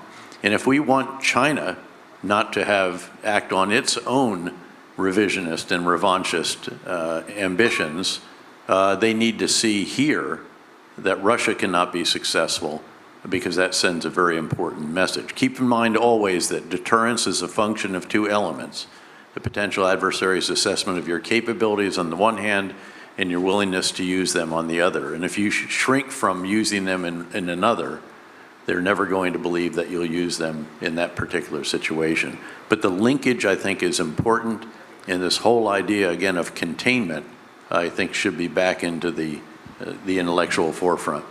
So what do we need to do in terms of a strategy? What are kind of the linchpins that you worry about or that we need in order to have that strategy of containment, assuming we're going to be getting through this period and the war, is most likely to continue rather than a 30-day ceasefire, which... Well, there's got to be the same kind of unity of effort that you saw during the Cold War. And unfortunately, what we saw in the wake of the Cold War, of course, was in Europe in particular, the peace dividend went way beyond what it should have been. Now, the irony here is that Vladimir Putin invaded Ukraine setting out to make Russia great again, and what he's really done is make NATO great again. And even two additional countries joining NATO that were historically neutral, Sweden and Finland, with quite capable forces, by the way. We had elements of each of those countries under my command in Afghanistan. They were also in Bosnia. So Europe now is back. I mean, the good news is that President Trump has galvanized something that no other American president, despite all of the complaints about inadequate European defense spending as a percentage of GDP, has achieved that. Again, the chancellor who will be here tomorrow has the authority to spend as much as 700 billion to $1 trillion additional euros on defense, which is extraordinary for a country that is, of course, the third largest economy in the world and obviously the economic leader within the EU. And so we've seen Europe come together in a way that it hasn't. They're scared. The French president and the UK Prime Minister leading meetings to determine how they could actually, in fact, even put boots on the ground inside Ukraine in some kind of reassurance force or something like that. It's key, obviously, that the U.S. commitment is constantly reaffirmed. There are concerns about that. I don't think those are valid concerns. We've heard the Secretary of State and others reaffirm our commitment to NATO and the Article 5 Collective Self-Defense Agreement and so on. But now as you look at this, and as we are talking here about the linkages around the world, how do we link in the other countries that should be part of a global containment effort in what clearly is a global axis of, again, authoritarians or aggressors? So, Arseniy, I think that Ukraine has done a marvelous job in trying to galvanize everybody to act, but it is, in fact, this threat from the United States that's finally really getting people in Europe going. What would be your message for all of the ambassadors here in this room who will be going back as MPs, as ministers, as friends of Ukraine? What advice do you have for them about how to actually start implementing the words? I want to wrap up on a positive note. Me too. And I try to figure out how to make it. So first, the good thing is that my president got along, at least for now, with your president. That's the good news. And have you seen how Medvedev, this is the former president of Russia, was pissed off? Completely. So that's another good news. An amazing news that Ukrainian military, with your support, folks, with your support, and with the support of the free world and I do commend, and we are very grateful to every single nation that contributed to Ukraine's security and to your own security. We severely degraded Russian military. And you guys are, as a seasoned, both smart and seasoned people, you are well aware of what am I talking about. So it's gonna take a lot of time for Putin to reconstruct his military. There are different estimates, from 3 to 5 to 10 years, God knows how many, but he is not able to attack NATO, neither today, nor tomorrow, nor in a year. It's crystal clear. So his intelligence has been completely compromised. That's another important issue. His losses are staggering, just staggering. Around 1 million of those who killed and wounded. His economy is in a dire state. And I believe he is even scared. He is scared of this ceasefire or any kind of off-ramp for himself. Because he managed to put his country on the foot war, on the war foot. And if the war stops, this could create a huge challenge for his rule, for his tenure, and for him personally as the president. So the thing, my message, the answer to the question you've raised is very simple. We need to act urgently. He believes that he can outlast us. No. We can and we will outperform and win against Putin if we circle the wagon and if we show very strong political will. Strong political, not the coalition of willing, but coalition of strong political will. We have to deliver and to act as quickly as possible. Yeah. You know, yesterday in your opening remarks, you captured, I think, the situation of Ukraine very vividly and eloquently. You said that Ukraine is bruised but not broken, tired but not exhausted. And I think that's a very accurate depiction. So the resilience, yep, there's a degree of war weariness here that wasn't the case, obviously, in the first year or so.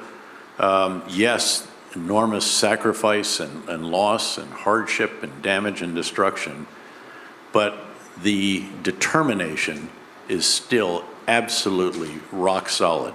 And I think that is the key. That's the foundation on which the eventually successful campaign will be conducted. I want to thank both of you. I just think it's really important for all of us to be beating back this wrongful talking point out there that Russia is winning. They are not winning. No. And if all of our countries could have the confidence and the chutzpah of the Ukrainians and just to believe in ourselves and our capacity, this came up in a couple panels today, that, you know, we actually, as Western nations, free nations, we're incredibly strong. And we have so much more than our adversaries do. And the first thing that we have is we have friends. They don't have that. So thank you, my friends. Thank you. Thank you.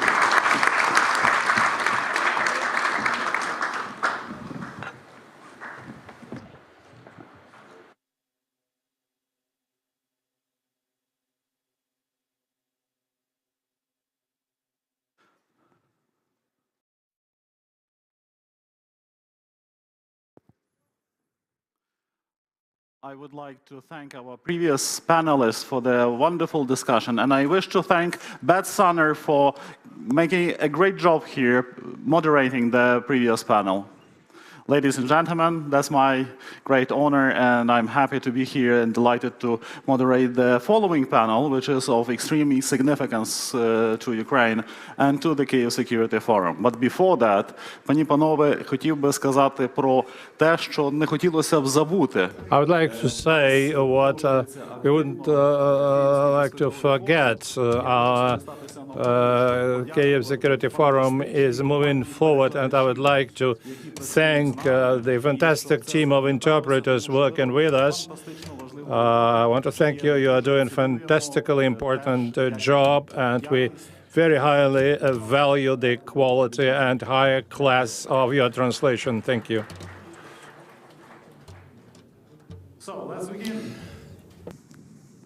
Let me invite to the stage our distinguished panelists, distinguished guests from Nordic and Baltic countries. So I'm happy to invite to the stage Dr. Mika Aaltola, now a member of the European Parliament from Finland, and he is a leading strategist whose voice has guided Finland's entry into NATO and helped reframe European threat perceptions. Mika, you're welcome.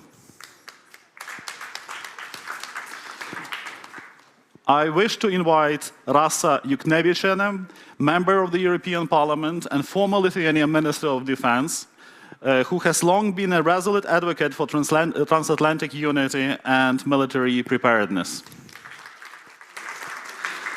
I wish to invite Minister and Ambassador Linas Linkevičius, currently a Lithuanian ambassador to Sweden, who has served as foreign minister through key moments of regional realignment and remains a tireless defender of Ukraine and European security.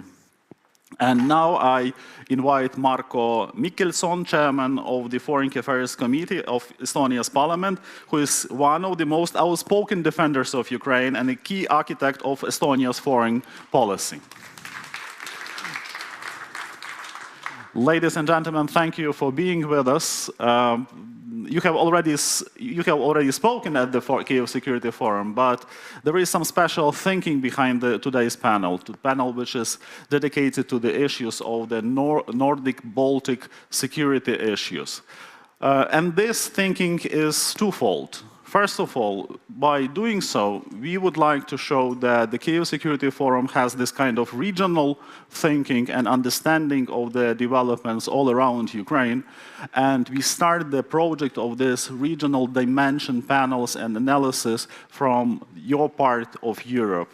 And in our plans to continue doing so, looking eastward, looking to the south, and looking to our neighbors all around Ukraine.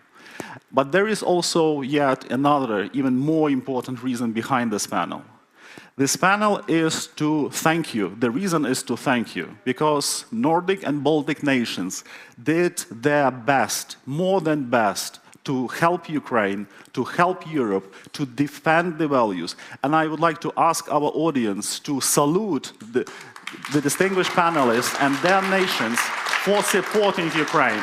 We will never forget this. So this panel brings together some of the most strategic voices from the Nordic-Baltic region, Europe's true northern shield against Russian aggression.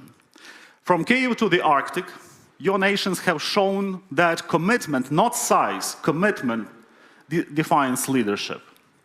We meet at a time when Russian hybrid and conventional threats remain relentless, and when the strategic future of the Arctic, the Baltics, Ukraine is being shaped sometimes with chilling signals.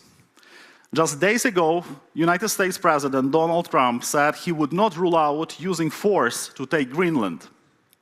A statement that may seem surreal, unbelievable, but speaks volumes about the unpredictability of global power projections in the high north. Dmitry Medvedev, already mentioned here, notorious Dmitry Medvedev, has issued explicit threats toward Finland and Sweden recently. He stated that these countries are now potential targets for Moscow and could face retaliatory strikes, including use of nuclear weapons. So let's begin from that. And my first question goes to Minister Linkevičius. Mr. Minister, yesterday, if I'm not mistaken, Russia and China signed a new declaration. They called themselves friends of steel. Some Stalinism sounds in that declaration. But that's a clear wartime signal being sent to Europe, being sent to the West, being sent to Ukraine. China clearly stated that they support Russia. They support the narrative of Putin. This is on one hand.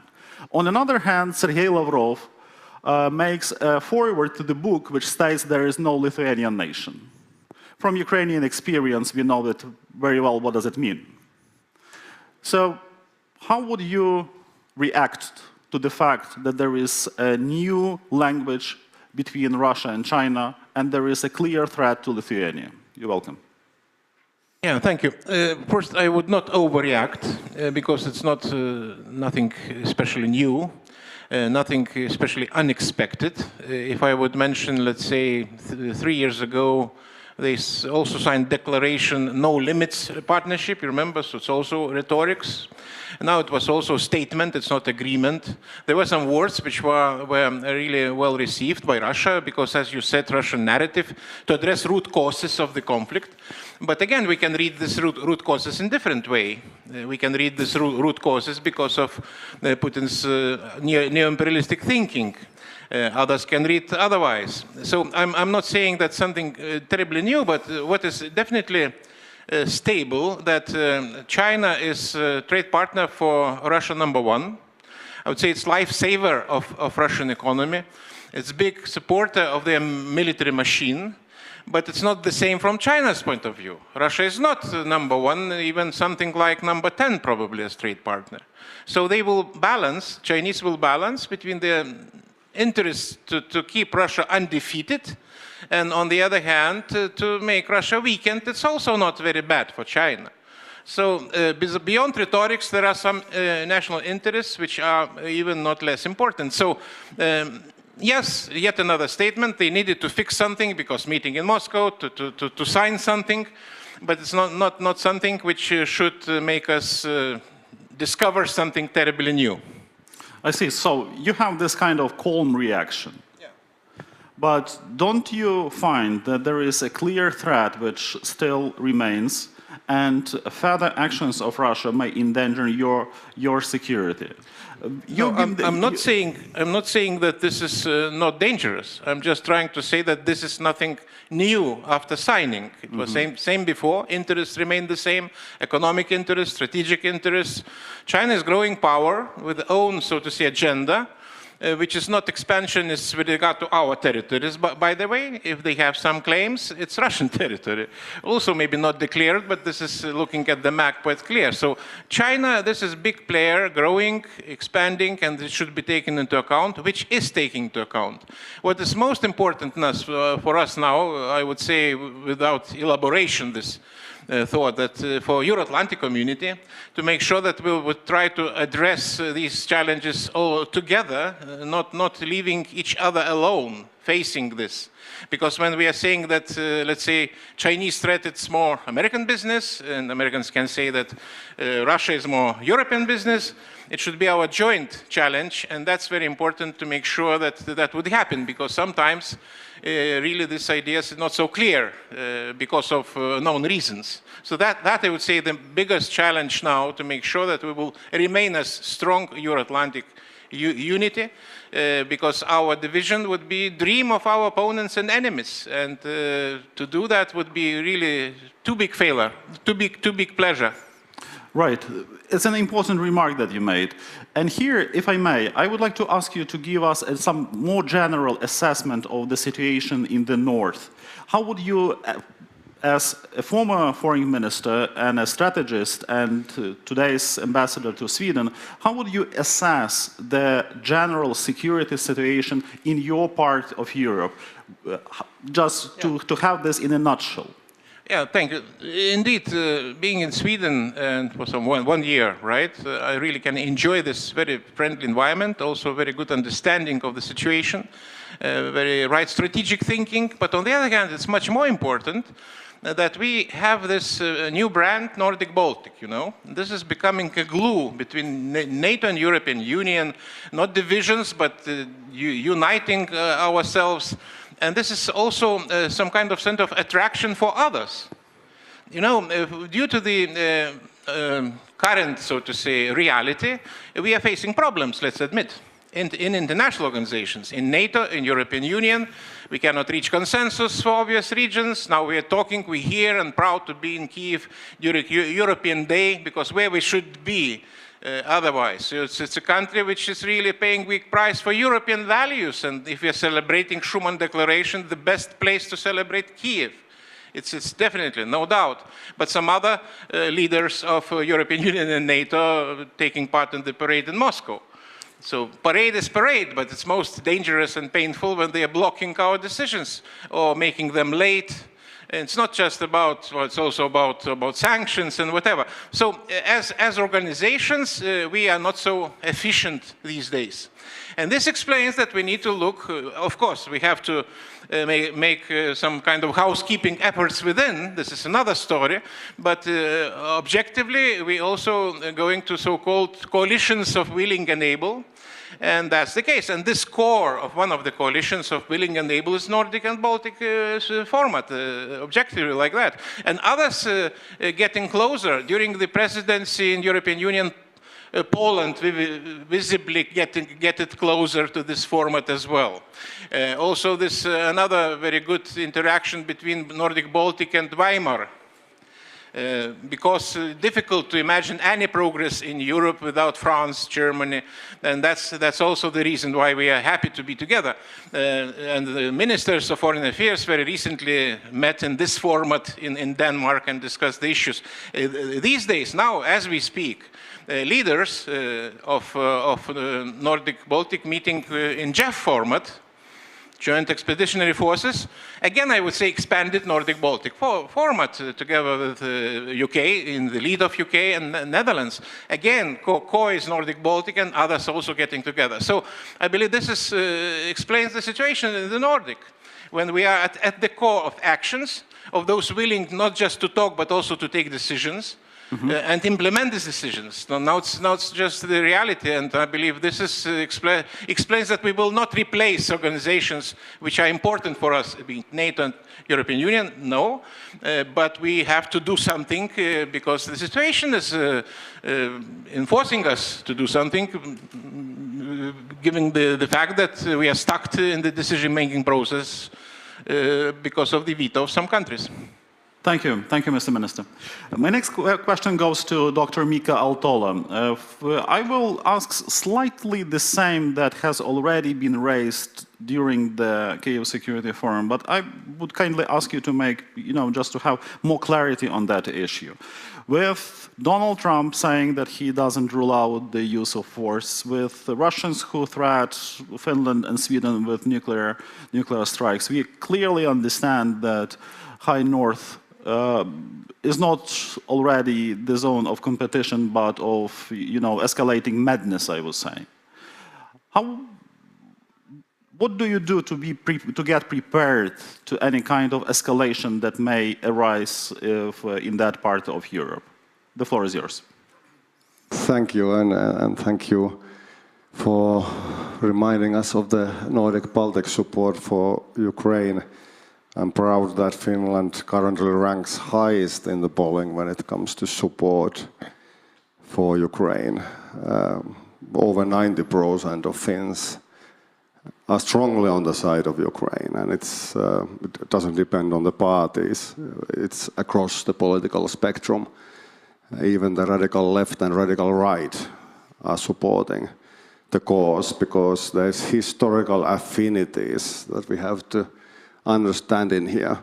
There's historical connections to Ukraine, and there's a clear strategic level understanding that the Black Sea, Baltic Sea, and the Arctic Sea are connected.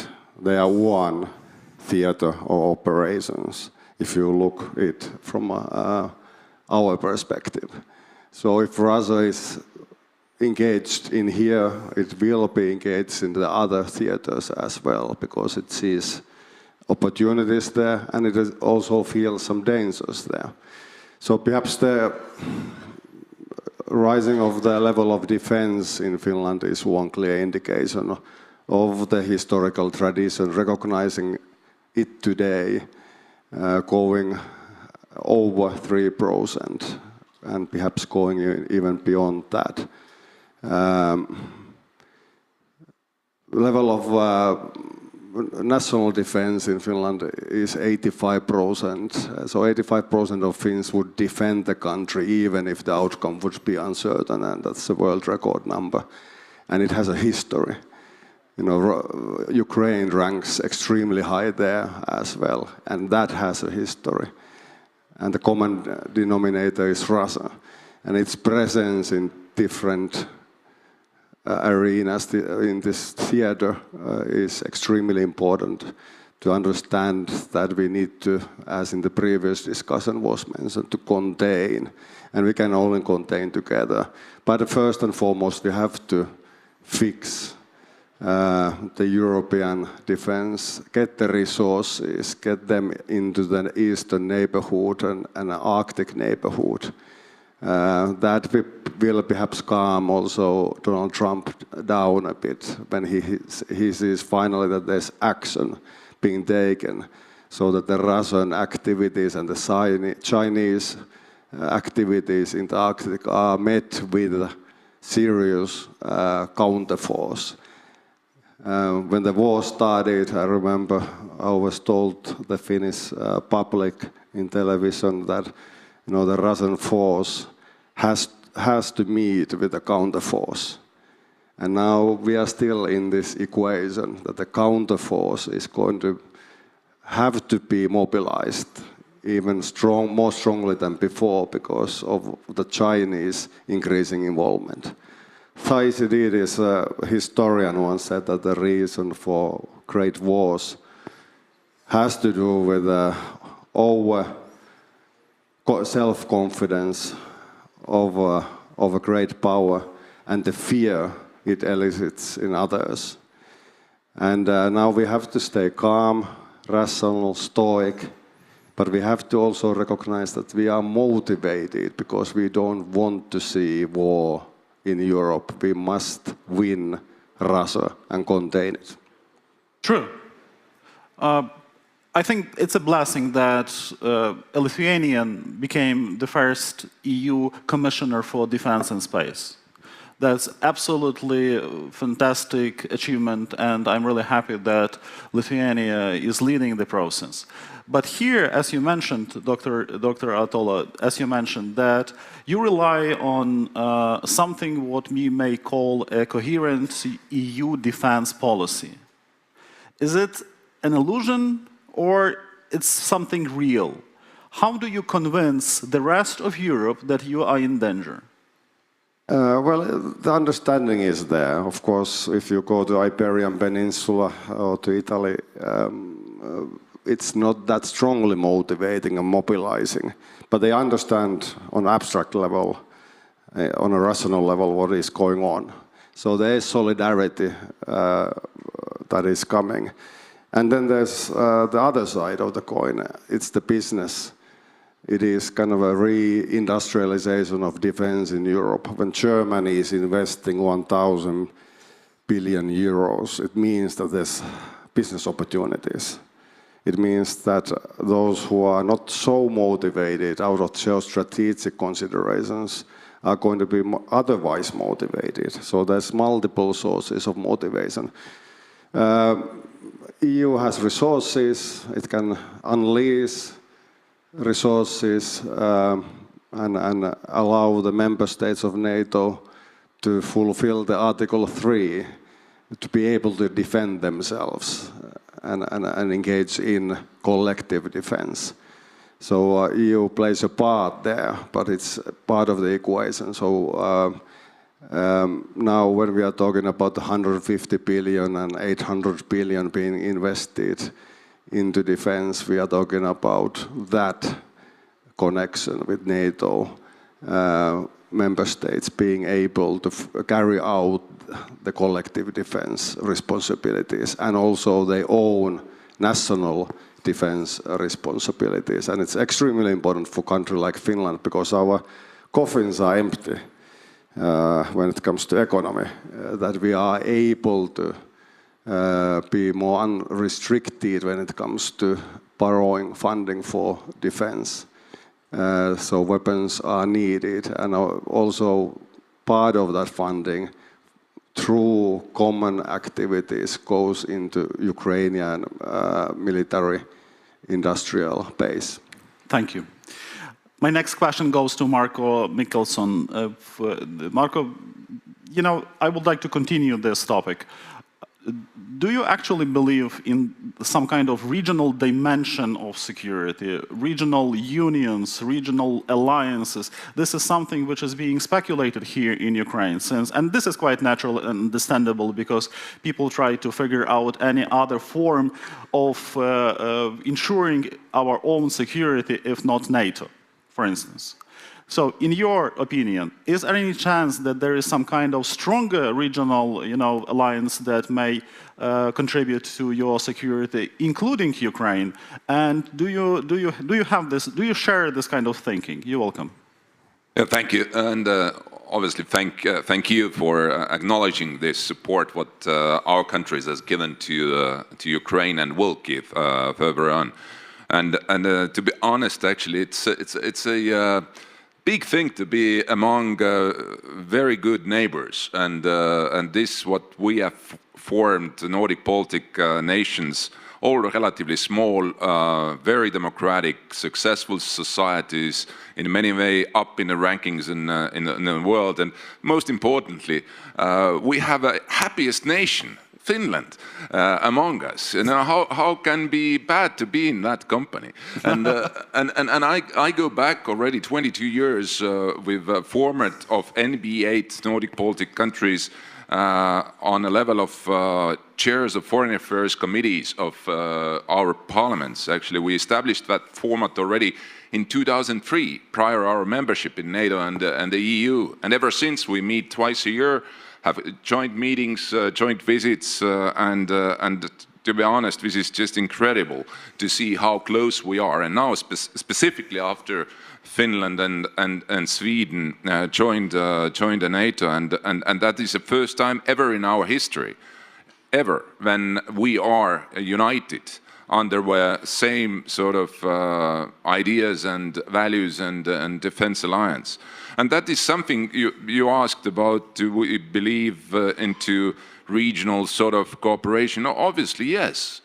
That has made us stronger. That has given each of us more the kind of feeling that we are not alone. You know, Estonians and also Latvians, Lithuanians, we learned very hard lesson, very tragic lesson during World War II. Prior to World War II, we were neutral countries. We weren't able to manage to create alliance against the possible threat from Soviet Empire. And ever since we regained our independence in '91, the very simple understood mantra for all of us is that never alone again. And that means that we're constantly working 24/7 to build stronger partnership alliances. And I think when you mentioned JEF today, Joint Expeditionary Force, which is led by the UK, I think it is high time to invite Ukraine to join JEF as well. This is something where integration of a real force in Europe starts with, and we should not be afraid that this is kind of escalatory step or move. So I believe strongly in NATO. I see that. I was just a few days ago in Wiesbaden, and we visited, we are NATO Assembly colleagues, the headquarters there, who more than 30 countries, including also New Zealanders and others, work to support Ukraine day by day in terms of trainings and logistics and so on and so forth. And I think that that political will, which is absent, yet as much as we would like to see behind of Ukraine today from the West, exactly the Nordic Baltic countries can be one of those who are not getting tired until we have victory here in Ukraine. Great remarks. Thank you, Marco, for this. And I like what you said, that it's good to be Finn. That's good to belong to the Finnish nation. It's good to be among good neighbors. But also, it's yet another question that should be asked here. And this question goes to Minister Yushkevich. And I cannot but mention this. The problem is that we are surrounded not only by good neighbors. Ukraine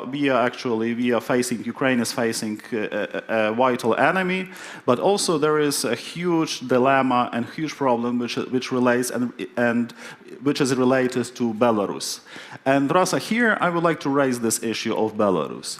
Do you have any kind of a coherent understanding of what to do, how to help the Belarusian people to survive under the Russian occupation, which is vivid, which is clear? In your opinion, is there any way how we can help, all of us can help Belarus survive? Since Belarus, this is part of our understanding of this region, this is natural space, and this is the nation who went through probably the most dramatic revolution, which is not finished.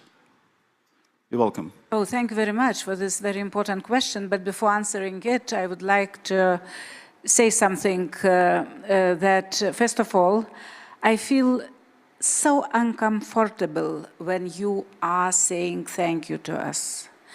Never do this until we will win this war together, because you are defending us. I feel really this is... It was so important for me to say this. And on another hand, I feel so comfortable here, and Ukrainians always are right, because you put this panel, Baltics together with Nordics. Finally, the Baltics are not post-Soviet, as in some countries still they say. Finally, we are not Easterners. This is not bad, but looking to the map or geography, we are Nordic, more Nordic, and when Ukrainians, Moldovans, and I think Belarusians in the future, Georgians will become a part of European Union, naturally, we Baltics, we will become Nordics together with other Nordic countries. So that is where I feel very comfortable. I feel comfortable together with our neighbors because I looked into the numbers. We together, Nordic and Baltic countries, we have 109.3 million people. Russia, 144 million and decreasing. Our GDP together is much higher per capita, especially. I looked especially into the numbers, and Russia, $13,900 US, us, it depends on country, from 33,000 to 70,000 US. So it's something. Nordic, Baltic. It's not like, you know, small countries somewhere in the north. And now on Belarus. Yeah, really, thank you for this question, because I work a lot and I am strong believer that Belarus is a European nation, first. In Lithuania, there are some, I know people are here as well, we are fighting with so-called historical issues when some Belarusians, they are trying to say that they are real Lithuanians, Latvians who were part of Lithuanian Great Dutch, you know, when we were together here, but you Lithuanians were at the time not real Lithuanians. So, but that is not the most important. The most important is that Belarusians, they feel Europeans, not Russians, like Belarusians. They are Europeans because of our common history and heritage, our common heritage. Even our main sign, like Vytis in Lithuanian, Pagonia in Belarus, with different tail, up and down, but I am always giving an example of Nordic countries, especially Scandinavian part of Nordic countries, when they share the same signs, the same flags, more or less, or the same history, but now they can live together with almost the same or very similar signs. So here, how I see Belarus, or maybe those people live there. Yes, they were Sovietized so much, like parts of my country or Eastern Ukraine, for example. You see the difference, Eastern Ukraine, Western Ukraine still. It matters. One generation more in Soviet regime, under Bolsheviks, it's damaging. I don't know if we would fail our battle for independence in 1918, 1920, if we will not fail as it happened in Belarus, Ukraine at that time, Georgia, other countries, I think we would be in a very similar situation as Eastern Ukraine or other parts of that land. So, about the future. Of course, what we can do, first of all, to win this war is so obvious. It's everything depends on battlefield, Ukrainian battlefield. So Lukashenko today and Putin, they are like twins, like Siamese twins, you know, because Lukashenko depends on Putin, and that's very clear. On the other hand, I don't think that those people were in the streets in 2020, that they started to love Lukashenko. No, they are there. But repressions and everything we know from ourselves when we lived in occupied Lithuania, it makes them, you know, to stay at home. Now on our strategy and our national interests. Look to the map. 30 kilometers from our capital, Vilnius, we have totally different environment. We have dictatorship. It's obvious that for us, it's our national interest, as it was Germany's national interest to have Poland in NATO or in EU. The same interest is to have another environment next to us, at least to have this democracy like close to Smolensk. And from Smolensk is not so far away to Moscow. And it's not because I want to change somehow Moscow, it's not my business here, but I do believe that we have to help our Belarusian opposition, people from Belarus, to keep going at least, while we will achieve our goals, and our Ukrainians will achieve their goals in this front line. And we support this. Svetlana Tsikhanovskaya residence is in Vilnius. I always am proud when she is coming to European Parliament directly from Vilnius. And of course, Russia and Lukashenko KGB, they are trying to do everything their best to have us fighting. Lithuanians and Belarusians, be it Litvinism, be it other issues, be it refugees, be it everything. And of course there are problems. Some people are afraid now, not afraid, but they don't like that many people in Vilnius started to speak Russian. Many Belarusians, they speak Russian. By the way, Ukrainians, they live refugees, they like to speak Russian among themselves somewhere in cafes or in the streets in Vilnius. So people are a little bit not scared, but also don't like this, because, you know, we speak Russian, all of us. It's not difficult for my generation to speak Russian, but nevertheless, it is some kind of political issue. So, finally, Belarus is part of our future. Belarus I see like European country and member state in the future, but that is, first of all, we have to win this battle. True. Thank you. By the way, today, the EU foreign ministers gather in Lviv.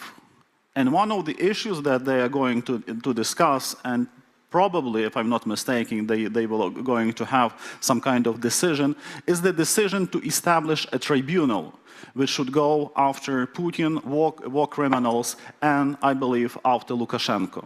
Would you like to reflect, Madam Minister, on the issue of tribunal briefly, if I may? Yep.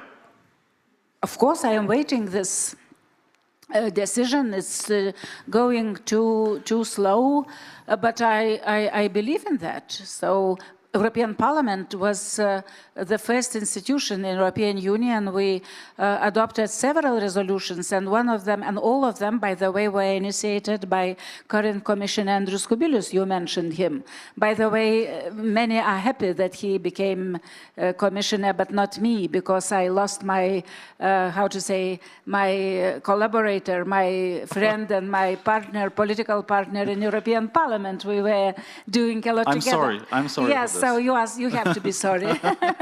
But yes, of course, I believe that is, but unfortunately today's situation is little bit, we talked about this in previous panel on situation in Washington, D.C.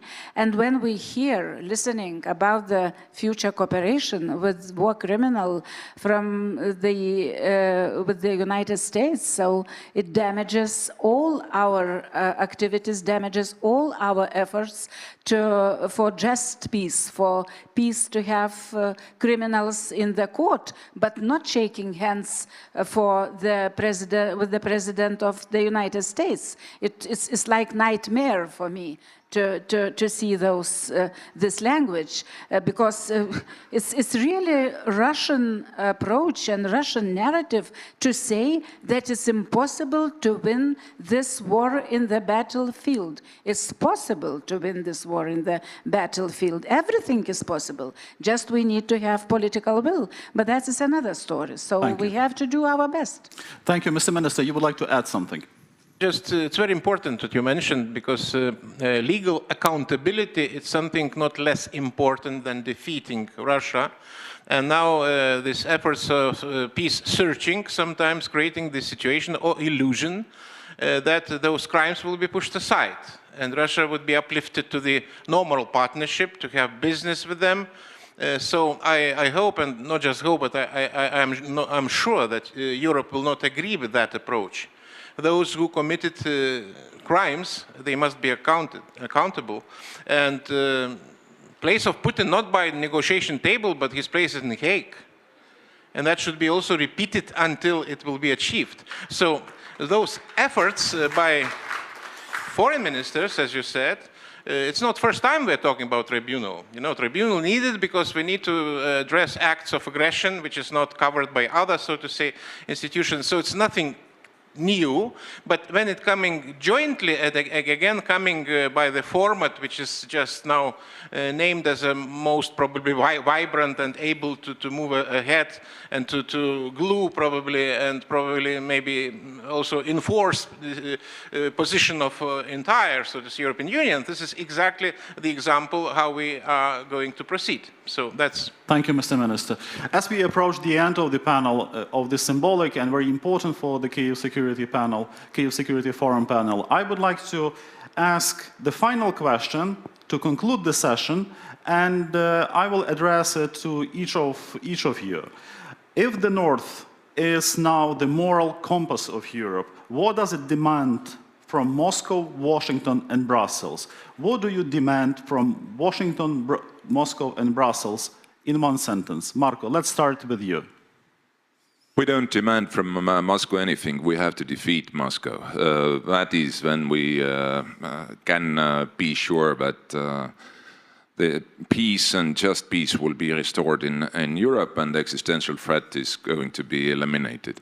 But what we ask and what we work together with our allies, both in Brussels and Washington, we have to be sure that transatlantic alliance will survive. This is key priority right now, and we should stop whining that Americans do this and that and we don't do this and that. I think that we have to realize that those guys who got together today in Moscow, I mean Xi and Putin, they have very clear strategic aim to divide us, to destroy unity, to destroy transatlantic alliance, that would allow them to then make a new kind of foundations for a new world order, which obviously will not be in our interest. So it's what is, from our side, what is most important is to have a positive agenda, to know that there is no alternative to victory of us, and we have to make sure that the alliance will grow stronger.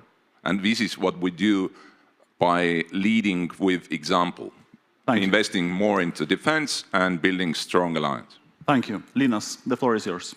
Just maybe to add the same, that our task now to keep united, to preserve our values, and to transform all these statements and diplomatic niceties into the action and start to implement. That's very important.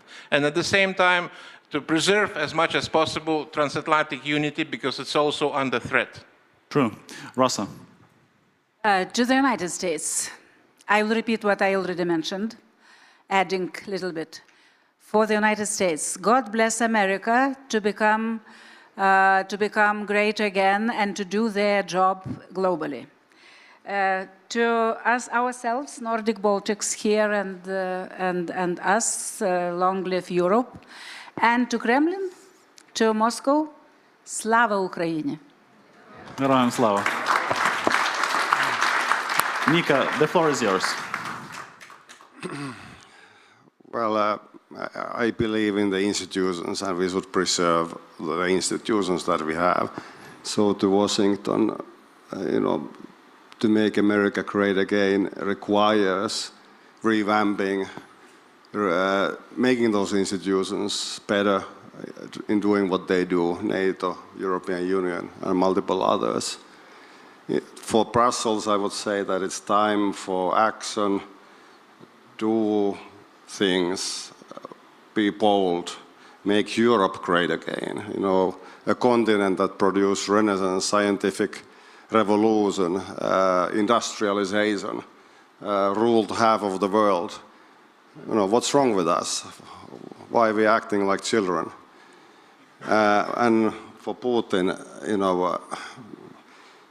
we need to beat him in a fight.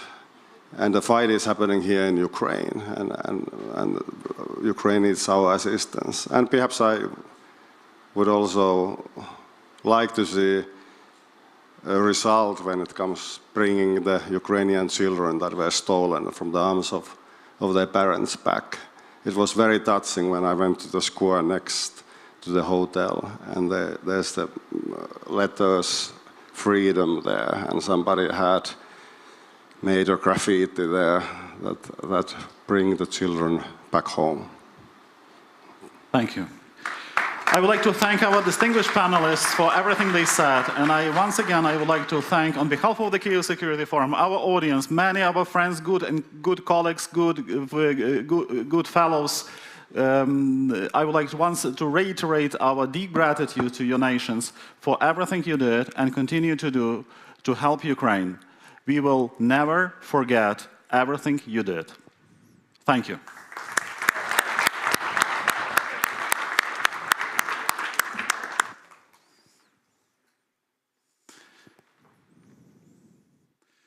Пані та панове,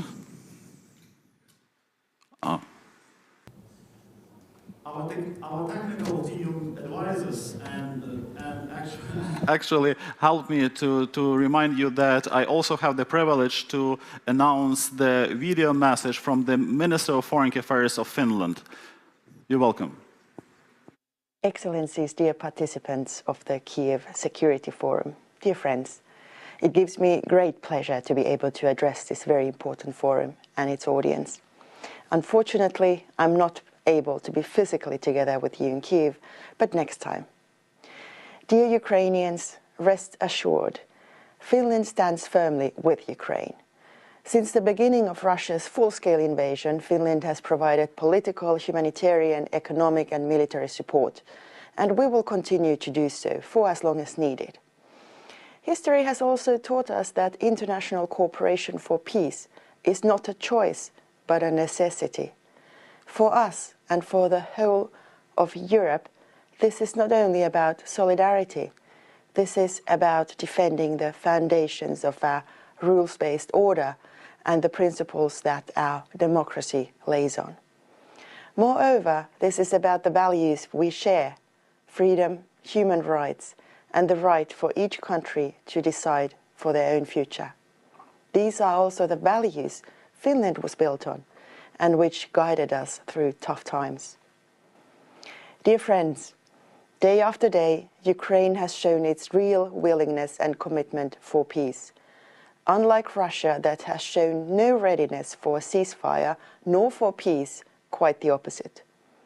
With deep sorrow and sadness, I have followed the reports of Russia's continuous offensives and air attacks. Russia has continued its merciless strikes against Ukrainian cities and residential areas, despite talks about peace. Deliberately targeting civilians, including children, is something that can't even be called warfare. It is beyond cruel and a war crime. It should be easy for anyone to believe and understand that President Zelensky, or what President Zelensky has said, no one wants peace more than Ukrainians. Ukraine is fighting for its own independence, territorial integrity, and sovereignty. It is fighting for the safety of Europe and for the freedom of us all. The future of the whole international rules-based system is at stake. Ukraine and Ukrainians deserve all the support we, together with partners, can possibly give. Esteemed audience, this year Finland is chairing the Organization for Security and Cooperation in Europe. Supporting Ukraine is at the heart of the OSCE's work during our chairpersonship. In the past, Finland has been able to contribute to promoting peace, both on our own continent, in Europe, as well as globally. This legacy obliges my country to continue the good work. It is in the interest of all of us to have a just and sustainable peace in Ukraine. In the absence of it, there won't be stability in Europe. Today, as we celebrate Europe Day, it is good to remember that the people of Ukraine have clearly expressed their desire to be part of Europe, which they are. The future of Europe and its people is within the European family. Ukraine has Finland's full support on its EU path. Thank you so very much.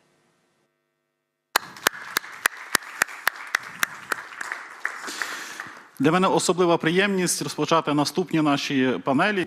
For me, a special pleasure to start the second panel and the second part of our forum, because today, among us, among ourselves, there is a great friend of Ukraine, a legendary personality, one of the founding fathers of Solidarność, the editor-in-chief of Gazeta Wyborcza, Adam Michnik.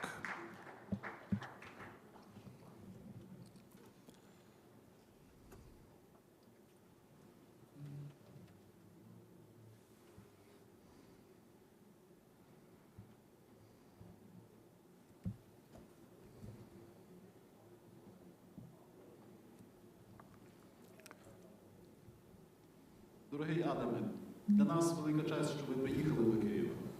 І це справді жест і мужності, Dear Adam, for us it's a great honor that you came here, and the support and attention are very important for Ukraine. And for me, you are a voice of a consciousness of Poland. And I would like to hear from you that thoughts coming from deep inside Poland. The floor is yours. I don't want to overestimate. I'm not just consciousness. I'm just a regular Warsaw hooligan. I would like to thank you for invitation. For me, it's a great honor to be at this time in Kyiv and to hear some words from Polish commentator. I think that Ukraine today, not only for Poland, but for the whole Europe and world, is an example of heroism, example of resistance against Russian Putin's aggression. And it's the place in which the democracy is being defended against authoritarian regime, totalitarian regime. And I would like to say that this bandit policy of Vladimir Putin and various interpretations of it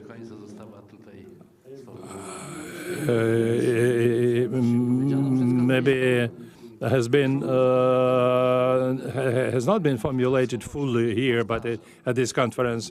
But it's very important. I will repeat these words. I'm convinced that Putin's policy is a policy aimed at implementation of totalitarian habits and totalitarian system as much as possible.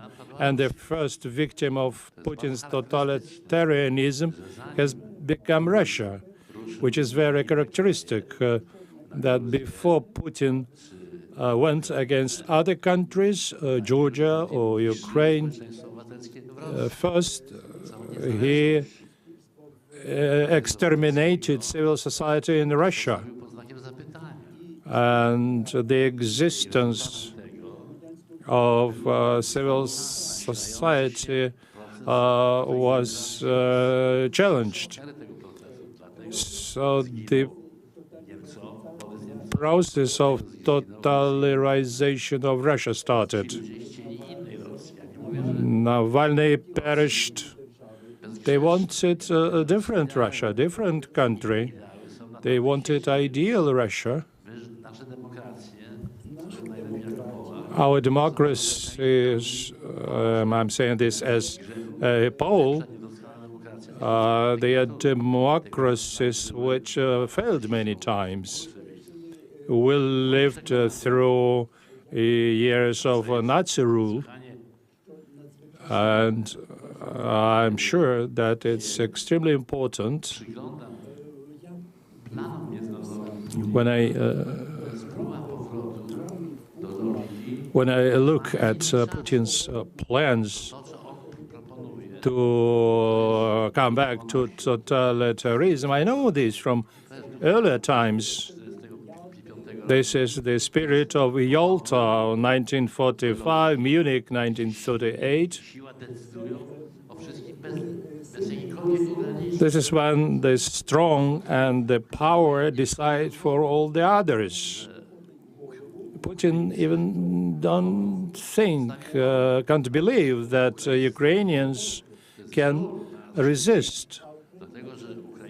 And Ukraine is an example for all the others, because Ukrainians are fighting and dying for us all, Poles, Hungarians. The Hungarian state has been captured by people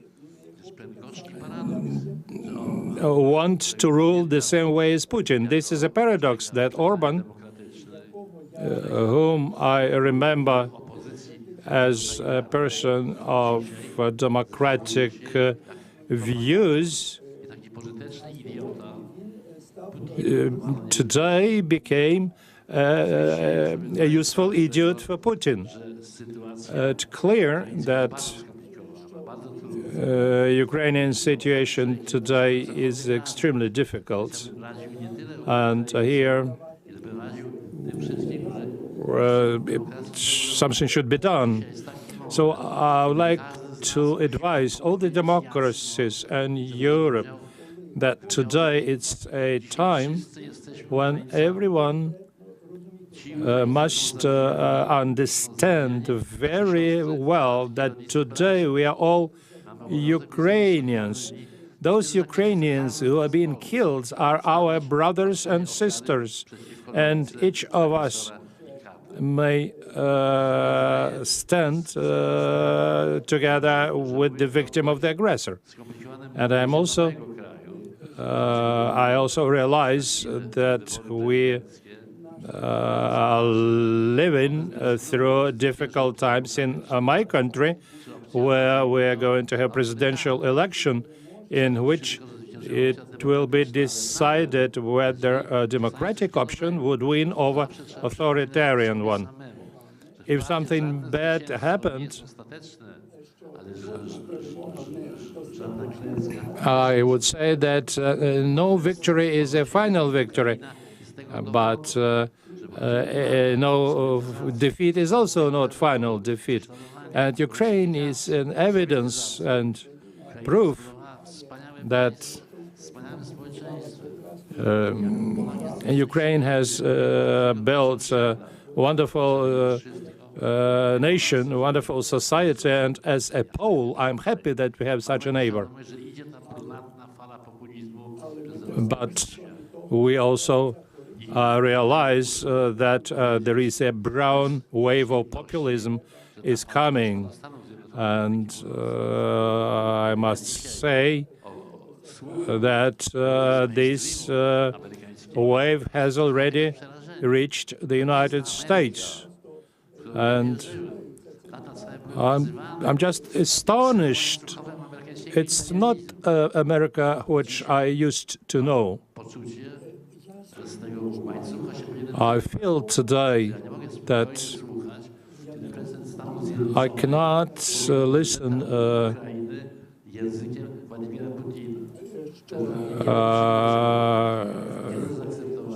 that the President of the United States speaks to the President of Ukraine with the language of Vladimir Putin. I cannot agree with this.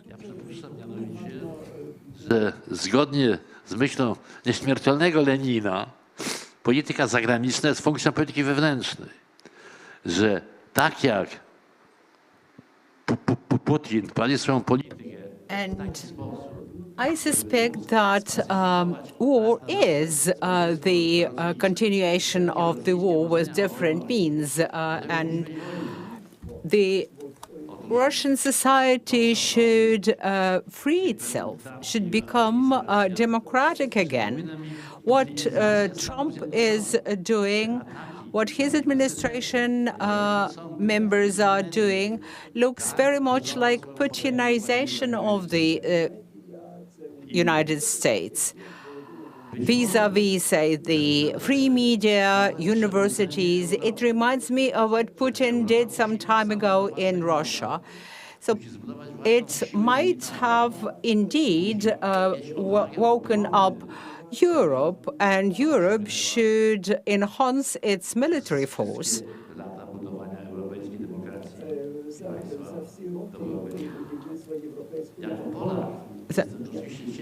Over the years of the European democracy development, they haven't yet achieved it. I am a Polish nationalist, but we managed to stop this rise of xenophobia, Ukrainophobia, populism, and leaning towards Putin policies.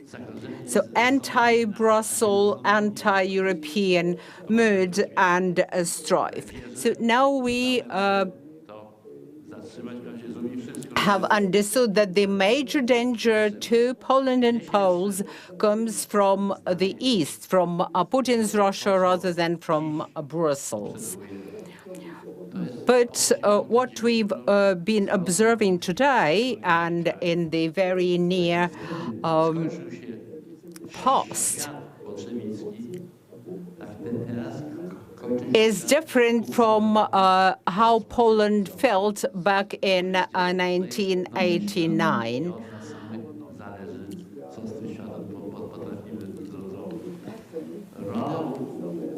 So, after the collapse of the Soviet Union, I understand that Ukraine can stand up to Putin's threat, and we should support it in that strife. Thank you very much. Glory to Ukraine, glory to the heroes.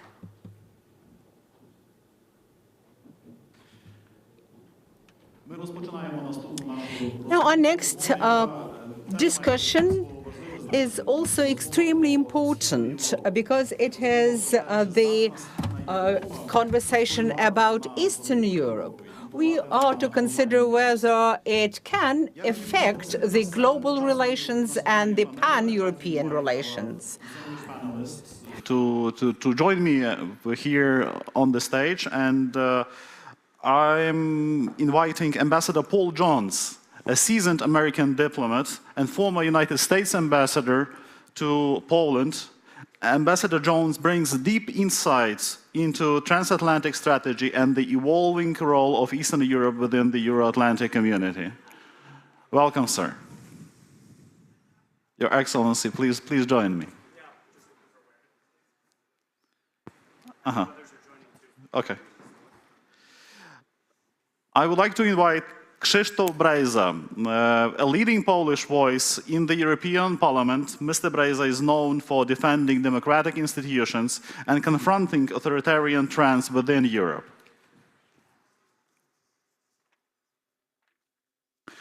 I'm happy to see somewhere here Mr. Mykola Knieżycki, a strong and true friend of the Kyiv Security Forum, a prominent Ukrainian parliamentarian, journalist, and public intellectual. Mr. Knieżycki is the forefront of Ukraine's legislative defense of freedom and European integration. Have you heard what I said? Ambassador Fredrik Lundqvist, as director of the Stockholm Center for Eastern European Studies, Ambassador Lundqvist offers strategic depth. You're welcome, sir. On regional security and hybrid threats facing Europe's north and east. I'm happy to greet Liisa Rivas among us, an Estonian member of parliament and rising voice on European security.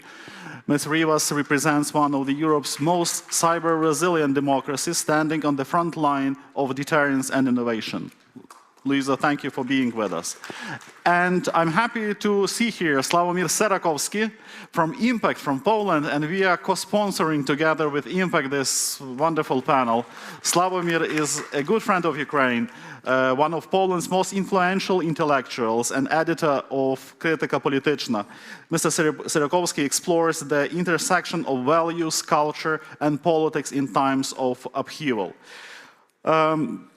Can Eastern Europe redefine the balance of power on the continent and give voice to a new generation of democratic leadership? This is the key question of this panel. And I'm immediately heading into Sławomir, and I wish to Sławomir that you will start the discussion. Let me tell you, Sławomir, would you like to speak in Polish or in English? This is up to you. I mean, okay. You know, first of all, we are really happy that Impact is here. Impact is one of the biggest, strongest conference platforms on regional security in Poland. And the Kyiv Security Forum appreciates our cooperation and looks forward to new projects as we start the partnership. And I'm happy that Sławomir, who contributed strongly to Ukraine's support in Poland, is with us today, together with Adam. My question goes to Sławomir. Right now, all of Poland seems to be preoccupied with the upcoming presidential elections on May 18. The level of tension is evident, even from the fact that none of the official representatives of Warsaw that we invited to the Kyiv Security Forum have dared to take part here. None. And this is the question. Tell me, please, what is really happening in Poland?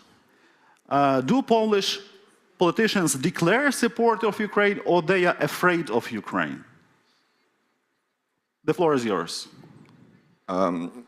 Hello, everybody. I'll speak in English. I understand You're that welcome. it's probably easier for majority of you to understand.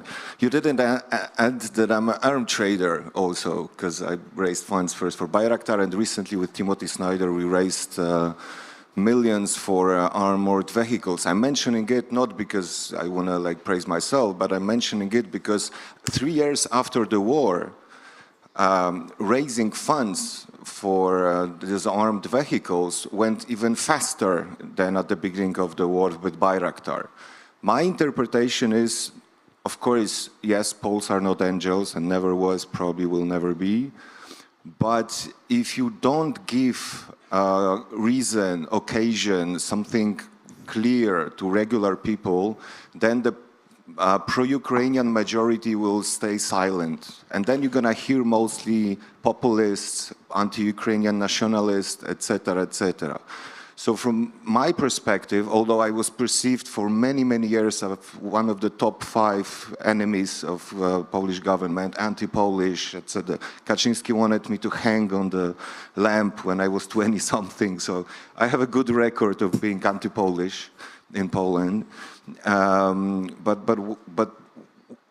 My interpretation is that in the society it looks a little bit better than we could sometimes be afraid of.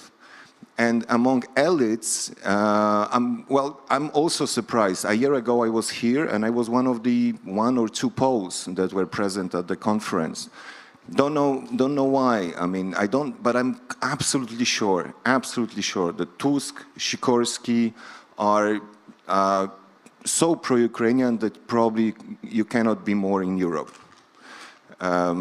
So there is no fear on my side that there is no pro-Ukrainian majority in the government and in the society.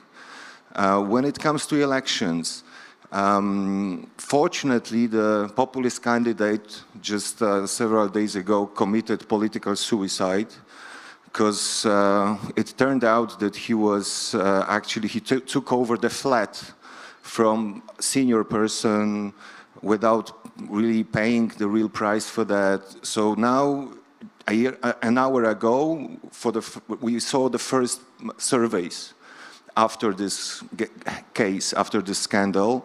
And now the difference between Rafał Trzaskowski, the Democratic candidate, and the populist candidate is even more than 10%. I'm talking about the second round. In the first round, it's about like 7–8%. So it doesn't look that bad.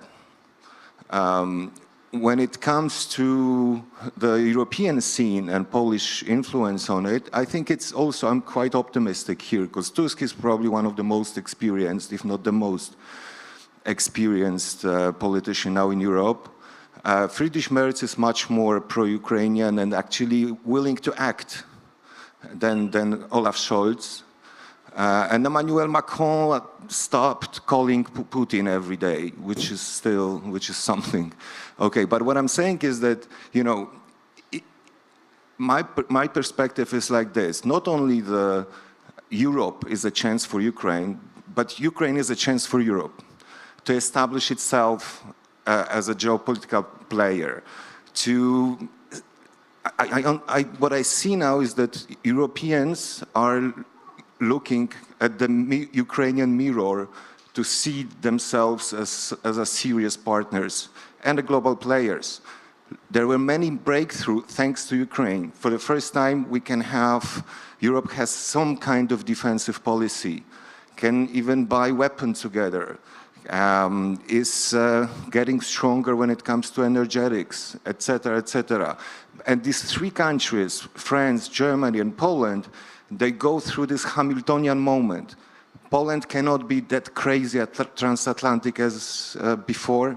Germans cannot be pacifists as before. French cannot be that Gaullist anymore and had to turn to Europe. To me, the flow of events is actually in Europe, unlike in America, going faster and faster on the Ukrainian side. Of course, there is elections in Romania with Adam. We go there tomorrow. It's not actually it's not pro-Russian movement. It's more anti-establishment movement, which is the case in pretty much every country in Eastern Europe. So this is the problem. I will stop here. Thank you. Thank you for stopping here, because I would like to elaborate particularly on this matter. What's wrong with our part of Europe? Why this pro-Russian anti-establishment narrative is gaining support in Hungary, in Slovakia, during the Romanian elections, now in Poland? How would you explain the reason that something going wrong or not? You're welcome. As a sociologist, I'll tell you briefly, because I should be brief here. There are 2 reasons why Eastern Europe is still different than Western Europe. First of all, traditionally, the tradition of political liberalism, checks and balances, independent judiciary, independent media, separation of power, which comes originally from the liberal tradition, not even democratic, but liberal thoughts, is much weaker in Eastern Europe. In Eastern Europe, we always had to fight for independence. So always anybody who wanted to discuss whether Poland should be liberal, conservative, or something, all of them were treated as guys who are like just wasting our time when we had to be united and stop and only thinking about independence. Second of all, the trust among people and people to institutions, beginning with the state, is much, much, much lower in Eastern Europe than in Western. The state was always an enemy in Eastern Europe, Russians, Germans, Soviets, etc., etc. So what we are, and the problem is that the pressure of current things still is so strong that the most important ministry in Polish government, I'm not talking about the wartime, is still Ministry of Finance and not Ministry of Culture, Ministry of Education, somebody that would support NGOs, independent media, etc. If we want to be liberal democracy, we have to have liberals, and this homework is still to be done. Mm-hmm. And don't you find that... And like to conclude, of course, if there is no trust between people and the state, and then you have two parties, one promise you reforms, another cash, then the cash party always wins because people don't trust the state that it can deliver the reform. It happened everywhere in Eastern Europe. In Western Europe, only Giorgia Meloni is the first head of the state that comes from populist party. First, only one case, and it's Southern Europe, actually. In Eastern Europe, it is almost a standard, or was like the time before.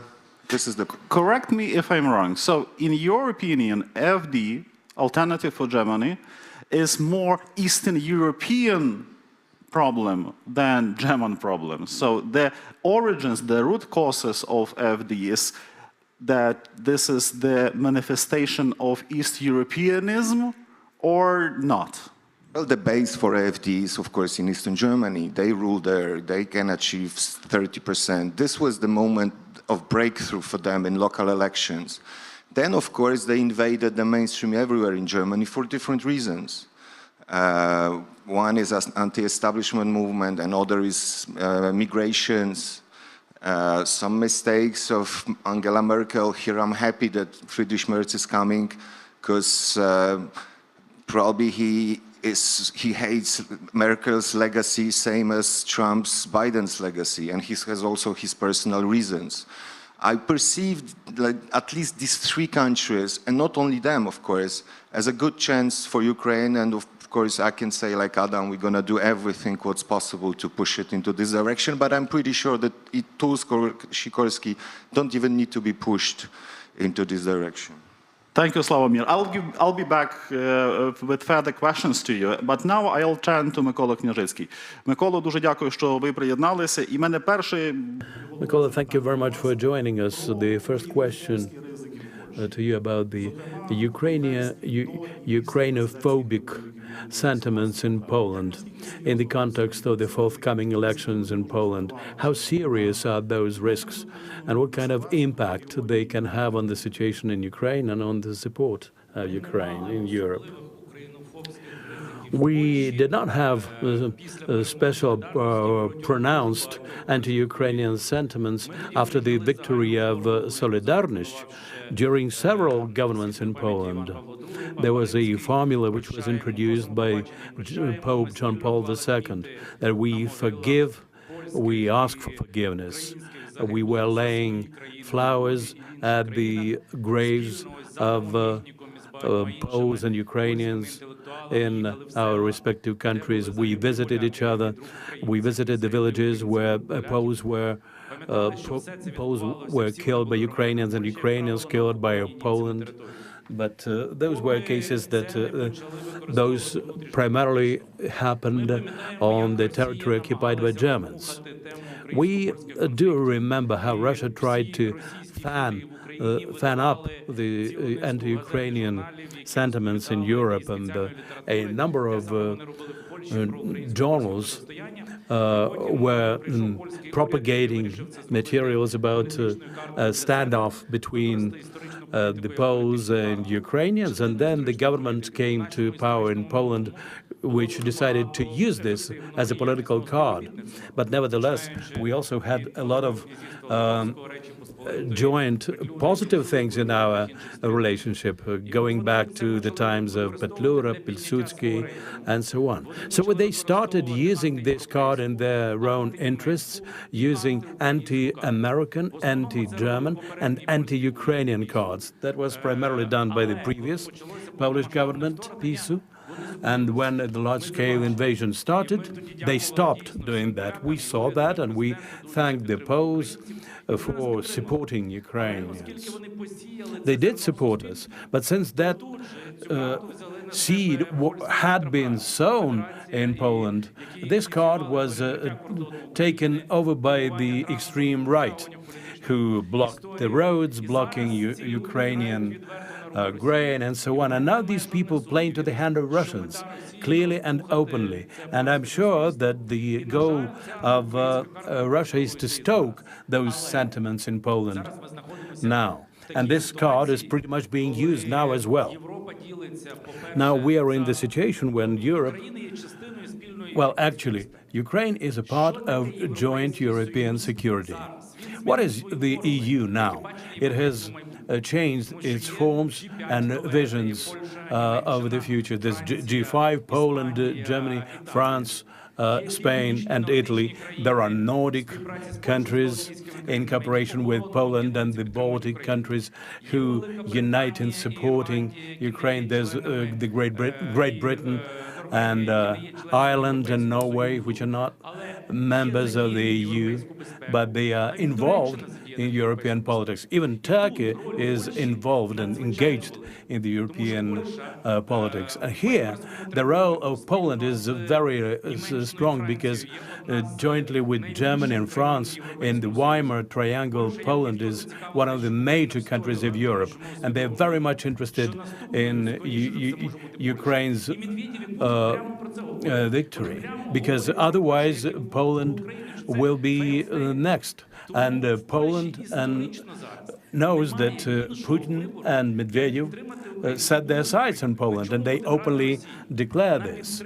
Russia will continue supporting ultra-right and Eurosceptic movements. And I think that politicians, sensible politicians in Poland, understand that they have to support Ukraine. The case in point, Mr. Tusk and Sikorsky and other similar politicians who are the first to support us, who stand for our interests in the world. So I do not see any major threat of anti-Ukrainian sentiments in Poland, except for the ultra-right forces which are being supported by Russia. And if there were elections in Ukraine, I'm sure that here Russia would bet on the pro-Russian and ultra-right and anti-European forces.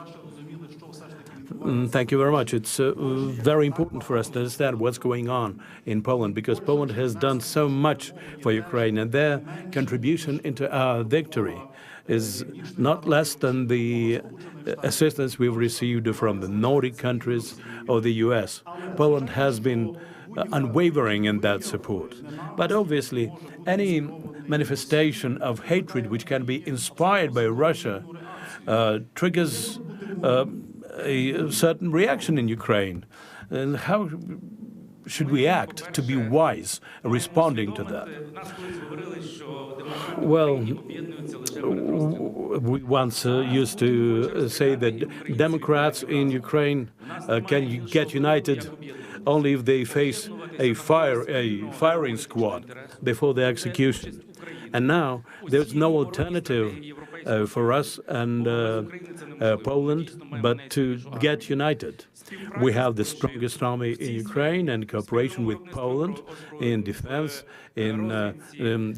industry, in intelligence, the advocacy for interests of Poland in Europe, and I don't see any major contradictions here. But there is one thing which we should not forget: the values. One way or another, historically, we came out of the great princedom of Lithuanian, and that was a free society with the election of the rulers and so on. So we historically are united by the values of democracy. And solidarity was the result of a liberal democratic revolution that happened there. The same about Maidan in Ukraine. So we are united by those values. And those values are very much jeopardized in Europe. We see what is going on in Romania, in Germany, the rise of ultra-right parties for whom these values mean nothing. But Ukraine is vitally interested in that because this is pretty much something that our survival hinges on. And it's important that those values are upheld in the US, our largest ally as well, because there's a big temptation to depart from that and to set up these pseudo-religious states. I say pseudo-religious because all those appeals under the disguise of support of religion are in fact anti-Christian. But true liberal values are something which will unite us. My next question is to Mr. Brejza. I'm thankful to you for your presence. If you want to respond in Polish, go right ahead. I wanted to ask you, do you feel what is called fatigue from Ukraine in Poland and elsewhere in Europe? It's an honor to stand before you today, because for me, Kyiv is more just capital today. Kyiv is a symbol. Kyiv is a capital of courage. Kyiv is a capital of freedom. And Kyiv is a capital of dignity. And Kyiv is a capital in the informational war and the hybrid war. It's very important because yesterday Mr. Yatsenyuk talked about this dimension of war for our societies. It's very important, and we must be aware in Europe that this is a war not just against Ukraine. This is not just a brutal, conventional war against you. We must be aware that this is a huge informational war against whole of us, against whole Europe. This is a war against our beliefs. This is a war against our souls. And this is a war against our minds. And Russia interferes into our democracies. And Russia wants to destroy our unity, and Russia wants to break us. And I stand before you today not just a Polish politician, but also as a European. Our Ukrainian-Polish agreement has been built for years. Poland was the first country in the world that recognized Ukraine's independence in August 1991, thanks to Adam Michnik, who is today with us, a great, honest friend of Ukraine. And Poles were at Maidan in 2004, and our Ukrainian-Polish friendship was the most visible after Russia's aggression, when millions of Ukrainians, women, children, knew where to go, to Poland. It was a natural move. And we gather today to ask who will lead Europe. And in my opinion, the answer is clear. We will do it together, Ukraine and EU, side by side, defending peace, defending freedom, defending our values, and defending our common Western civilization. And I want to emphasize that Europe is not just a geography. Europe is not, EU is not just institutions. EU is not just treaties, procedures, sometimes bureaucracy. But EU is the union of values. And when values are attacked, it's our duty, it's our common obligation to defend our common values. Not just to speak, but to act. And as a member of the EP, I'm proud to say that the EU is the biggest Ukrainian supporter. We have provided almost $200 billion for Ukraine. It was financial support, it was humanitarian refugee support, it was very important military support. And we are aware that this is not a form of charity, but this is our common investment into our European future. We have also firmly acted against Russia. We imposed 16 packages of sanctions, and just now we are preparing 70th package of sanctions. And now EU is really effective, not only in speeches, but in real efforts, but in real deeds and in real actions. And today we are more united than ever. And to my Ukrainian friends, I will say one thing: you are not alone. We are with you. You are not a so-called gray area. You are a great nation. You are not a buffer zone. You are Europe. And we know that your victory is the key for the peace in whole Europe. Mr. President, I thank you very much for this optimistic and very strong voice.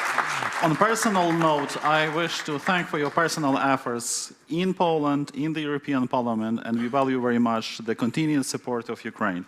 And now my question goes over to Luisa Rivas.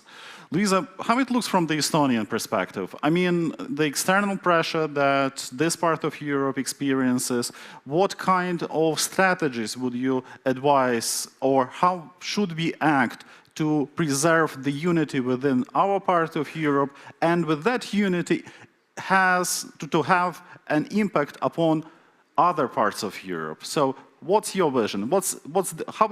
How these things look like from Estonia? Thank you very much. Thank you for the organizers to having me here. It's a great honor to be here. First of all, I'm quite young, as you said in a first introduction, but still I have some historical memory from my childhood. So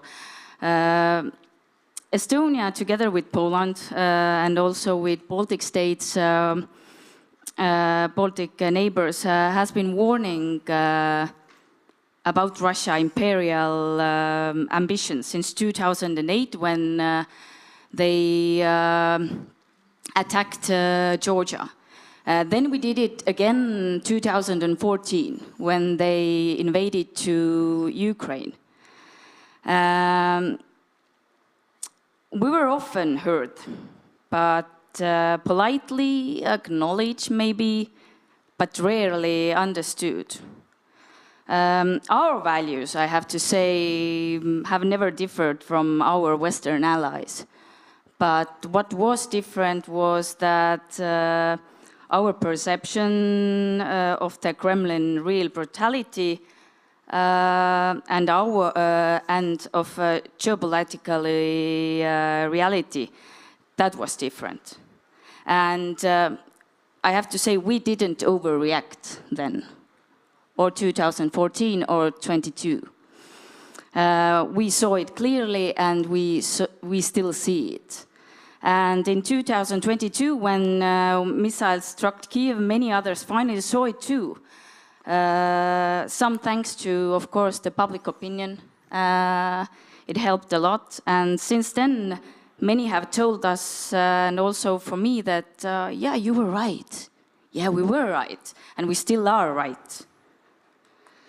But we don't have to be right in a retrospective, like in 10 years or today. We want to be listened to and now, because we want Ukraine to win this war, and we want that Ukraine will be supported not just cautiously, not conditionally, but fully, and to the victory, of course. And what's my point? I want to be very clear that Russia can lose this war. This is actually possible. And it must lose this war. Because history shows that even the tiny democratic shift in Russia or the Soviet Union has only come after strategic weakness. And we have to make that happen, that weakness, we have to make it happen. All together with our allies and Western allies, all together. But if I have to answer the question that who will lead and or who or how should lead Europe, if I could choose by myself, then I would prefer that Europe and its security is led together with Ukraine. Because if I have to ask or answer the question why, then the first thing is because my 8-year-old son knows that Ukrainian soldiers are the best in the world, and if I don't believe him, who else has to believe him? And also, Ukraine has 11 years. Just imagine 11 years. My son is 8, but Ukraine has done it 11 years. And they have this experience, and they have this experience with Europe's most brutal enemy, and we don't take their wishes and recommendations seriously. Then I don't know, my 3 kids will be the next ones who will be in the front line, defending themselves and me. And I have been actually in the front line here. I'm not sure most of they here sitting have been there. It's awful. You don't want it to be in Europe. So yeah, we can't lead Europe today without Ukraine. We have to do it together with their experience. Yeah, and maybe the last point I have is that EU is by the definition is a collective leadership, but in security issues, it's clear that big countries and bigger armed forces should step up, and I think a little bit we are seeing that already. Hopefully, and I hope it's going to be that way more and more and more. And also, I have some hopes in the new Chancellor of Germany as well. I hope that will be good for the Europe and also for Ukraine. Thank you. Thank you, Lisa, for this emotional and important remarks. I fully share. And now my question goes to Ambassador Frederick Lloydquist, who is, by the way, the director of the Stockholm Center for Eastern European Studies. And here I have the question which also reflects what we see these days in Moscow. In Moscow we see the gathering of a new alliance, a new old alliance led by China. They declare that they are going to be friends of steel and actually sending this wartime message to, first of all, to Eastern Europe. So this is an extremely difficult pressure which is imposed on Eastern Europe. How would you assess this situation in Eastern Europe today strategically from the point of view of your institution? Thank you. And first of all, I'm not quite sure we all I think we all operate with different understandings of what Eastern Europe is, and for me, Poland is Central Europe and that's not Eastern 100%. Europe. This is the prominent signature feature of Eastern Europe. Yeah. Everyone understands something else. Yes. I will get to your question, but I will just like to pick up where Sławomir started the discussion, namely that Ukraine is and must be seen as a chance for Europe. And I would be amiss also with having Adam Michnik here in the audience to refer to my personal history. I'm a little bit older than Luisa, so my first political awakening in 1981 was that I bought this badge. Probably you can't see it, but it's a Solidarność badge. Mm-hmm. And I think this was also an important, beginning of the 80s, I think this was also an important awakening in Sweden, and there was a strong support for Poland. I started my diplomatic career in 1994 with working with Swedish support to the Baltic states and in the Baltic states. And that had a huge transformative effect on Northern Europe and Eastern Europe. And I think we are now, with Ukraine, at the same sort of transformative moment in Europe's history. And as a previous Swedish Prime Minister and Foreign Minister said, either we will be able to stabilize Europe eastwards, that is to include Ukraine, or we will be destabilized from the east. There is no stable equilibrium, any status quo ante which we can return to.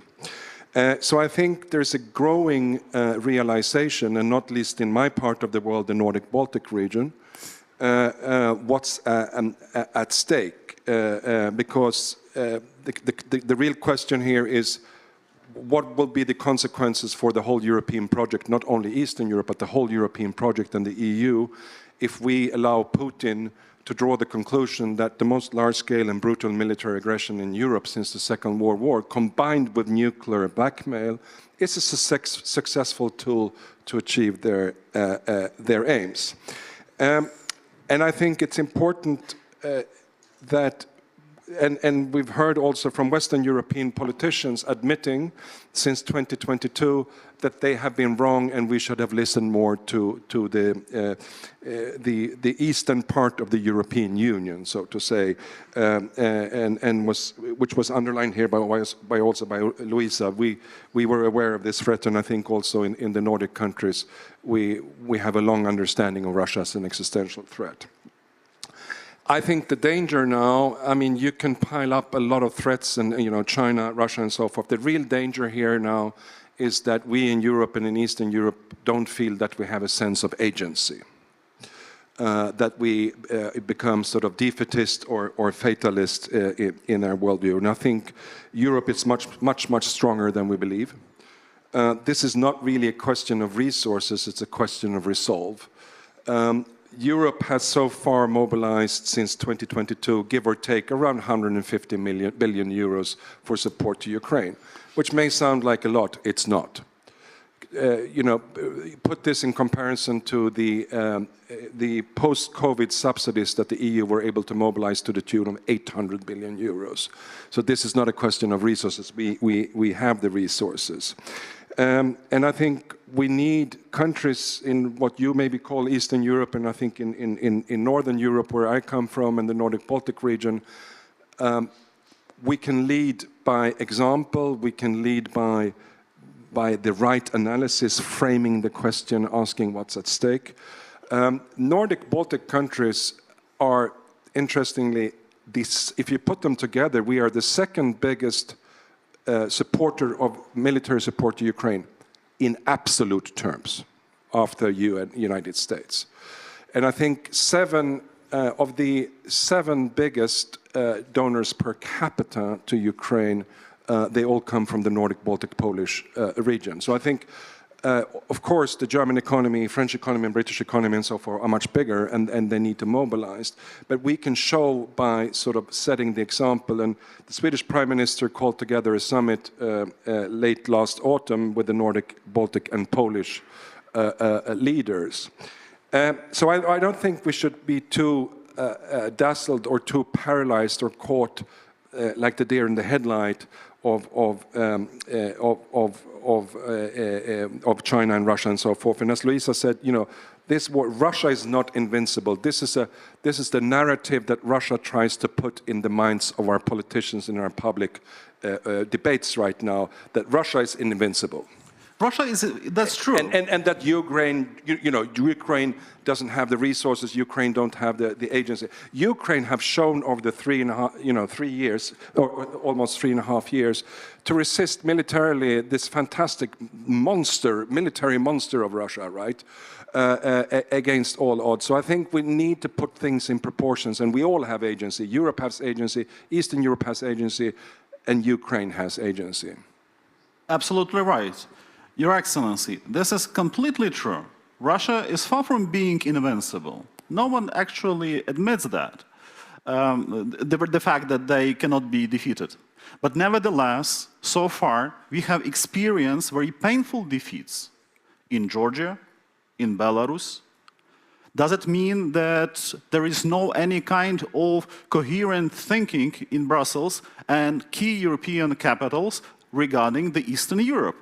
Since the very fact that there is no Georgia among us today, there is no Belarus among us today, means that there is no clear-cut European strategy with regard to these countries.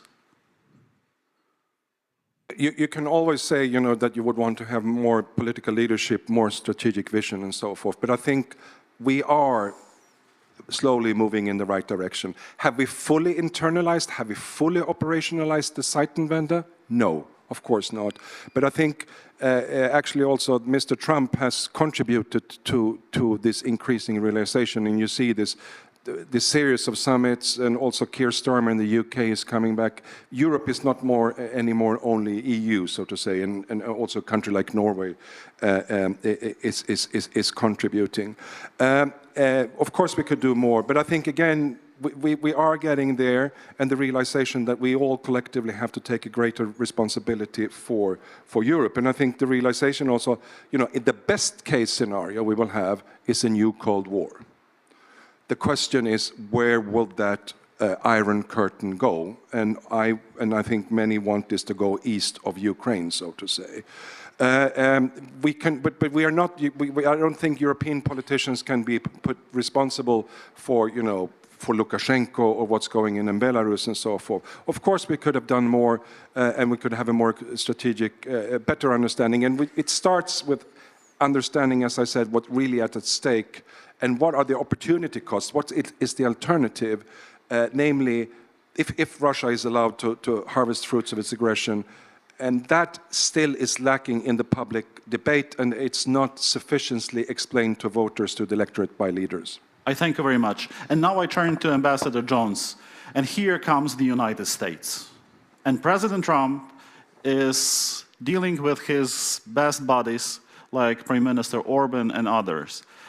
Would you be so kind to explain the reason why Washington prefers to deal with this type of politician in Eastern Europe rather than with others? And what are, in your opinion, are the priorities of new American administrations regarding Eastern Europe? You're welcome.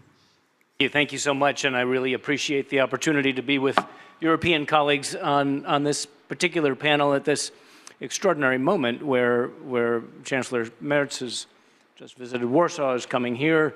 There's a treaty to be signed between Warsaw and Paris on defense. Very dynamic moment. I will bring a couple of perspectives based on my time serving as U.S. ambassador to Poland, which, was from 2015, 1 year after the 2014 invasion, through 2018, so encompassed the end of the Obama administration and the beginning of the Trump administration.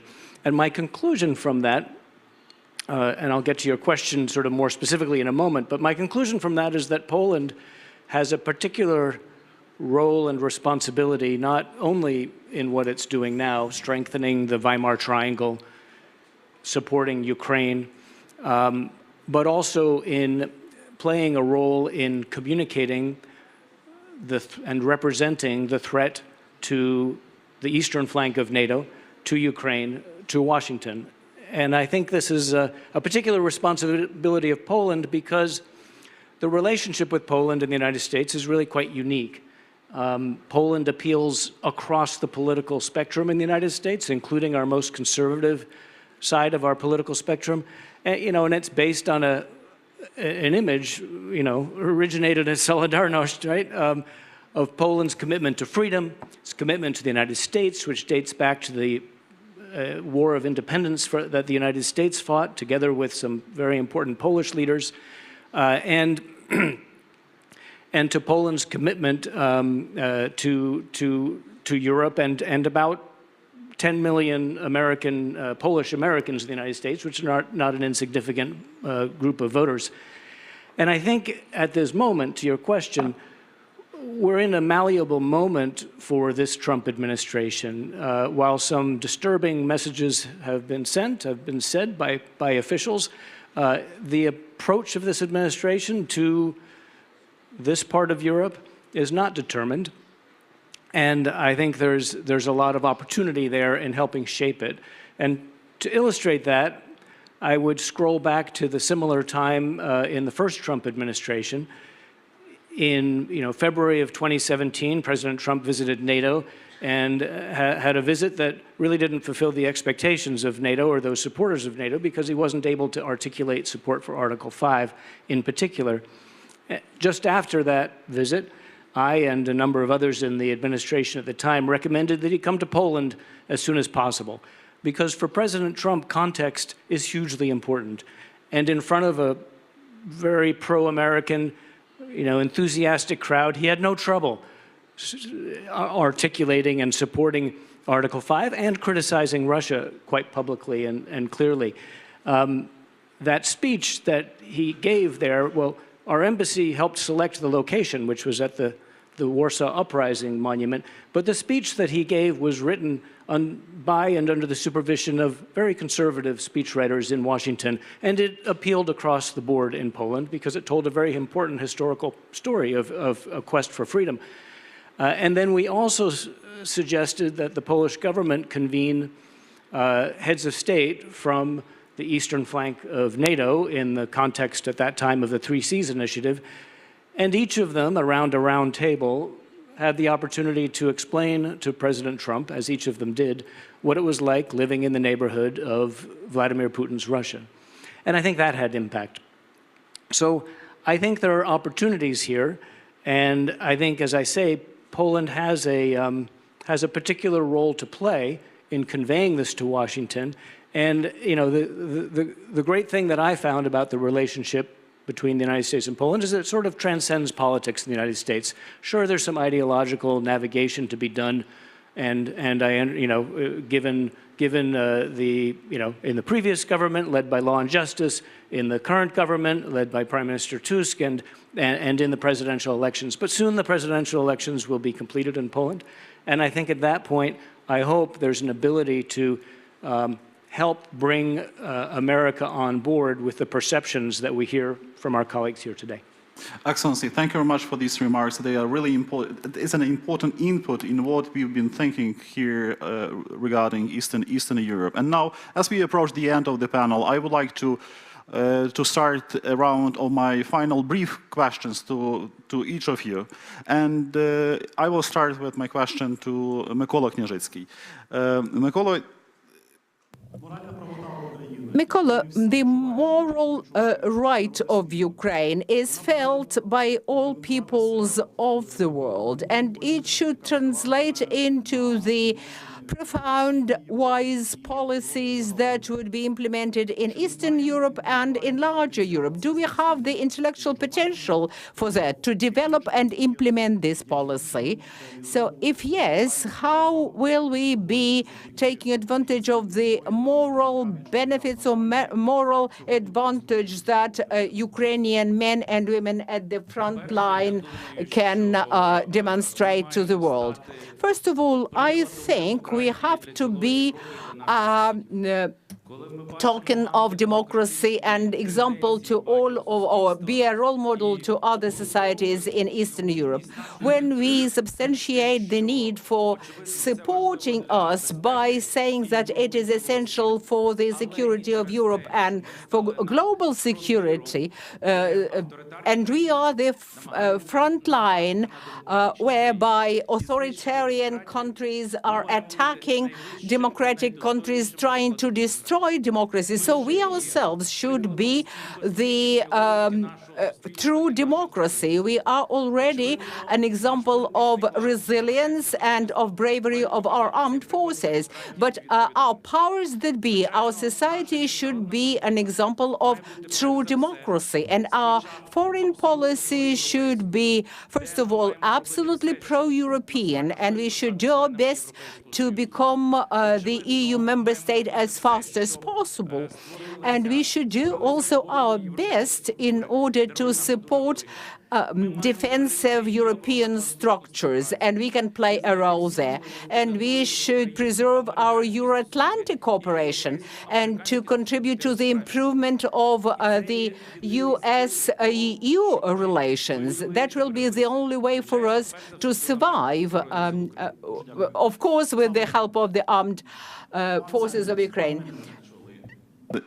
Do you believe in potential of strong unity within Eastern Europe, between Kyiv and Warsaw, between our capitals, and in our ability to overcome any kind of local selfishness in order to bring some new moral energy into the affairs within Europe? Such a difficult question, and please give an answer in 1 minute.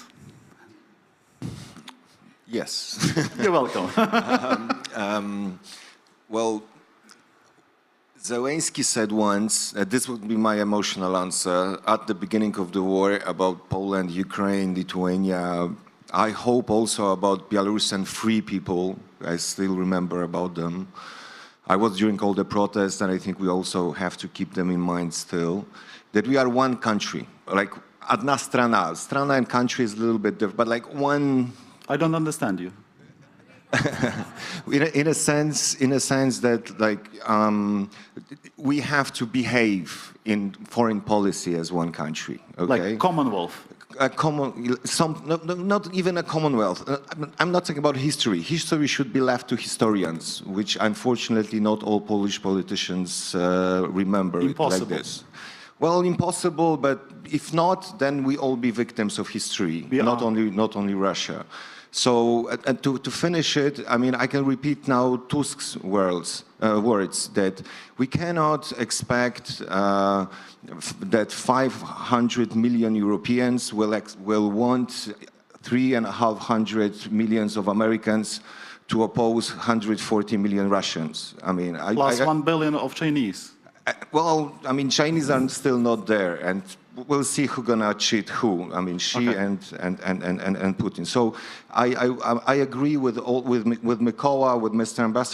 Ambassador as well, and of course you that we, you know, if Kaczynski integrated Polish democratic opposition, Putin integrated us if we were not able to do it by ourselves. So like it or not, if you're Polish, you have no other choice than to support Ukraine. Thank you, Slavomir. Or you are an idiot. I mean... Let me invite Luisa to have her concluding remark. 1 minute, please.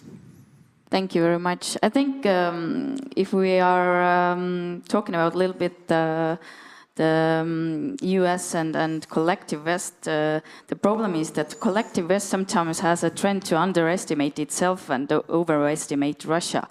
That's something we should change. And Ukraine has been able to defend itself from Russia for years with some, but not full help, I have to say. What is our justification as EU? More than 10 times the population of Ukraine, that we need to be a bit afraid of Russia? I don't know. We should stick together and do something and do more to victory. Slava Ukraini. Героям слава, дякую. Your Excellency, Frederick, you're welcome. Thank you. I think sometimes we speak too much. We are too good in Ukraine and the European Union maybe to speak about our own weaknesses. And we should speak more about our own strengths. And we speak far, far too little about Russia's weaknesses. They are the weak one. And I think, again, as I said in the beginning, I think this is a moment of destiny for Europe's future, and that future will be decided in Ukraine and how much we can support Ukraine. There is no going back to any kind of status quo ante. So either, and that's, I'm optimistic that this could be like Poland was in the 80s, like the Baltic states, Central Eastern Europe was in the 90s. Ukraine is the potential moment for renaissance for the whole European project right now. If we don't succeed in that and we allow Putin to succeed, that's a much, much bleaker picture, not only from Ukraine, but for all of us in the rest of Europe. So therefore, our fates are intimately connected and you can't separate them. Thank you. Ambassador Jones. Just briefly, to your earlier question, I wouldn't be confused too much by some of the political rhetoric coming out of Washington. But to the point here, I think, to what I was suggesting yesterday, the more we can explain Ukraine, not only as, obviously, we all care about, as important in and of itself, but as an asset to the West, as an asset to the United States, the better we'll do. Thank you. Thank you. Mr. Breza. We will support Ukraine even more strongly, and I'm sure that Putin will lose, just like Hitler lost, and just like Soviet Union collapsed, and it will be the same way. Putin would also lose and collapse. It's only a question of time. Amen. Thank you. Slava Ukraini. Героям слава. I do thank you. Please pass our best regards, and on behalf of the Kyiv Security, to all your nations, to Poland, to Sweden, to Estonia, to the United States, for everything you did, which is of highest price and value for Ukraine. The difficult truth is that Ukraine, the Ukrainian people, would not survive without our friends. But another part of that truth is that if we fail, you will never survive. And it means that we have to prevail. We have to prevail because there is no other option how to move forward, how to live in the 21st and other centuries before us. We have to destroy this damned evil, which is Russia way of doing things, led by war criminal Putin. Slava Ukraini. Slava Ukraini. Thank you. Дуже дякуємо, і в нас перерва. Thank you very much. Now we break off for coffee.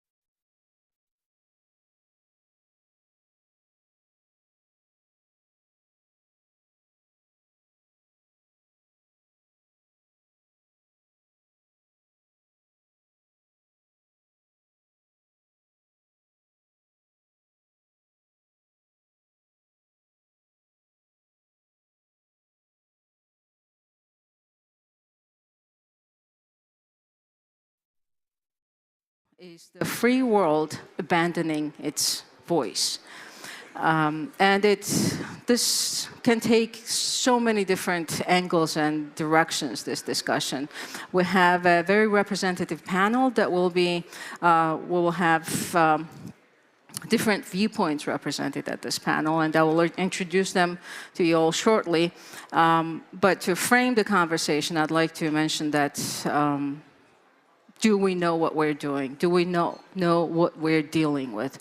We know that our adversaries, through propaganda, misinformation, disinformation, are outspending us, are in some cases outmaneuvering us, and are we doing enough? Is there something else that we should be doing? So that would be the framework of the conversation that we'll have. But before I call the panelists to the stage, there is a video that the organizers would like us to watch. So it's a short video, but please pay attention. It will also provide a framing of a sort to this conversation. This is the Voice of America. The Voice of America. Stimme aus Amerika. Welcome to the Voice of America in Washington. For more than 8 decades, this was the broadcast that many relied on in times of war, repression, or natural disaster. This is a voice speaking from America. The Voice of America, VOA, was established in 1942 to counter Nazi propaganda. The people of the United States extend the hand of friendship to you across the sea. VOA delivered accurate, objective, and comprehensive reporting in 49 languages to a weekly global audience of more than 350 million. The news may be good or bad. We shall tell you the truth. That changed on March 15, 2025, after President Donald Trump ordered the agency dismantled. VOA's radio and TV broadcasts went silent, and its website stopped updating. More than 1,300 journalists and other employees were put on leave. VOA's worldwide affiliates were caught off guard. Emisiji trebalo je da govore I kolege sa Glasa Amerike, međutim Donald Trump je ukinuo finansiranje Glasa Amerike. VOA journalists took the administration to court for violating the First Amendment and the Constitution's separation of powers. On March 28th, a federal judge temporarily halted the dismantling of VOA. We are committed to continue this fight until we can return to our congressional mandate of telling America's story to the world through factual, balanced, and comprehensive reporting. On April 22nd, a second federal judge called on the Trump administration to restore VOA. While the cases are undergoing appeal, VOA's worldwide audiences are left without the accurate and balanced news they've come to rely on. Remember, in Zimbabwe, we are under a repressive regime that does not tolerate any dissenting voices, alternative voices, and as such, we had been subjected to one state-controlled broadcaster since 1980. Amerika adalah simbol jurnalistik yang jujur dan independen yang dibutuhkan oleh dunia. America's adversaries are poised to step into the void. The departure of the Voice of America also leaves a gaping vacuum in the information world that can only be filled by countries like China and Russia. For 83 years, the Voice of America has delivered independent news, including to places where press freedom doesn't exist, strengthening American soft power and national security. Please contact your representatives in Congress and tell them to save VOA. This is the Voice of America, Washington, D.C., signing off.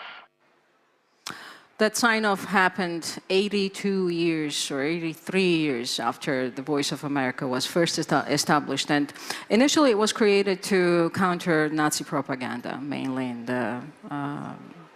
the European part of democracies or the world. So the VOA broadcasts in almost 50 languages globally, and its weekly audience is 354 million people a week. So with that, just to finalize that, and I'm also very passionate about VOA since I spent 15 years of my professional career at VOA at the Georgian service. I left last year as the managing editor of the service. So I'm very passionate about it. Thank you very much for the video. And with this, let's invite the panelists to the stage, please. And first, I will introduce Jeremy Branston, who's joining us from Prague, and he represents the Radio Free Europe, Radio Liberty. He's the regional director for Eastern Europe. And we have Indre Makaraitete. Please, Indre, join us. Vitaly Portnikov, and I'm sorry, Vitaly, yes, please. Vitaly is a very famous author and journalist. And Indre, I should say, that represents the Lithuania's national radio and TV network. We have Olga Rudenko, who's editor-in-chief of Kyiv Independent. And I'm sure you all know about Kyiv Independent, which is one of the most reliable sources that comes out of Ukraine on a daily basis. Yanis Sarts. And Yanis represents, he's the director of the NATO Strategic Communications Center of Excellence based in Riga. And then, of course, we have Patsy Vidakusvara, who also featured in this video, and she's the White House bureau chief at the Voice of America. So I promised you a representative panel, so here we are.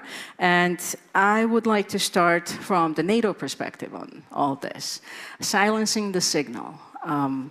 So adversaries are trying to silence the signal of freedom and free media. They are trying to push their narratives and propaganda, misinformation, disinformation, you name it. We know what they are doing. Do we know what we are doing? And are we doing enough? Thank you very much for the question. And I'll probably start with a personal story. I saw that video. I remembered being 16 years old, still in the Soviet Union, and trying to tune into the Radio Free Europe to listen what is happening in the world, despite all these signals that were coming in to disrupt that. And that was one of my formational experiences, how I've learned about the world. So point is, I'm one of the examples, how did it work? Now, fast forward to today. Authoritarian system, core principle is to ensure control of their own people. And they've been fine-tuning that instrument as time goes by, increasingly involving technology. And they've been transporting that knowledge over to other audiences. And some of the tools we see they use are the ones they've created first and foremost for their own audience. And it is not necessarily only to silence. Sometimes it's a cacophony of things, and etc., etc. So what are we doing? Is there a NATO consensus? Obviously, no. It takes all 33 nations to agree. So we're somewhat in a searching mode right now. What should be the answer? But in my view, my personal perspective is, it's like in a real war. You can't win the war by defense. You have to grasp the initiative, and you have to find a way how you create your own dynamic. It should not replicate the same way as they do. They don't really care about the truths, the facts, and etc. We have to base that into these elements, but it has to be A, value-based, B, it has to be story-based. Who reads press releases? Who thinks of communicating in press releases? Stories do tell stories. And that is what we have to do. And like also in the battlefield, like we look on the front lines in Ukraine, it's skill of a people, but it's technology and innovation.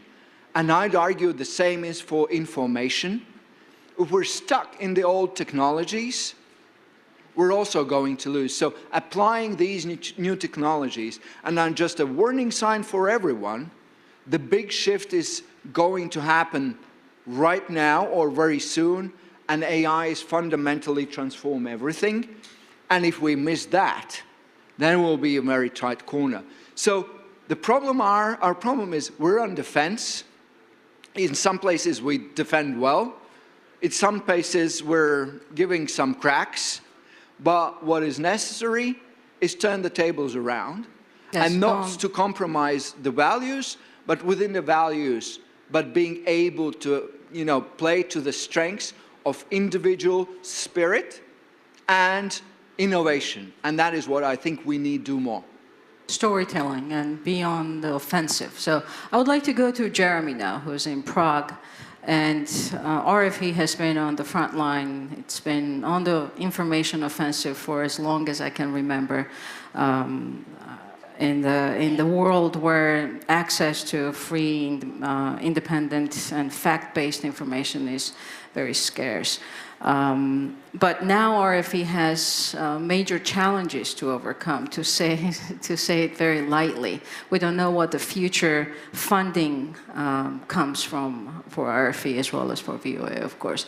So, Jeremy, if you could just give us a brief update about what's going on now, what's the prospect of securing funding for RFE? What can you tell us about the European Union picking up the tab for RFE? Any updates on that front?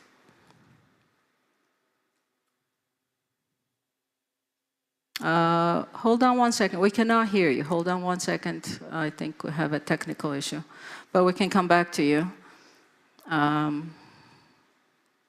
Let's see. Try to say something, and if not, can you hear me now? Okay. Yes. Yes. Now. Good. Okay. Yes.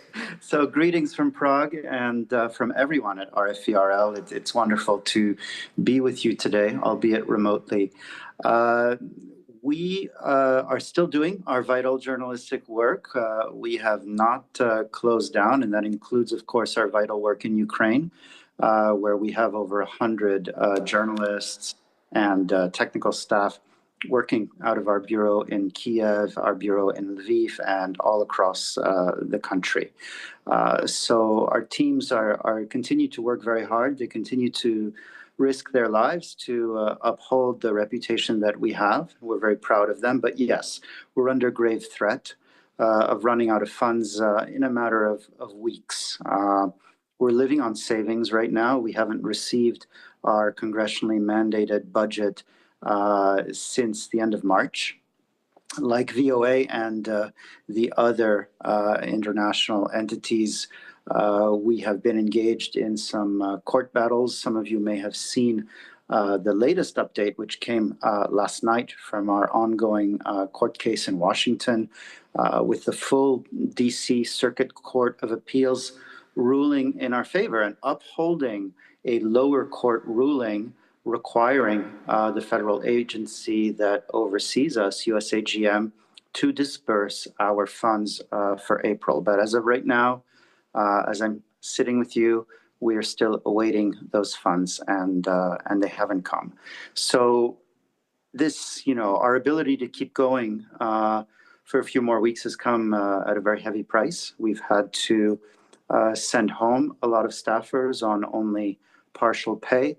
We've had to cut freelancers in many countries. We've had to cut programs, cut projects, and focus only on providing essential news as we face this crisis. Now in Ukraine, which is a top priority for RFERL, understandably, we've also been forced to make cuts. Our daily morning show has been put on hiatus. We have had to pause our dedicated refugee desk, which does very important work. Some staff and many freelance contracts have been ended. However, we do maintain our national network. We are still reporting from the front lines and from cities all across Ukraine that are being bombed frequently.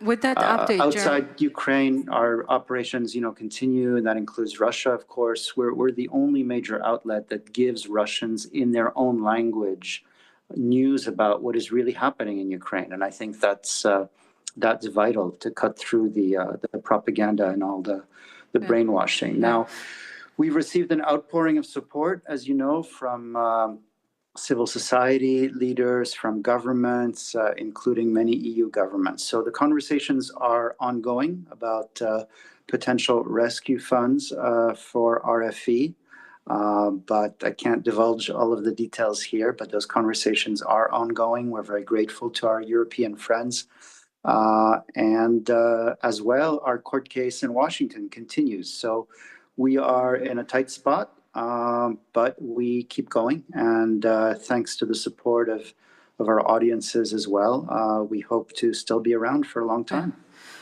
Jeremy, since the conversation is about basically, in this case, predominantly government-funded media entities, RFE, VOA, and 3 other network organizations under the US government Agency for Global Media, they are all government paid. So my question to you is, do you think it's important to keep the government-funded entities, news organizations, operational? And would anything change in your case if the EU were to fund RFE as opposed to the US government? Well, look, I would say that I prefer to refer to what we do as public service media, and it's been documented. If we want to take Europe, for instance, but in countries across the world where you've got strong publicly funded media, you've got a much healthier environment where disinformation has a harder time than it does in countries where that public service media has been dismantled, and unfortunately, that includes countries that are inside the EU and parts of Eastern Europe.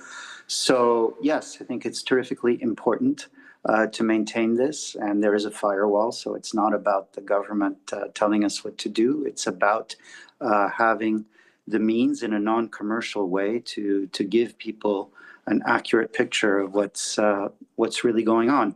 We know that if we add up what Iran, what Russia, what China are spending, as you alluded to, in their information campaigns, it's something like $7 to $10 billion a year, which is 50 times our budget here at RFE. So obviously they think it's pretty important and it's effective at swaying minds. And if we disappear, they've got an open space. So I think it's terrifically dangerous to cede the space and to deliver an own goal. I mean, there's really no reason we should be increasing our budgets, not trying to eliminate these very valuable media operations. Thank you very much, Jeremy. And Patsy, I would like to come to you now and ask you a similar question. What is the added value that VOA brings? And I think it's an important distinction for the viewers, for the understanding of the issue. We have all kinds of private media organizations. Some of them are trusted, some of them less so. We do have BBC, we have Deutsche Welle, France 24. We have all these trusted, reliable sources of information. VOA is very small compared to them, at least in the English-speaking world. So what would be the importance that you place on the organization from your perspective? Thank you, Iya, and thank you, Kyiv Security Forum, for inviting me. I have to stress, first of all, that I'm not here speaking in my capacity as VOA's White House Bureau Chief, because I have been put on administrative leave since March 15th, and technically not authorized to speak here, so I'm speaking on behalf of my capacity as lead plaintiff in the Widakuswara V. Lake, which is a lawsuit against Kari Lake in her capacity as the senior advisor for USAGM. This is a lawsuit on behalf of journalists and also labor organizations, Reporters Without Borders. And we have a separate lawsuit with RFE and RFA, but our lawsuit also fights for the relief for RFE and RFA, and we welcome the en banc review's decision to give your funding immediately. Hopefully that comes out. To answer your question, Iya, why is it important? It's because good journalism takes resources. And I have to push back against the fact that VOA is very small. VOA is 360 million English language weekly. Right, but we broadcast in 49 languages, including in places where there's no freedom of the press. And our audience are not only, you know, women in Afghanistan or farmers in Africa, but also decision makers in the global south who is facing the onslaught of disinformation by Russia and China. You can see this by the way they are reacting to our closing. Let me just quote a couple of things that RT, the editor-in-chief of RT, said in the closing of VOA. They said, she said, "This is an awesome decision by Trump. We couldn't shut them down, unfortunately, but America did so herself." Beijing State newspaper also said VOA has now been discarded by its own government like a dirty rag. So this is a fight that I believe and my colleagues believe is not just a fight for our jobs and our independent journalism, but also for our audience. Our audience have been listening to our broadcast for 83 years, and for the past 7 weeks, we have been silent. And now, Kari Lake has just decided that she will air OAN programming on VOA. And so for those who are not familiar, OAN is this small, very right-wing, very partisan outlet that's very pro-President Trump, and this will merely just destroy the trust that we have built. Just to give you an example, their White House correspondent once asked the president, "Previous American leaders lacked courage and conviction to have talks with Russia. What gave you the moral courage and conviction to step forward and do that?" So they're not exactly the bastion of independent journalism, and this is what they're trying to replace our independent journalism, which is, by the way, protected and mandated by law, that we have to be objective. Yeah. Let's see what the court decisions come back with and how the VOA's future evolves, and good luck with everything. And now I would like to come to you, Indra, because you are also representing a national radio and TV network in Lithuania. What's your perspective as a frontline state that's dealing with Russian misinformation, propaganda, disinformation, Ukraine war? What's your view on private versus public funding for the news agencies, or how do you think they are important? We got the views from VOA and RFE, but what would be your perspective on that? Hello, it's a great honor to participate here. And Yanis, I also remember myself growing up with radio, with Voice of America. My grandfather, secretly listened to Voice of America, and my father as well. So, but the job was done, and by all these free media outlets in occupied Baltic states, and we have our own media now. And what we observe in Lithuania and other Baltic states, but Latvia and Estonia is a little bit another case different from Lithuania. In 2018, we noticed that there is a group of people which organize constantly protests on every possible topic, which somehow, make the society nervous and disoriented. And they still organize, they keep organizing those protests. And guess what main slogan they use in those protests? The main target is that, mainstream media, all journalists, it doesn't matter where they work, in the public service media or private media, all the mainstream media, fact-checking, investigating journalists, they are under attack of those people who are, have links with pro-Kremlin organization or pro-Russian organizations. So it's not like,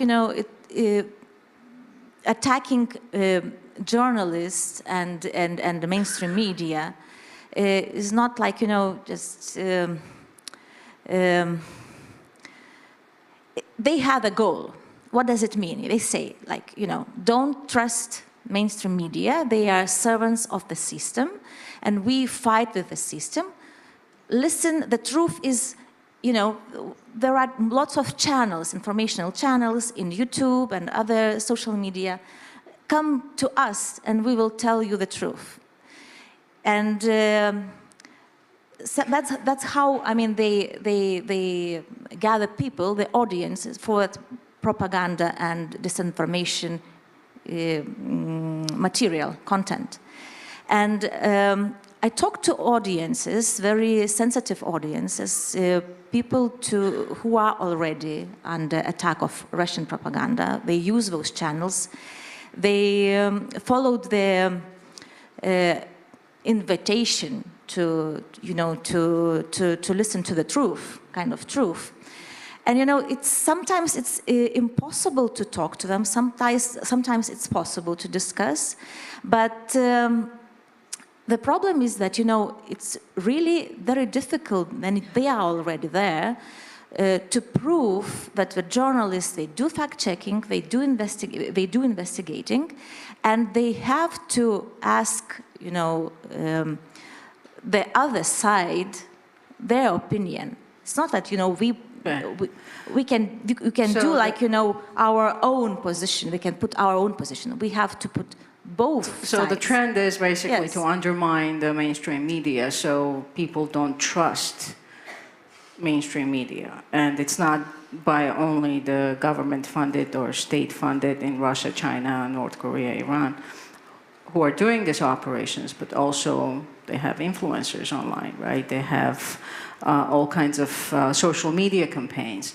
And I don't know if you finished your thought, but I really wanted to get to Vitaly and ask him I introduced him as an author and journalist, but I would put influencer on this description as well, because you have over 1 million subscribers on all your platforms, so at least that's my math, maybe I'm off.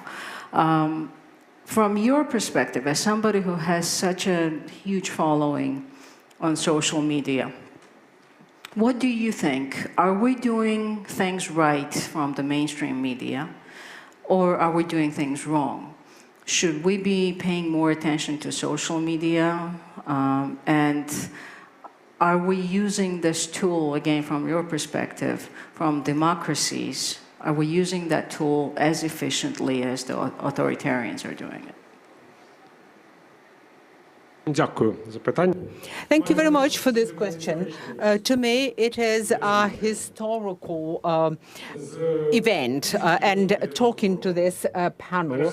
Since 1992, all of the conferences dedicated to the media, I was presented as the one who is the member of Radio Liberty, Radio Free Europe. And today, I can't say it because I don't represent the interests of this corporation. So I have this strange feeling, because it's totally unusual for me not to be part of it. I'm happy Jeremy is with us because he represents Radio Liberty, Radio Free Europe. And it is an extremely important crunch moment, I would say.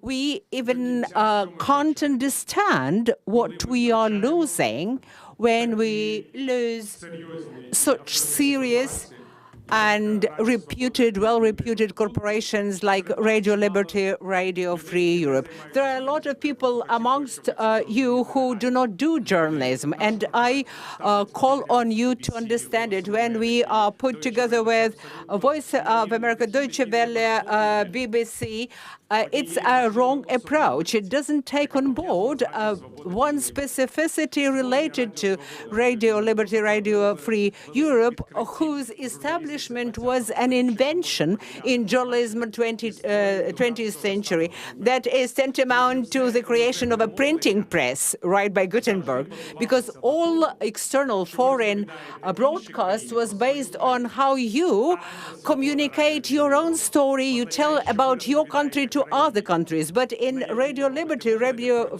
Free Europe, you are telling the stories of that country to that country, because the people in that country can't get truthful information. So we spoke about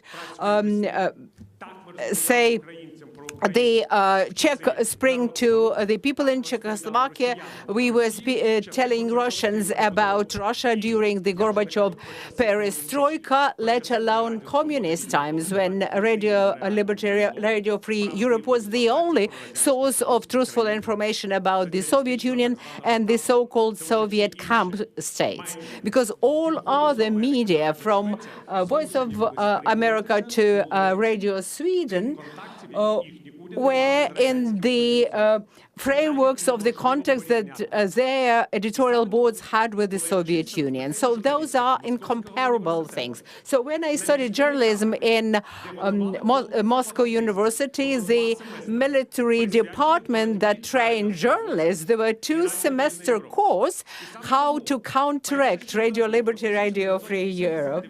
And the first thing that was done in 1989, when I was the correspondent of the Molod Ukraina newspaper, I printed the interview with the editor-in-chief of this radio. And it was from this interview that people learned that you can have an adversary in your own newspaper.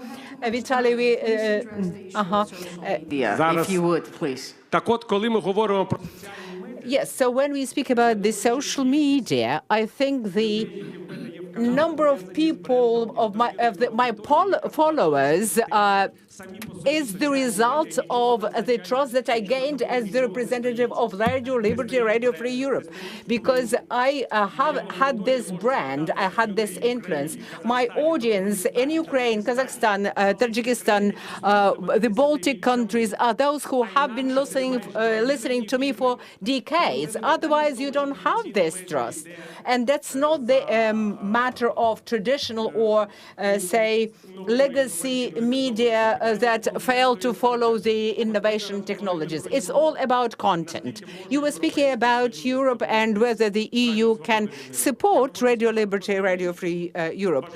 And it is important to remember that part of our authority and our influence was the fact that the USA were behind us as a country that is a leader in the democratic world. So without that, there is no Radio Liberty, Radio Free Europe. And unless the EU is capable of establishing the same renommee for this outlet, we won't have the world where there is a voice to democracy. No social media, no individual activities can step in and replace corporations, because corporations set standards. They show whether we do good journalism, whether we promote truth and integrity. No YouTube can you guarantee that, right? You have to be aware of that.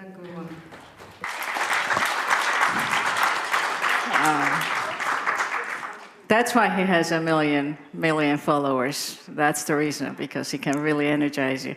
And Olga, I would like to come to you now. As Vitaly just said, there are certain things that are not replaceable, and trust, ethical journalism, fact-checking, reporting, those are the fundamental principles of journalism as we know it, or at least thus far.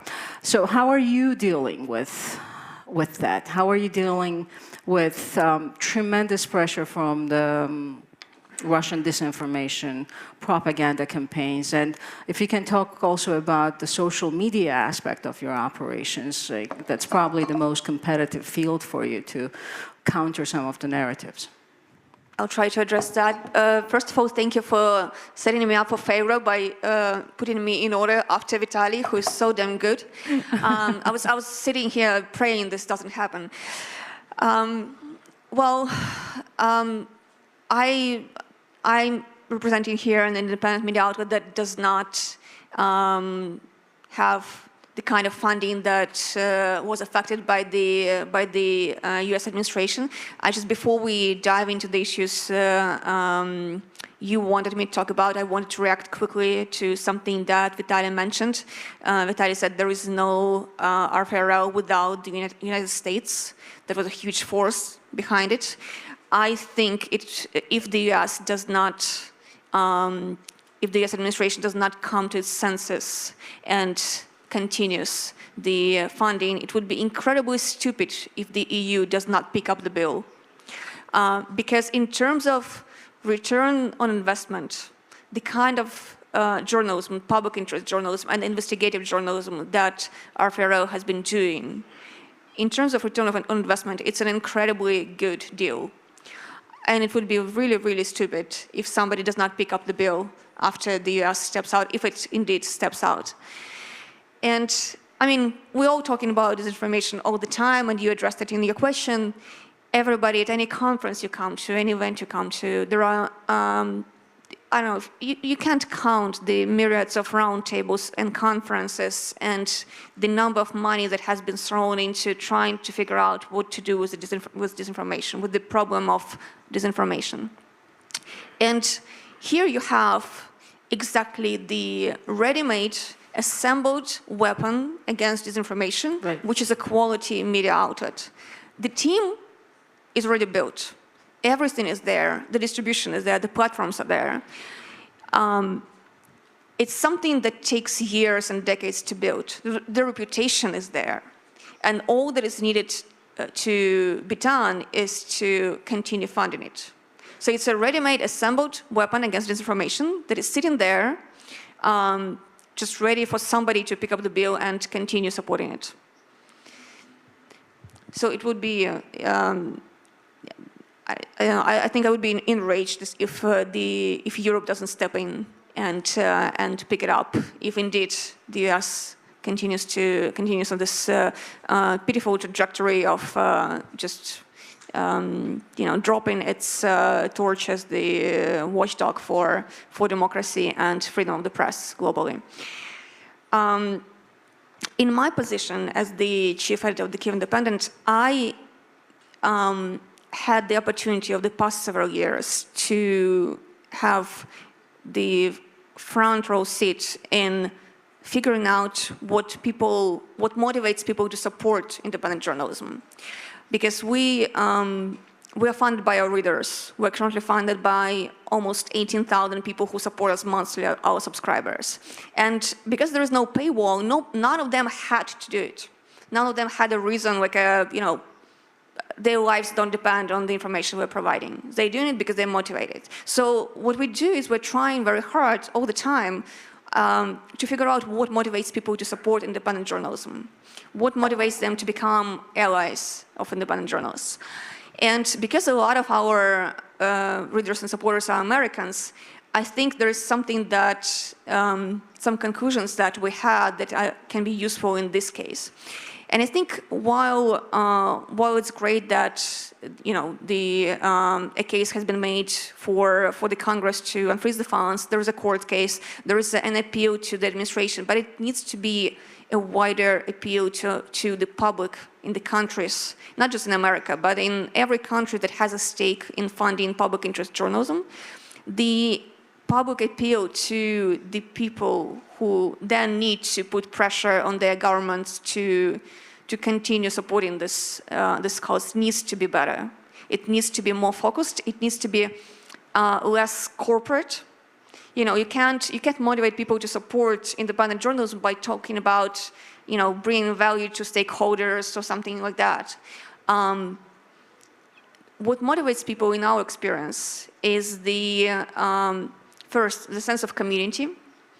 It's something that we've been getting feedback continuously, the sense of community that is being assembled around a media that is like a gravity center for the community. So we're kind of used. That's sort of overarching. I mean, it's something that unites, I think, everything that. Yeah, because we are, as media, we're used to seeing ourselves almost as like we're talking to the people, almost like we're standing, like I'm on the platform now talking to the audience, yes. But we need to be sitting with them. Exactly. And when they storytelling, which we started with, yes. Basically, right? So storytelling attracts people.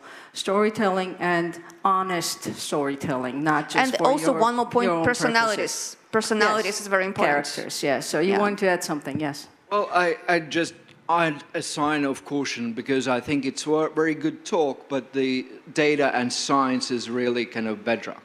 When you do tests on quality information versus engaging information, what do the people pick? People pick engaging information. Yes. So first. Second, in my recent 1 and 2 years, I've seen 3 European elections decided by TikTok.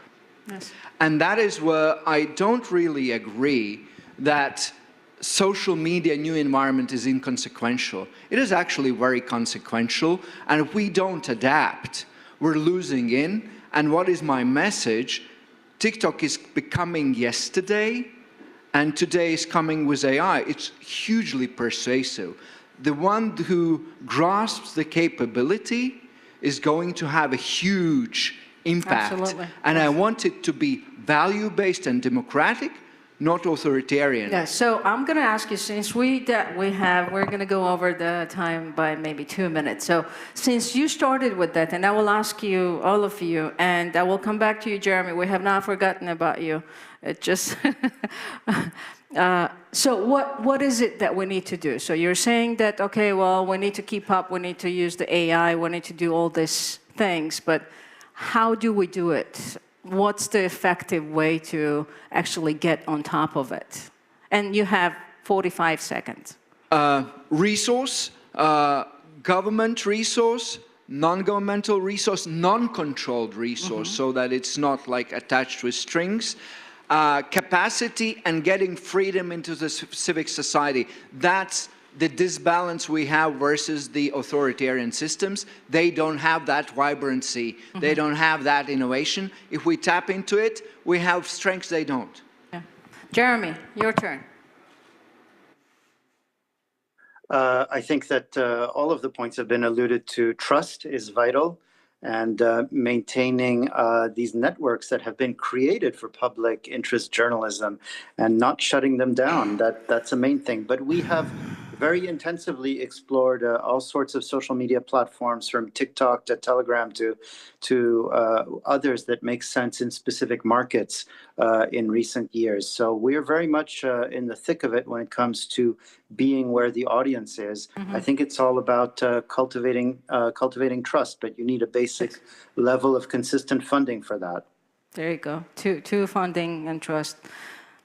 Let's see. I agree with that. I think whatever vehicle it is, whether it's TikTok, other social media platforms, or even AI in the future, the bedrock has to be about good journalism, about factual reporting, about independence, because whoever our audience is, they will see propaganda, and maybe propaganda is effective for a little bit, maybe during an election cycle or something like that. But if you want something sustainable and effective, there is nothing that beats factual, comprehensive and balanced information, and that is what we strive to do. Sure. And how about you, Andrea? I think that we have to come back to the audiences and talk directly. Yes, social media is very good, but then you directly reach your audience and you address and listen to the audience. Not via social media is also very effective, at least in Lithuania. It is a small country, and we know each other quite well. I mean, we know these people. And yes, and one more thing, I think that we have to have stricter rules towards propaganda channels. Actually, I mean, this is like, this is a crime to spread propaganda, and we have to be more. That's good. I like that. Yeah. So Olga, I'm going to put you before Vitaly this time. So how about? Thank you. I appreciate it. Yeah. Do you want to just conclude, or you already said yours? Oh, your original question before this was about how we can adapt to AI and stuff like that. And I think if we're now talking about adapting to AI, we're very late to the party.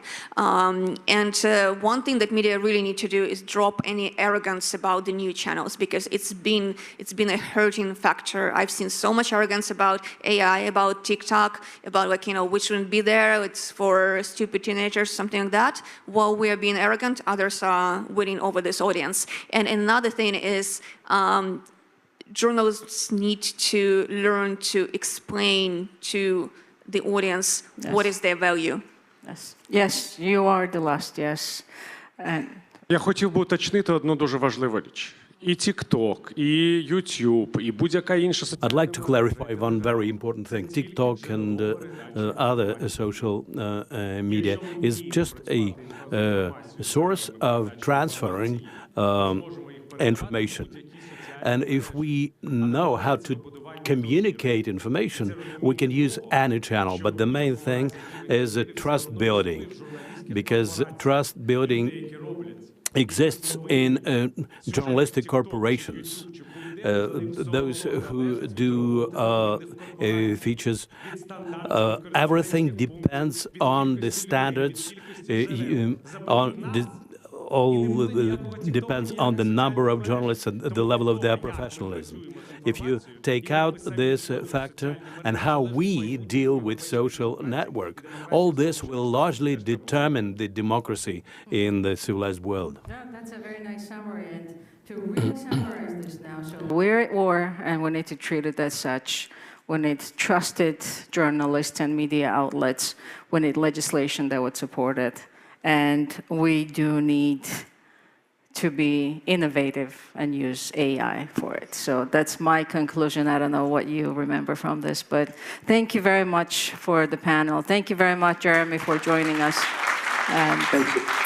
Let's keep fighting. Okay. Thank you.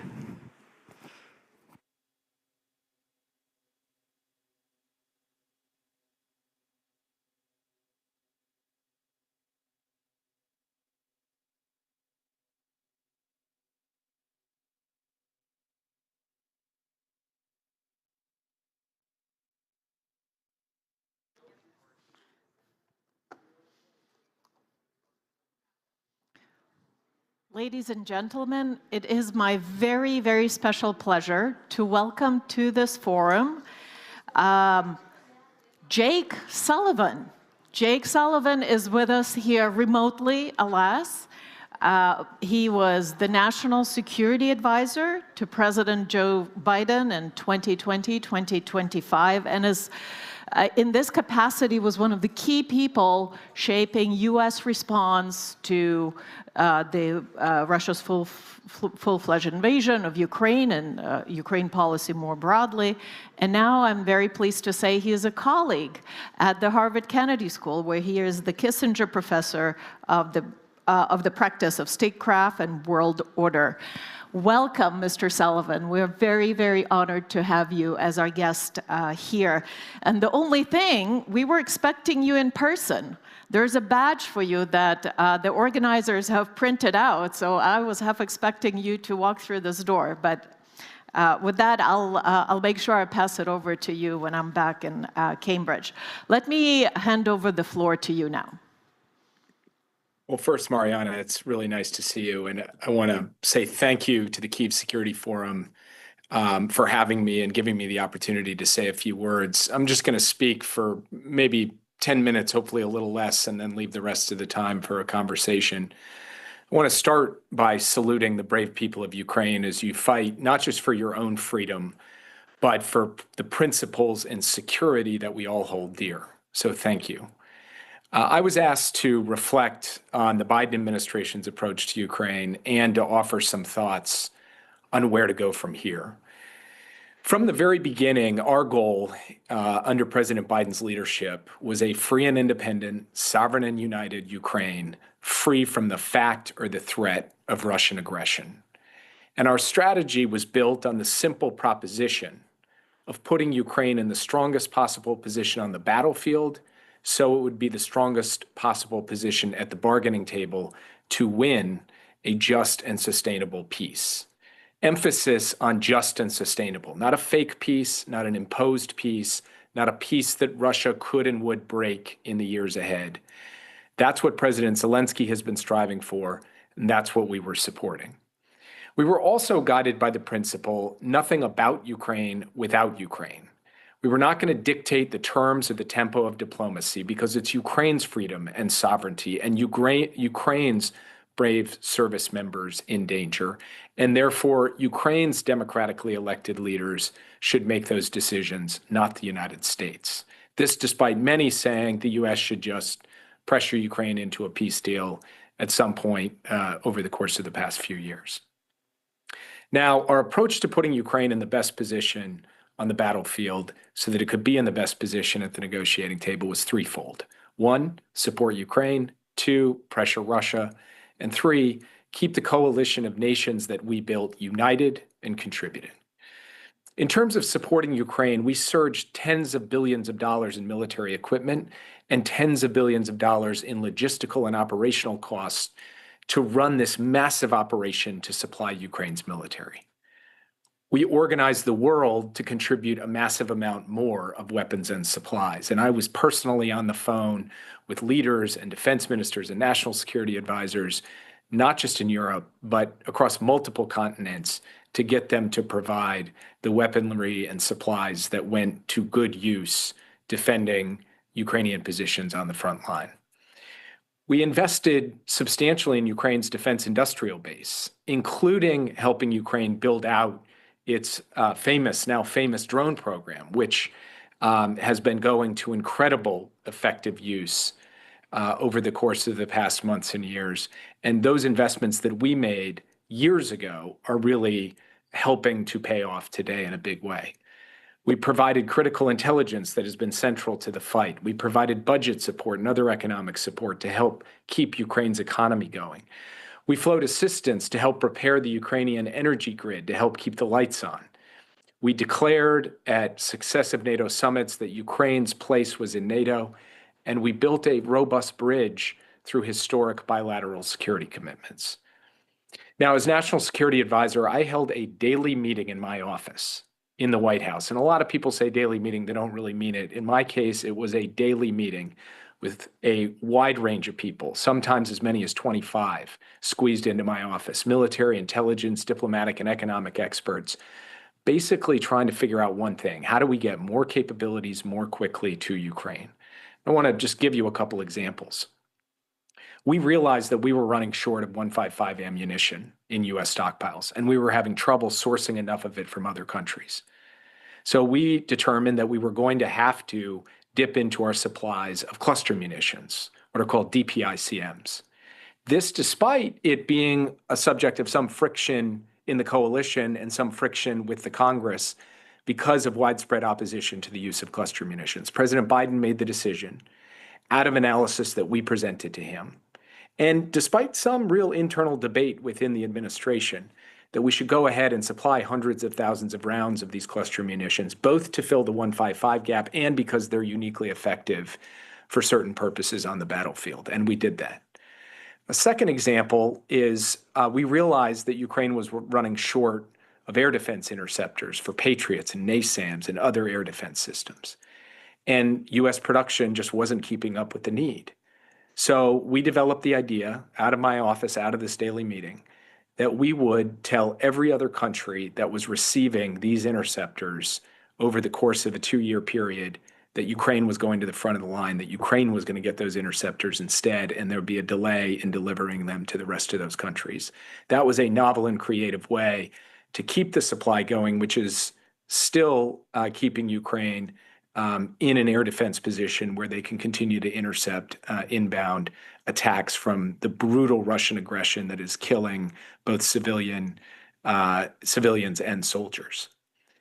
Now, I've heard the criticism that we didn't do enough fast enough because we were too worried about Russia. In fact, we spent every dollar Congress appropriated at pace and in full, and we never let up in the flow of arms to Ukraine. We moved an enormous amount of material, including a massive surge designed and directed out of my office in the closing months, a surge of capability. And over the course of October, November, December, into January, that surge is still helping Ukraine to this day on the battlefield. I have had a number of discussions with people across the spectrum about the specific issue of ATACMS. And the one point I just want to make is that from our perspective, there has been no weapon system, no one weapon system or even 2 or 3 weapon systems that could serve as a silver bullet in this war. And the scope and quantity and quality of American assistance over the course of the past 3 years has been vast.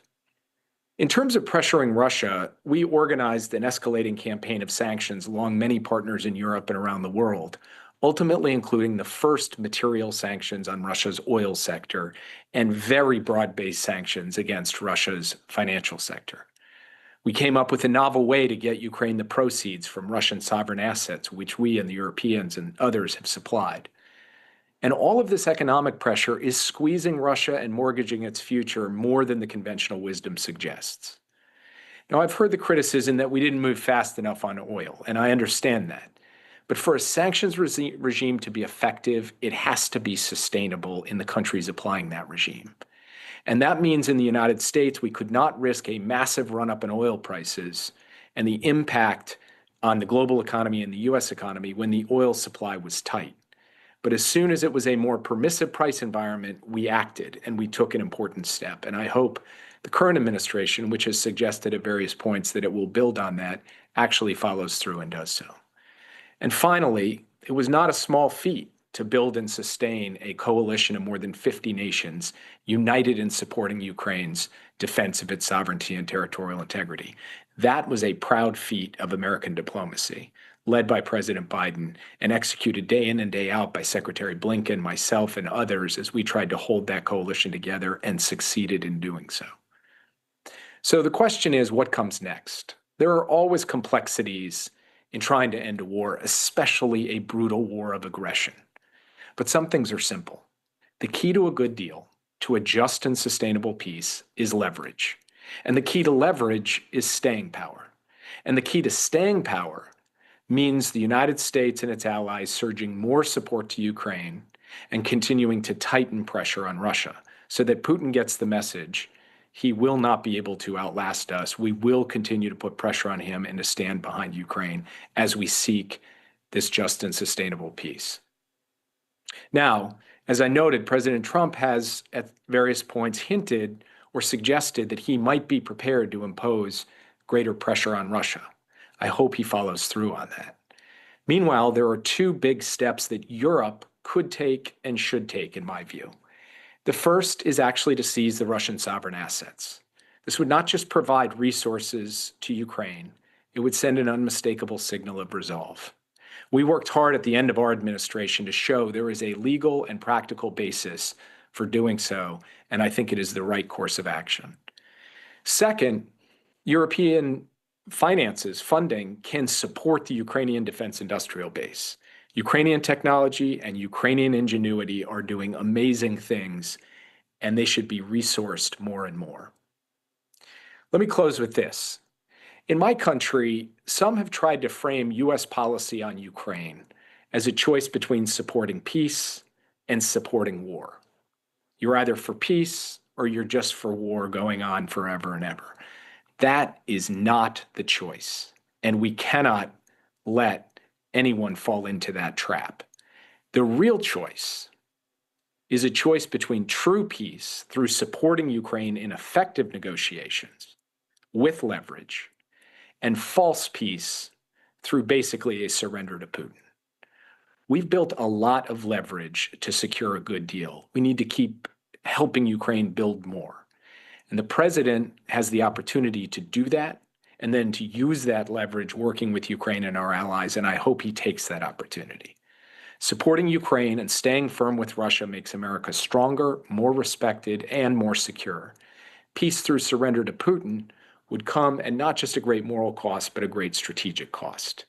So from my perspective, there is a clear way forward by maintaining support for Ukraine while pursuing tough, principled diplomacy with Ukraine in the lead and the United States and its allies backing them up. That path, despite everything, is, in my view, still open, and I hope the United States and the rest of our coalition takes that in support of a free and independent Ukraine. And I will stop there and just say, once again, thank you very much for having me.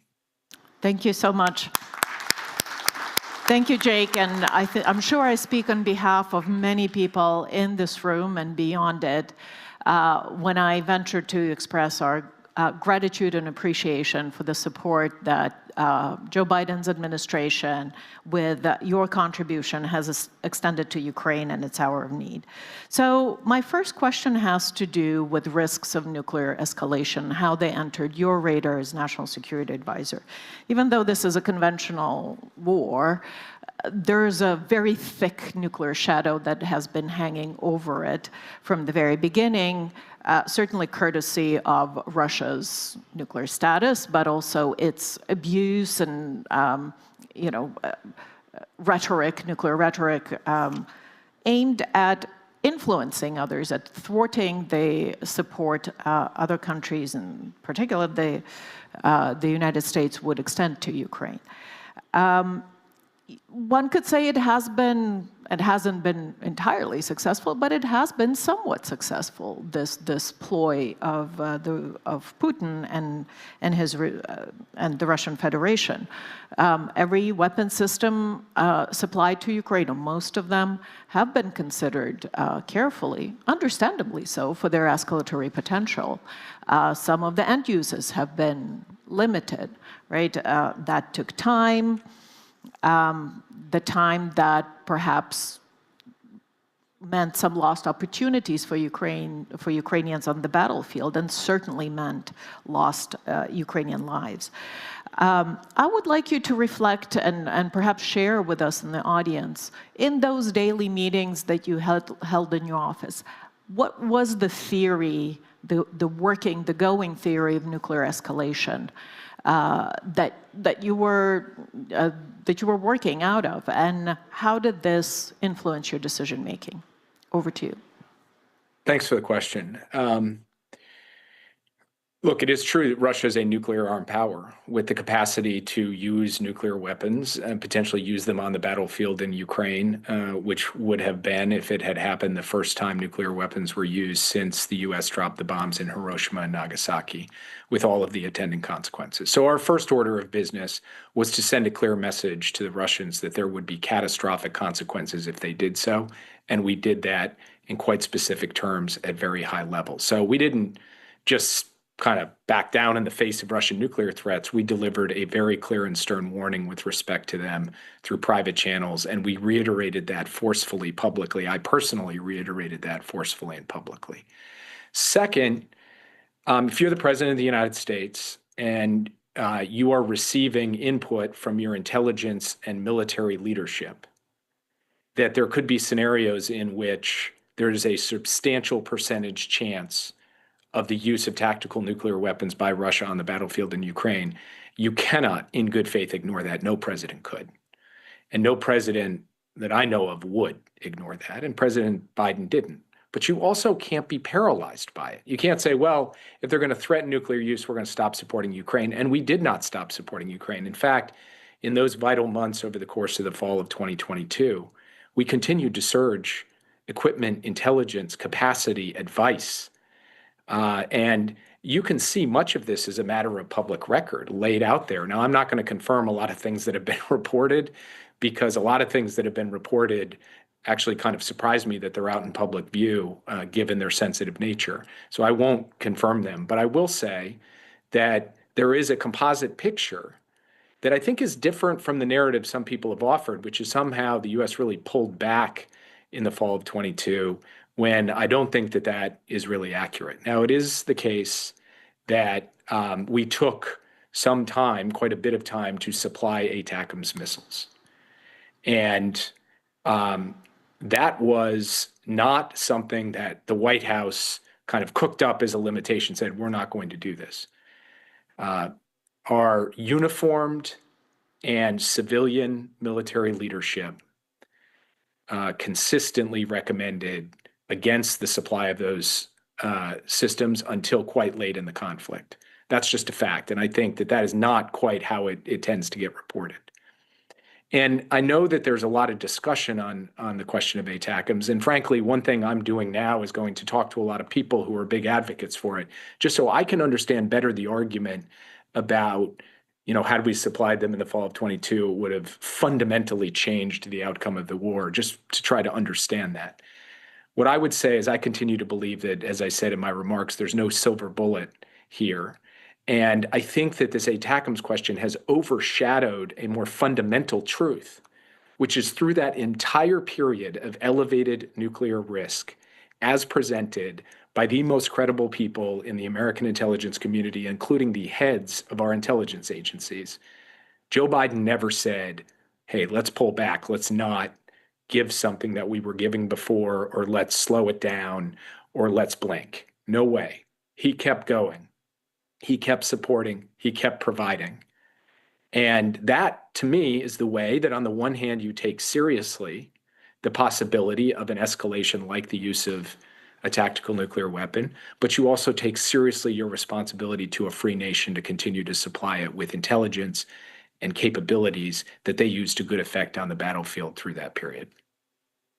Thank you so much for clarifying that. I think we look forward to discovering more over time about exactly the deliberations and the mechanics of this process, because I think lots could be learned from it for future crisis management.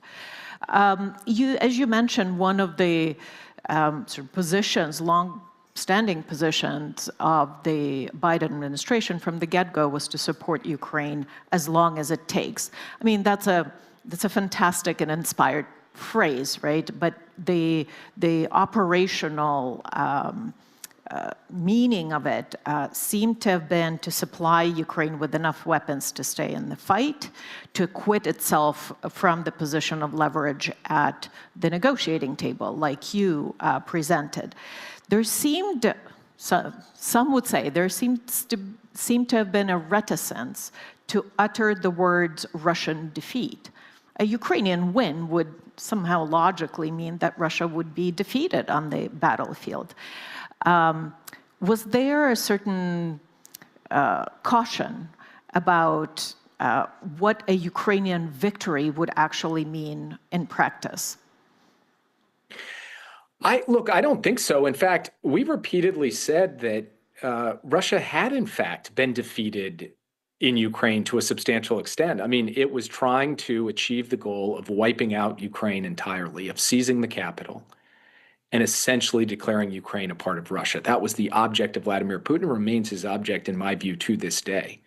And he has been stopped from that, first and foremost, by the Ukrainian people, but yes, with the help of the United States and a coalition of countries. So delivering a defeat to Russia in Ukraine is not something we minced words about, I don't think. There was a larger question of the strategic defeat of Russia writ large. Somehow Russia as a country gets defeated, that I think starts to get a little looser and a little more vague, because we should focus on the key issue, which is not that, it is Ukraine. Now, it was not me, it was President Zelensky who said, ultimately this war is going to be fought on the battlefield, but it's going to end through diplomacy. And the question was, how do you shape that diplomacy most effectively so that Ukraine could win? And winning means securing a just and sustainable peace, defined on terms that Ukraine could accept. And one thing that I always found a little frustrating was people said, you guys in the United States, you're not defining enough the end game here. Why aren't you defining the end game more? And I would always say, that is for the country who is fighting this war to do, is not to be imposed or dictated from the outside. Our job is to continue to support Ukraine and to give Ukraine the tools to be able to achieve the ends that it has defined, both on the battlefield and at the negotiating table. Some people say, oh, that's just an abdication. I don't see it that way. Ukraine is fighting for its freedom, its independence, its sovereignty.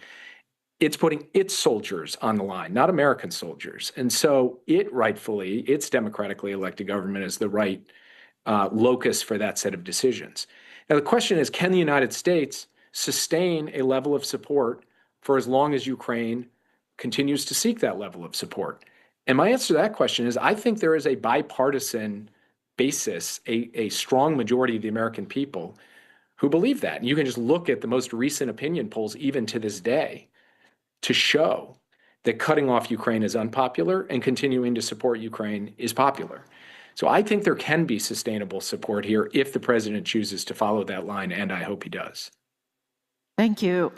So to build on that, and we only have about 2 minutes of time, it is no secret that the approach of this U.S. administration is very different from the approach of the administration that you had served. If you were the national security advisor for President Zelensky today, and you were operating in this environment, and you were approaching the White House as it is today, what would be the 3 things you would advise him to do? I think it's very hard to That's why I'm asking you. First of all, there are very few jobs, in my view, harder than being the national security advisor of the United States. I think being the national security advisor of Ukraine under the brutal Russian assault may be one of them. What the entire leadership from President Zelensky on down has carried on its shoulders these last 3 years is in a different league from what any of the rest of us who have not been on the front lines have had to carry. And so I salute all of them for that. And that goes for every Ukrainian citizen, because in some ways the entire country of Ukraine is the front line, given the way that Russia has attacked. Here's what I would say. President Trump believes in the art of the deal. And a good deal requires that the United States apply sufficient leverage to ensure that Putin finally makes concessions. And one of the things that gave me a glimmer of hope was the meeting between President Zelensky and President Trump at the Vatican, because President Trump came out of that meeting, a one-on-one meeting, which I think was a good thing for them to talk mano a mano, and seemed to recognize that it is, in fact, Russia and not Ukraine that is the obstacle here to a just and sustainable peace. And so I think continuing to reinforce that basic point in hopes that the president and his team see the value in ratcheting up the pressure on Russia and continuing to supply Ukraine with the tools that it needs. That, I think, is the formula to get to the outcome that is necessary. And for all the difficulty, all the challenges, I still hold out hope that the right heads will prevail in Washington to support the leadership in Kyiv and the Ukrainian people. Let's hope that your words are heeded. Thank you so much for joining us today. Please join me in thanking Jake Sullivan. Thank you. Thanks. And so we swiftly move on to our next and last panel of this 2-day conference.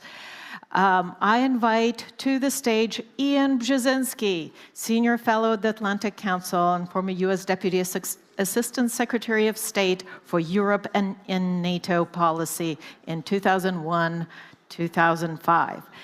James Scher, Senior Fellow at the Estonian Foreign Policy Institute, International Center for Defense and Security. Please, James. Brian Whitmore, non-resident fellow at the Atlantic Council. Welcome. Nicolas Tenzer, chairman of the Center for Studies and Research on Political Decision from France. And last, but certainly not the least, Marcin Walecki, senior resident country director for National Democratic Institute in Ukraine. Please, gentlemen, welcome. We have this concluding panel with the lightest of light topics. Fittingly for the last panel, it is about the end of the world. We have discussed many things in this conference. We haven't gotten yet to the end of the world. But jokes aside, I think what this panel tries to tease out is what is at stake, right? What is the cost of failure in Ukraine? What are some of these alternative futures that we must consider and we must avoid? And so, given this this kind of unorthodox, as it were, panel, I'm going to go in an unorthodox way and call out for the fearless French leader who is going to provide us all with extended security and nuclear deterrence. Nicolas Tenzer, you start us off with your remarks. Thank you very much, Mariana. Well, first of all, I consider that if basically Russia is winning, and by winning I mean a kind of half victory, even a kind of peace deal, because any kind of peace deal, in my view, is still a victory for Russia. Then I think we can understand very clearly that the fate of the free world will be just no future. Because not only Russia, but also China, North Korea, Iran, etc. will continue. Just imagine if you have no victory of Ukraine, what will happen to Georgia under the grip of Russia? What will happen to Armenia, where you have, of course, more troops from Russia and Azerbaijan, no one ally to Russia coming, and that will break down all the aspiration of the Armenian people to join Europe, as expressed by Prime Minister Nikol Pashinyan? What will happen to many African countries? What will happen to Myanmar? What will happen to the freedom of the citizens? So basically, I think you will have a lot of snowball consequences. And behind that, you will have something that, in my view, will be fully destroyed. And that must be our compass, which is international law. Because if international law is not our compass, it means that if we do not pay attention to the protection of internationally recognized borders, if we are not bringing to justice all the war criminals, especially Putin and others, and many Russians as well, if we are just considering that international criminal law is a subject to mediation or negotiation or whatever, then just imagine what will be the future of the world. And just as a very brief summary, I think that I am still a little bit embarrassed by some talks that we hear frequently, including among the supporters of Ukraine, who are still continuing to talk about peace talks, negotiations, compromises, even if, as some say, the day where Ukraine will be stronger, there will be, of course, negotiations that can...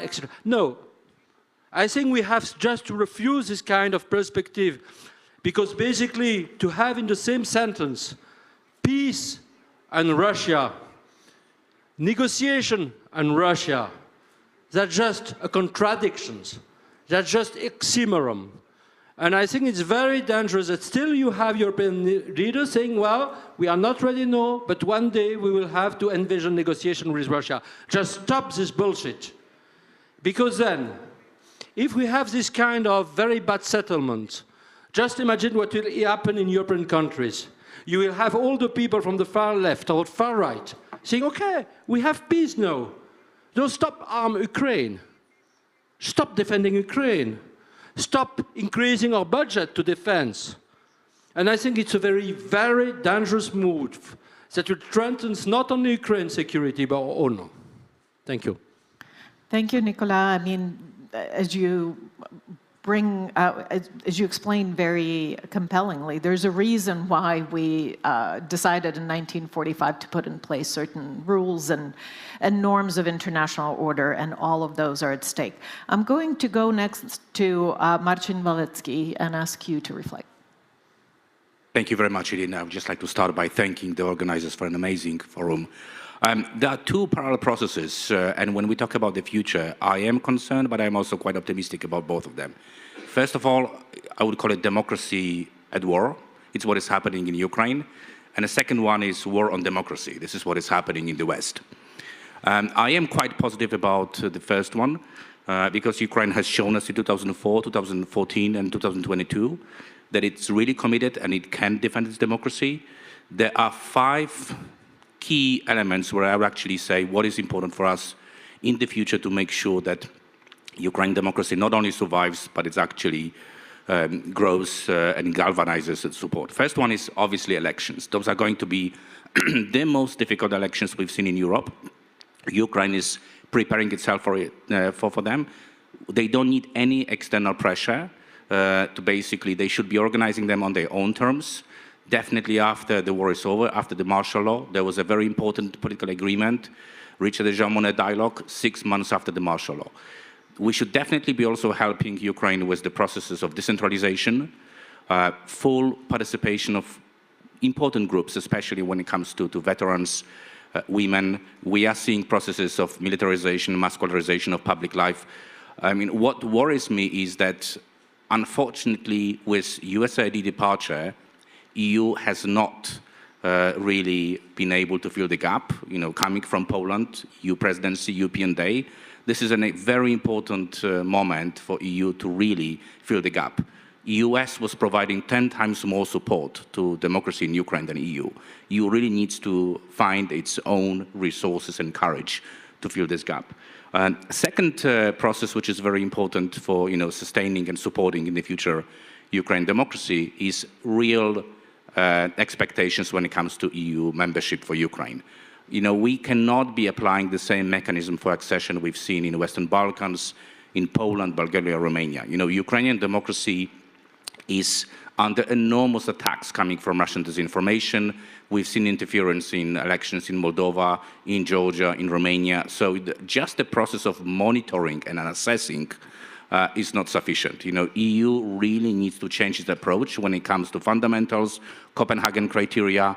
They need to be together with Ukraine, helping Ukrainian democracy, not just assessing it from outside.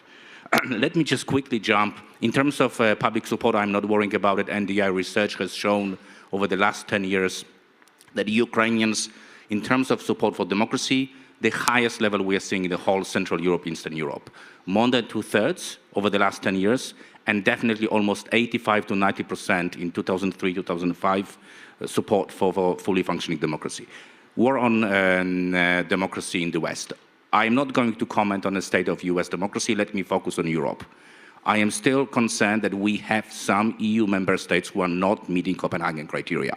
And at least 2 of them are neighbors of Ukraine. We'll have a very important elections in Romania, very important elections in Poland. I'm less worrying about elections in Poland. I am worrying about elections in Romania. What needs to happen is EU needs to take care of corrupt, populistic regimes they have inside, because those regimes are going to be an obstacle to Ukrainian EU and NATO membership.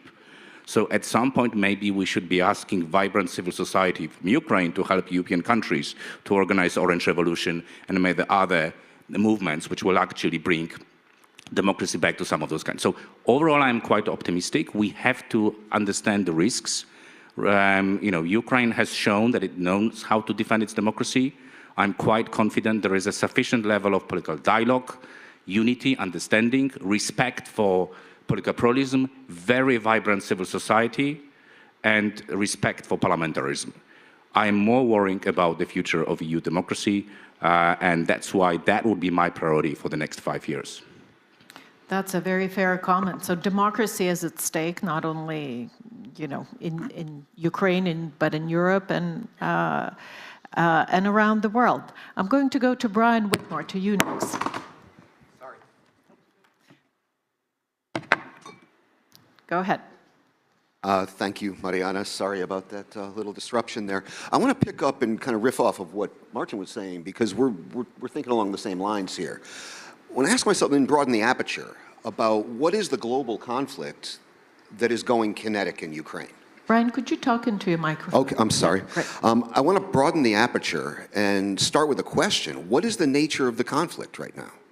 And I mean the global conflict that has gone kinetic in Ukraine. What are we fighting about at the end of the day here? And the way I look at this is a conflict over governance, pure and simple. How this war started 11 years ago was when Ukraine made a decision to sign an association agreement with the European Union. This was about governance. Russia wanted Ukraine to join the Eurasian Economic Union. That's also about governance. Ukraine was choosing between 2 forms of governance. Russia didn't like the form it chose and launched a kinetic war over it. So this conflict of governance is also happening in a broader context in the West. It's happening in a broader context in a crisis of confidence. in Western liberal democracy, probably the biggest crisis of confidence in a generation, I think at least since the 1930s, right? Everything from 9/11 to the 2008 financial crisis to COVID to all of these things have caused people in the West to question the viability of this. And Putin and the Russian elite is aware of this. And they have figured out how to hack this system and undermine our democracy. These two wars, the kinetic war in Ukraine and the non-kinetic war that is currently happening in the West, are happening in parallel, right? Now, the alternative to liberal democracy is not attractive when you really think about it. I characterize it as gangsterism as governance, and I'll get to what I mean by that in a moment. It's not attractive, and they know it's not attractive, right? This oligarchic gangster-type regime is not attractive to ordinary people. It's attractive to some elites, because they can get pretty rich off of it, but it's not attractive to the public. So what they do there is they play on the grievance, and they play on this crisis of confidence in liberal democracy to undermine faith in liberal democracy to make their model more attractive. Now, I've described the existing Russian system in various publications, alternatively as gangsterism as governance or mafiaism as governance. And what do I mean by this?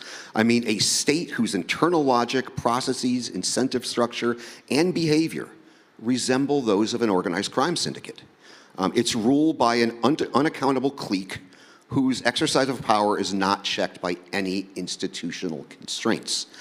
Such systems are characterized by weak institutions, sanctioned kleptocracy, the willingness to use extrajudicial force, including lethal force, against enemies, real and perceived, at home and abroad. It's characterized by an impulse to expand and control territory and control markets.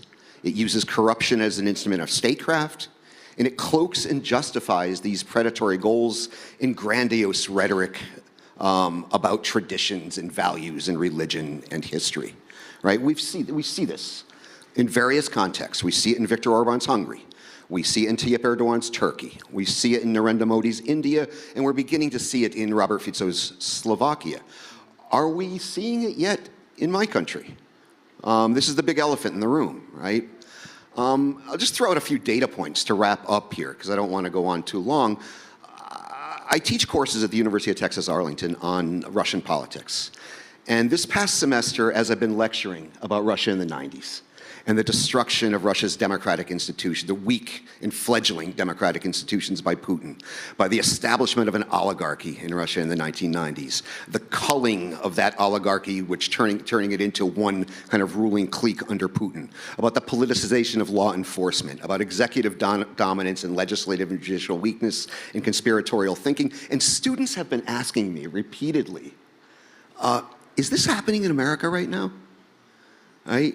And I mean, I don't think we're there yet, but the trend lines are not encouraging. I'll close with an anecdote. When I would lecture my students about the Russia-Ukraine war, and I would describe Putin's logic, if you can call it that, about why Russia should have Ukraine, I said that this is as absurd, and this is in the past, mind you, this is as absurd as if an American president claimed that Canada was really American territory and that Canada should be the 51st state. Now, no American president would ever claim that, right? I said in past semesters. I obviously cannot use that example anymore. So I'll close with that for now. Thank you. Right, thank you, Brian, and it's very hard to disagree that actually in 2014, it was the Russian model, it was the Russian social contract that was rejected here on the Maidan. It was not, some kind of drift towards the West or NATO expansion and all that jazz. It was Ukrainians rejecting the kind of model of governance that Putin succeeded in imposing in Russia, and Russians accepted it, whether willingly or begrudgingly. I'm going to ask Ian Jasinski for you to offer your reflections. And now, for those who don't know, Ian is my former boss. So now the tables have turned, and you better say something really wise.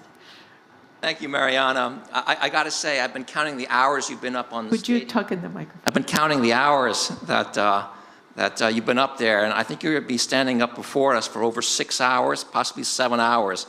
So thank you for that fortitude, because you not only have done it with stamina, you've done it with brilliance. So. Yeah, I've been waiting to just get you on the stage. That's why I've been standing here for 6 months. I was struck by the title, because this has been in many ways a very dynamic and almost optimistic conference. And here we're talking about the twilight of the order, the future of fascism, futurism, and the end of the world.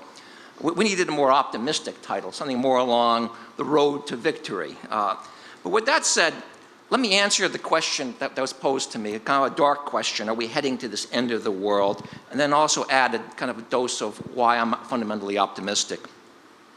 Someone used the word, what is at stake, or the phrase, what is at stake? Well, clearly what is at stake, if there's a Russian victory, there's going to be a wider war in Europe. But we can break that down into some elements that I think are worth revisiting, certainly to this group. First of all, we're talking about Ukraine's existence. This is a war that's motivated not just by Putin's desire for territory, it's motivated by his desire to literally redefine, rewrite Ukrainian identity, Ukrainian history, if not Ukrainian language. That's genocidal. We haven't seen that since World War II. And if there's anything more self-damaging than appeasement, it's to accept or to tolerate genocide. Second, and this is an old phrase people have heard over and over again, but it's important. The rules-based international order is at risk. The rules and principles that have been the basis for over 80 years of the unprecedented spreading of democracy, freedom, and prosperity and stability. And if that's gobbledygook to people, if you're on the far right and you like to be dismissive of that, basic word is the principle of sovereignty. That's what's being ravaged and trampled in Ukraine today. And that principle of sovereignty is the basis of international peace. We're seeing a dangerous precedence being set in the role of nuclear weapons in international relations. Jake Sullivan was talking a little bit about this. You were addressing it. But, a key element of Putin's strategy to take Ukraine has been to exercise nuclear coercion. And sad fact of the matter is, he's done it with effect.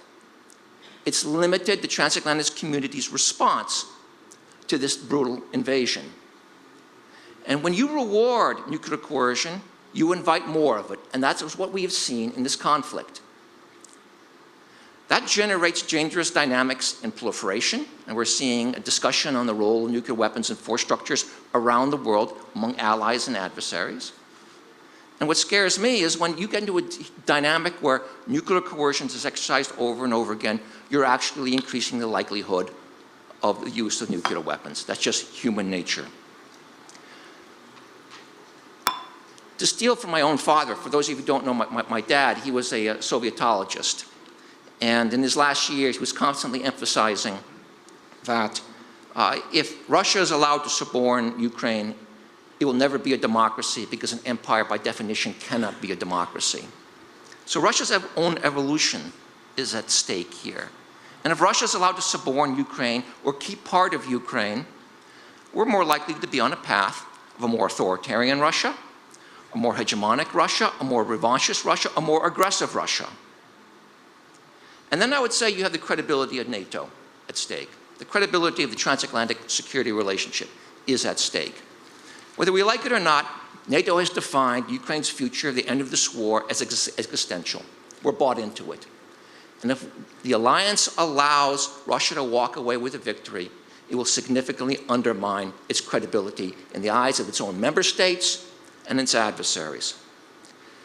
All these factors are a recipe not only for wider war in Europe, but the catalyst of war elsewhere. Think of China and Taiwan. It's a recipe, it's the ingredients for a world defined by spheres of influence, and violence with, unfortunately, potentially more catastrophic potentials than even the world wars. But this outcome is not preordained. No way. Let me give you a couple of reasons why I don't see it that way. First of all, I was struck, and I've been struck by the voices, particularly in Europe, asserting the transatlantic relationship, because of Trump, is now over, or on an irreversible path to an end. I just totally disagree with that. Look, I'm not naive about Trump. We're going to have another rough 3.5 years in this transatlantic relationship. He's going to do a lot of damage. It's going to be discomforting. It's going to be a source of great unease. But I'm actually more worried about European overreaction to Trump. I think the ball is actually in Europe's Trump. They can either manage the relationship wisely, or they can overreact and actually make that prediction of end come true. Trump is actually manageable. We just saw evidence of that this week with the ratification here in Ukraine of the minerals deal. The Ukrainians, through a calm approach, took a very bad deal put on the table by Trump and rewrote it with his acceptance, and Trump is pleased. It's not actually a bad deal. So Trump is manageable. But you gotta understand Trump's view of Europe. Trump thinks Europe is feckless. Trump thinks Europe is weak. Trump feels that Europe can't fight its way out of a wet paper bag. Trump doesn't think Ukraine is committed. Trump doesn't think Europe is committed to Ukraine's sovereignty, to its security, to its survival. And he's got reason to believe for that, because has Europe really acted decisively in that regard? And Trump is not going to do one iota more to support Ukraine than Europe does. So what does that mean? Trump is manageable. Trump is pliable. So what does Europe have to do? It has to step up. And by that I mean it needs to exercise its economic power and really exert strong sanctions against Russia. It needs to use its economic weight to body slam the Russian economy. It needs to provide more assertively security assistance to Ukraine. It needs to do more to support the internal opposition in Russia to the war, to the regime. And if Europe does that, I think actually Trump will follow. Trump doesn't like being on the losing side. He wants to be among the winners. In fact, I think if Europe steps up, and to a certain degree it's doing that, but not enough urgency, if it sets up, Trump will follow. I think it's even probable. And that happens, and this is an important point, and I'll close on this. If that happens, the transatlantic community will unleash its powerful overmatch, or its overmatch of power compared to Russia. Think about it. NATO alone has a GDP of $55 trillion. $55 trillion to Russia's $2 trillion, a factor of 25. The alliance alone spends $1.5 trillion on defense. Russia, 200 billion max, probably less, factor of 10. To me, it's gut-wrenching. It's morally wrong. The transatlantic community hasn't leveraged that overmatch to enable Ukraine to decisively crush this invasion. This is simply a matter of political will. That's what has been lacking. So that's why I'm confident that the combination of transatlantic self-interest and capacity is going to be ignited into decisive action, ignited by the courage, the determination, the tenacity that Ukrainian fighters are demonstrating each and every day on the battlefields in the defense of our shared interests. I think that's going to happen. That's why I will leave this conference still fundamentally optimistic. So, Slava Ukraini. Thank you so much for that. And Ian, I'm very glad you brought up genocide, genocidal politics, right? Return to that. I'm very glad you brought up the future of Russia, right? Russia is being shaped today in this war as much as Ukraine and Europe. And what kind of state Russia will emerge out of this will also impact what Europe will have to deal with for decades to come. And thank you also for mentioning your father, who knew and understood and supported Ukraine way before it was fashionable. He had that breadth of understanding for the specific geopolitical role that Ukraine, a country far away about which most people knew very little at the time, he knew its ultimate significance as a keystone of European security. So thank you for those remarks. And let me, last but not the least, certainly go to James Sher for his reflections. Mariana, thank you very much. It is, as always, an honor to be here, a great pleasure to be back. And so I thank the Kyiv Security Forum as well. When I looked at the lurid alternatives set out and at the beginning of this panel, my conclusion was that this is a time to remind ourselves that history is the product of human will and decision. The question is not what Vladimir Putin will do. The question is not even what Donald Trump would do.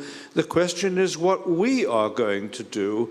And by we, I am referring to Ukraine and Europe working together. It is very important for those of us who think about these matters to understand the difference between a topographical map and a political map. A political map changes the moment you begin to act on it, the moment you engage with it. Now, many of those in the United States and elsewhere who have the temerity to call themselves realists don't seem to understand that difference. And you know the axioms of realism, and they're very powerful with regard to this war. Russia cannot be defeated. Ukraine cannot win this war. And finally, there can be no European defense without the United States. Fortunately, in the past, we had European leaders who did not think like that and follow that advice. The Brussels Treaty of 1948, if you look at Article 4 and compare it to NATO's Article 5, its obligations were stronger and clearer, and yet it was put together by 5 European states who signed it at a time when Europe's main preoccupation was still clearing rubble from cities. And the momentum behind that, the spirit behind that, was one of the factors that resolved the argument in the United States as to whether to fully throw its own weight into the scales in building a Euro-Atlantic security system. Britain launched the Falklands War in 1982 at a time when even most people in the British establishment said this is a foolhardy venture. And it was a time, incidentally, early in the Reagan administration when the United States was trying to engage with the most authoritarian countries in Latin America, including Argentina, and we simply had to do this and send our Navy without air cover to Argentina and retake our territory, which had been occupied. And what happened? The United States reconsidered its policy, as did other NATO allies. One could multiply these examples endlessly. If we had not acted with the courage of our convictions, if we hadn't followed the maxim that necessity is the mother of invention, we would not be living in the world we were living in now, or even certainly not before 2014. Now, with regard to Russia, our task is very simple. It is for Europe and Ukraine, with or without the United States, to confront Russia with a Hobson's choice. Either you decree general mobilization, with all the risks that entails for internal stability, or you change your objectives. And we have the potential to do this if we are determined to do it. It requires planning, of course, and it requires making sacrifices, and it costs. But it's well within our potential, which is vastly higher than that that Russia can mobilize. Europe and Ukraine alone. What is required, and General Tovary made the point yesterday, what is blocking this are all kinds of psychological and bureaucratic impediments to changing our mentality and understanding the mentality we've grown accustomed to, the habits of mind we've grown accustomed to since the so-called peace dividends, since the end of the Cold War, are no longer serving us and are actually damaging our security. Now, the last point, and I look forward to further discussion with Ian and some others later. The last point, which is inescapable, concerns the United States. Forgive me for paraphrasing a Russian axiom. Umom Trumpa не понять. You will not understand Donald Trump with the mind alone. But the challenge here is very, very basic, and it's very profound. For over 100 years, in most of Europe and much of the world, the United States has been seen as a force for good in the world. In the past 100 days, this faith has been deeply shaken, and it's going to be very difficult to restore whatever should happen in the next 100 days or in the balance of Trump's four-year term. Unfortunately, the president and his administration seem to regard unpredictability as a strength. But for an alliance, unpredictability is ruinous. The strength of an alliance depends on predictability.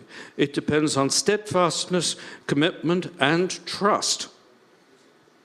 Now, it is not certain that an administration that threatens allies, threatens the statehood of allies, that dismantles much of the whole apparatus of US soft power, that treats the most effective exponents of Western values as ideological enemies, that seems not to comprehend the difference between states and statehood, and property ownership. It is not certain that such an administration will not come to Europe's defense if Europe is attacked. But I will suggest it is certain that Europe can no longer rely on it. And I would point out, I obviously will not mention names, that even before this last election, a very senior British military officer, and I think I could speak about others, said, out of prudence, we must plan for the next war on the assumption that the United States will not be there. Finally, I think that we in Europe need to deliver 3 messages to Washington. First, we thank you for giving us compelling reason to take those steps that should have been taken 20 years ago so that we could pull our proper weight in European security, number one. Number two, where we maintain common interests, we will work shoulder to shoulder with you, and our contributions, we guarantee you that the United States, that our contribution to our collective security will not disappoint you. Number three, but be in no doubt that whatever decisions you make, there are certain things we will not do, and there are certain things we will do if necessary without you, and even if you don't approve. Everything now depends, in my view, on whether we have the will and capacity to articulate those messages and those principles and turn them into reality. Thank you very much. Thank you, James. Very poignant as always. And I saw Martin had a reaction, so go right ahead. Just very quickly on those 3 points, I would go further. I mean, Ian mentioned credibility of our transatlantic alliance, and I would actually like to make 3 points that this credibility goes much further. And for me, it's also long-term commitment to reconstruction. Just like Brian was mentioning, Ukraine was not attacked just because of its territory, but it's of European transatlantic aspirations. And, you know, our solidarity with Ukraine also means a long-term commitment to reconstruction of Ukraine. And Ian, thank you for those figures. I think it clearly shows that we can also pay for reconstruction of Ukraine as a victim of its inspirations and, you know, willingness to join our community. Second, it's reunification. I think it's fairness, which also requires that we need to contribute to reunification of Ukrainian families. We've been offering protection, temporary protection, to millions of Ukrainians.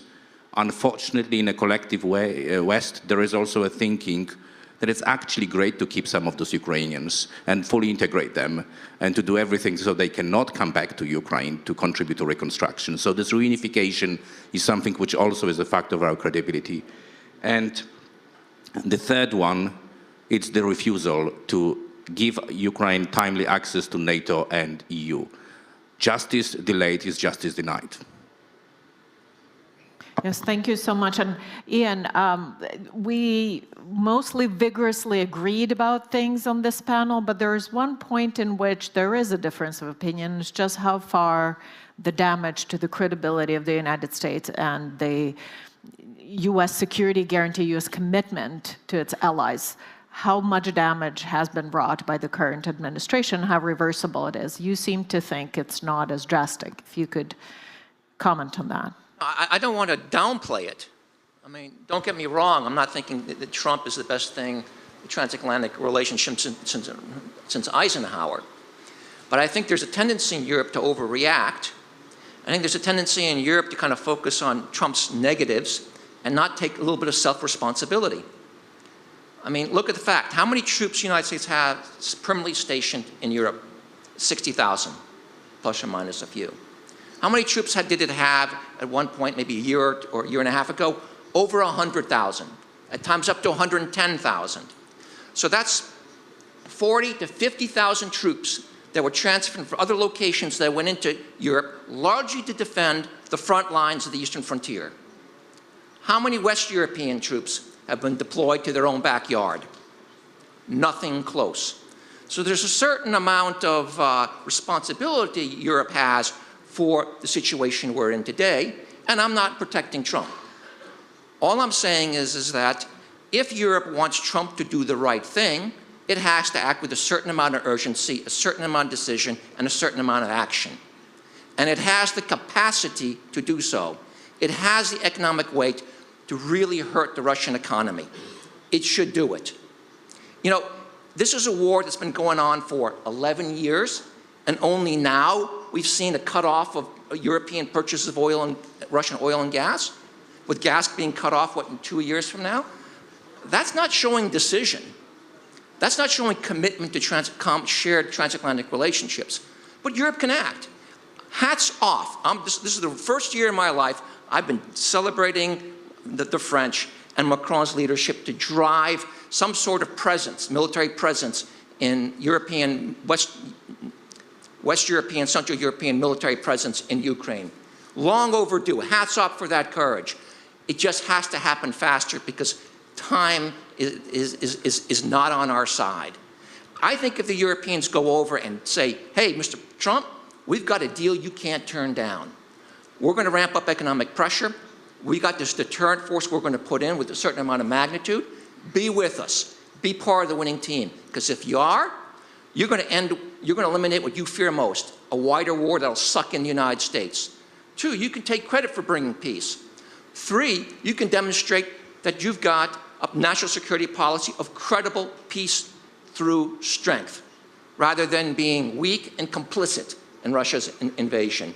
And then icing on the cake, you can be the first American president that's gotten the Europeans to carry their share of the burden. Give him that deal. I can't look you in the eye and say it's 100% sure he'll accept it, but I actually think it's very likely. So what you're saying, let's not let a good crisis go to waste, right? Let's leverage it and leverage Europe's power and give it purpose. I'm going to do something a bit off the cuff here. I see a panel of people who have been long-term friends of the forum, of this country, have been coming here for many years. I want to ask each one of you how this trip has been different. What have you learned on this trip during this forum that's novel? That what have you picked up and noticed? What are your takeaways from the 2 days at the forum, but also your meetings beyond it? What have you picked up on this particular trip? I'm sorry to throw this curveball at you, but Nicola, I'm going to call on you first. Well, first of all, I think, I came, this is my 6th trip to Ukraine since February 24th, 2022. And in fact, I will say that I am always impressed, of course, by the courage of the Ukrainian people. But I know that after the war, there will be a very difficult wake-up time, because I know that there will be divisions, there will be trauma, there will be many different kind of things. And for me, this trip is not that different from the others that we are in a very critical moment. Probably I already said that 1 year ago, 2 years ago, etc. We are always in a critical moment. And for me, I have a lot of reproaches to address, both to the US and to the European leaders, for not having taken the decision as early as 2014. Because at that time, and that's something that I was advocating publicly, we could and we should have taken action just to confront Russia.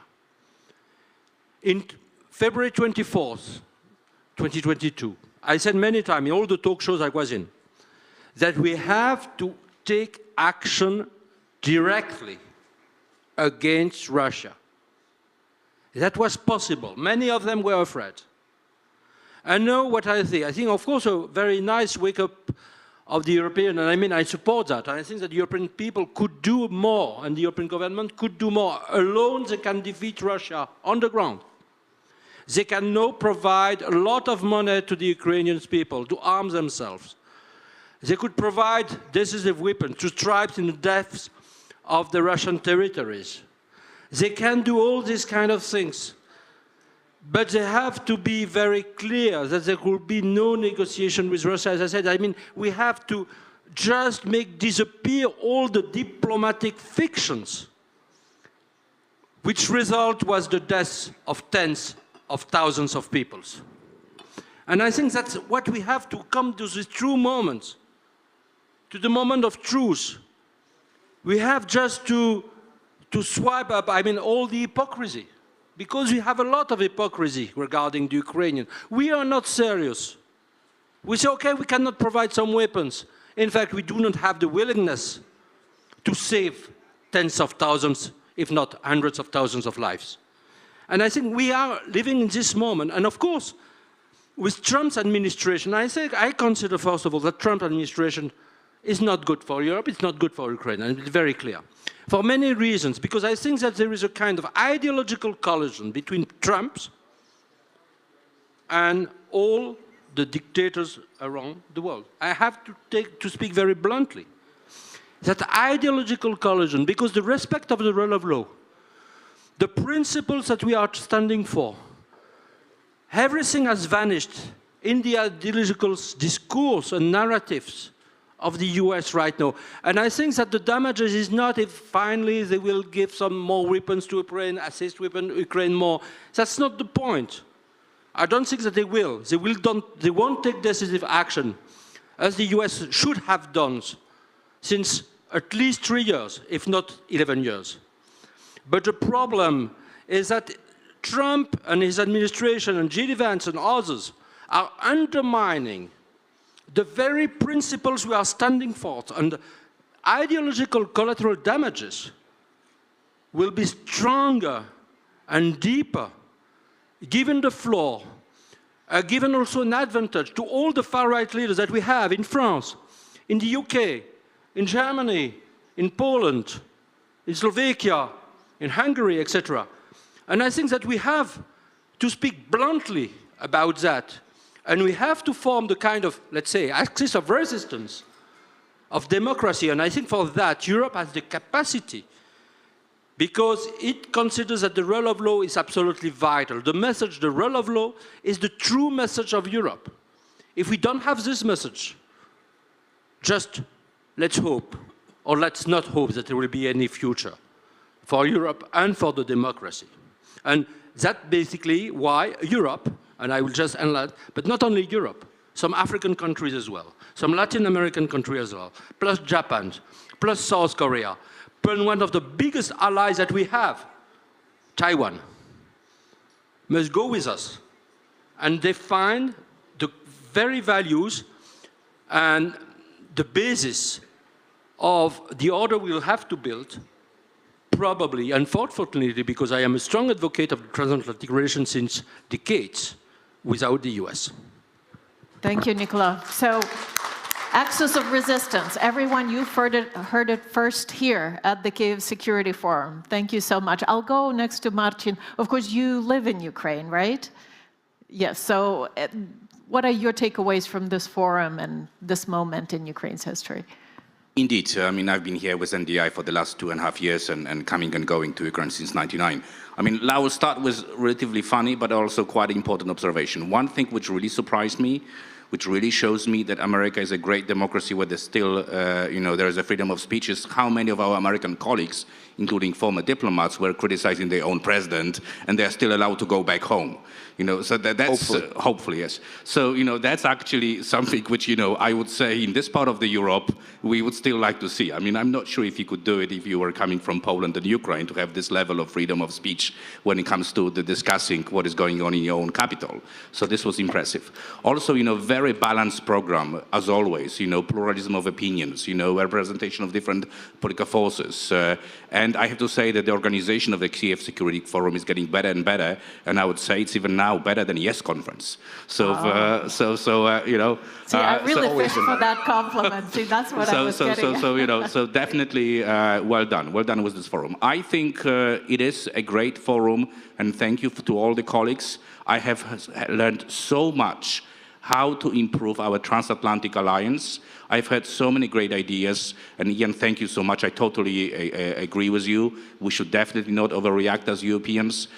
This place became, right now, in my opinion, a very important platform, not only to discuss, Ukrainian security, but, our regional comprehensive security in Europe. And I hope that at some point you will also pick up a topic of the anniversary of the Helsinki Accord. It's the 50th anniversary this year. We definitely need to design a new Helsinki 2.0. We need to have a new comprehensive idea for European security, and your forum is definitely contributing to it. Well, thank you very much for those kind words, Martin. Brian, what are your learnings and takeaways from this trip? Thank you, Mariana. A year ago when I was leaving this conference, I remember having this strong sense of apprehension. It wasn't because I didn't have a great time at the conference. I always do. It wasn't because I was, unhappy about being in Kyiv. That nothing could be farther from the truth. But I understood what was about to happen in the United States, and I was worried about what effect that was going to have on the war. Here I am a year later. My worst fears of what happened in the U.S. have been realized. But when I came here, I see everything's moving forward. I met with some drone pilots today. I was incredibly impressed. The front line is stabilized. I mean, this has not affected the conduct of the war at all. This country shows no signs of giving up. You're gonna move forward with or without us, and that heartens me. I also had a lot of conversations with my European colleagues here, and there is a clear loss of trust in the transatlantic relationship. There is no question about that. But my European colleagues have made it really clear that we are ready to move forward with or without you. And that gives me hope. So I'm leaving this time with a lot more hope. But if you can indulge me, I'm watching the clock and I don't want to go over, there is something that still worries me. And it's connected to, actually, to the remarks I had prepared here, so this kind of is a pretty easy segue. If the old Cold War was fought between states, the new Cold War is fought within states. And it's fought within almost all states. And it's certainly being fought within European states.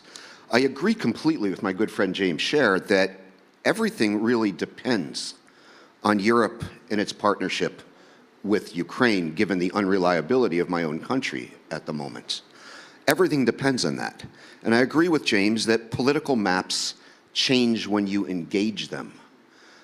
But we are not the only ones engaging the political map. Our adversary is engaging the political map. Our adversary engaged the political map in the United States. We can argue till the cows come home whether that swung the election or not, and I think, but in a tightly contested, highly polarized environment, every little bit can be decisive. Back in 2013, a Kremlin white paper came out from the Center for Strategic Communications, which was advising Russia to exploit and leverage the so-called culture wars in Western countries, to leverage this, to gain advantage, and to intervene on the side of the far right. In February of 2019, Vladislav Surkov, who has kind of lost power and influence in the past few years, but he reflected the thinking of the Kremlin at the time, published an article in Nezavisimaya Gazeta, the Russian newspaper, where he really said the quiet part out loud. And I'm just going to quote him here, if I may. He said, "Foreign politicians accuse Russia of interference in elections and referendums across the globe. In fact, it is even more serious. Russia is interfering in their brains, and they do not know what to do with their own altered consciousness. The interest of foreigners in the Russian political algorithm is understandable. There are no prophets in their homeland, and Russia has long ago prophesized everything that is happening to them today." And so what I'm worried about right now is several European countries have their own little Trumps lurking in the wings. And imagine if in a future Kyiv Security Forum, we're sitting here where it isn't just America that's kind of gone rogue. Imagine we have the National Rally Party in power in France. Imagine we have the AfD in power in Germany, and so on, and so on, and so on. They understand, our adversaries understand, that this Cold War is being fought within states. They lost it within this state, thank God. And that's what made this conflict go kinetic here. And it's not guaranteed, we don't know how this is going to turn out. They are coming for you. I'm going to be rooting for Europe, as I always am, but I'm worried. So I guess optimism and pessimism at the same time a little bit. Your points are well taken, Brian. Ian, I'm going to turn to you. You mentioned already that you will be leaving with optimism. What other takeaways are you taking on this trip? Based on the side discussions, based on panelists I listened to, I guess I've been struck by a couple of things. One, there's kind of more of a pessimism than I've seen since my last visit to Ukraine, which is about 18 months ago. I'm struck by that there's a skepticism about the likelihood of a ceasefire.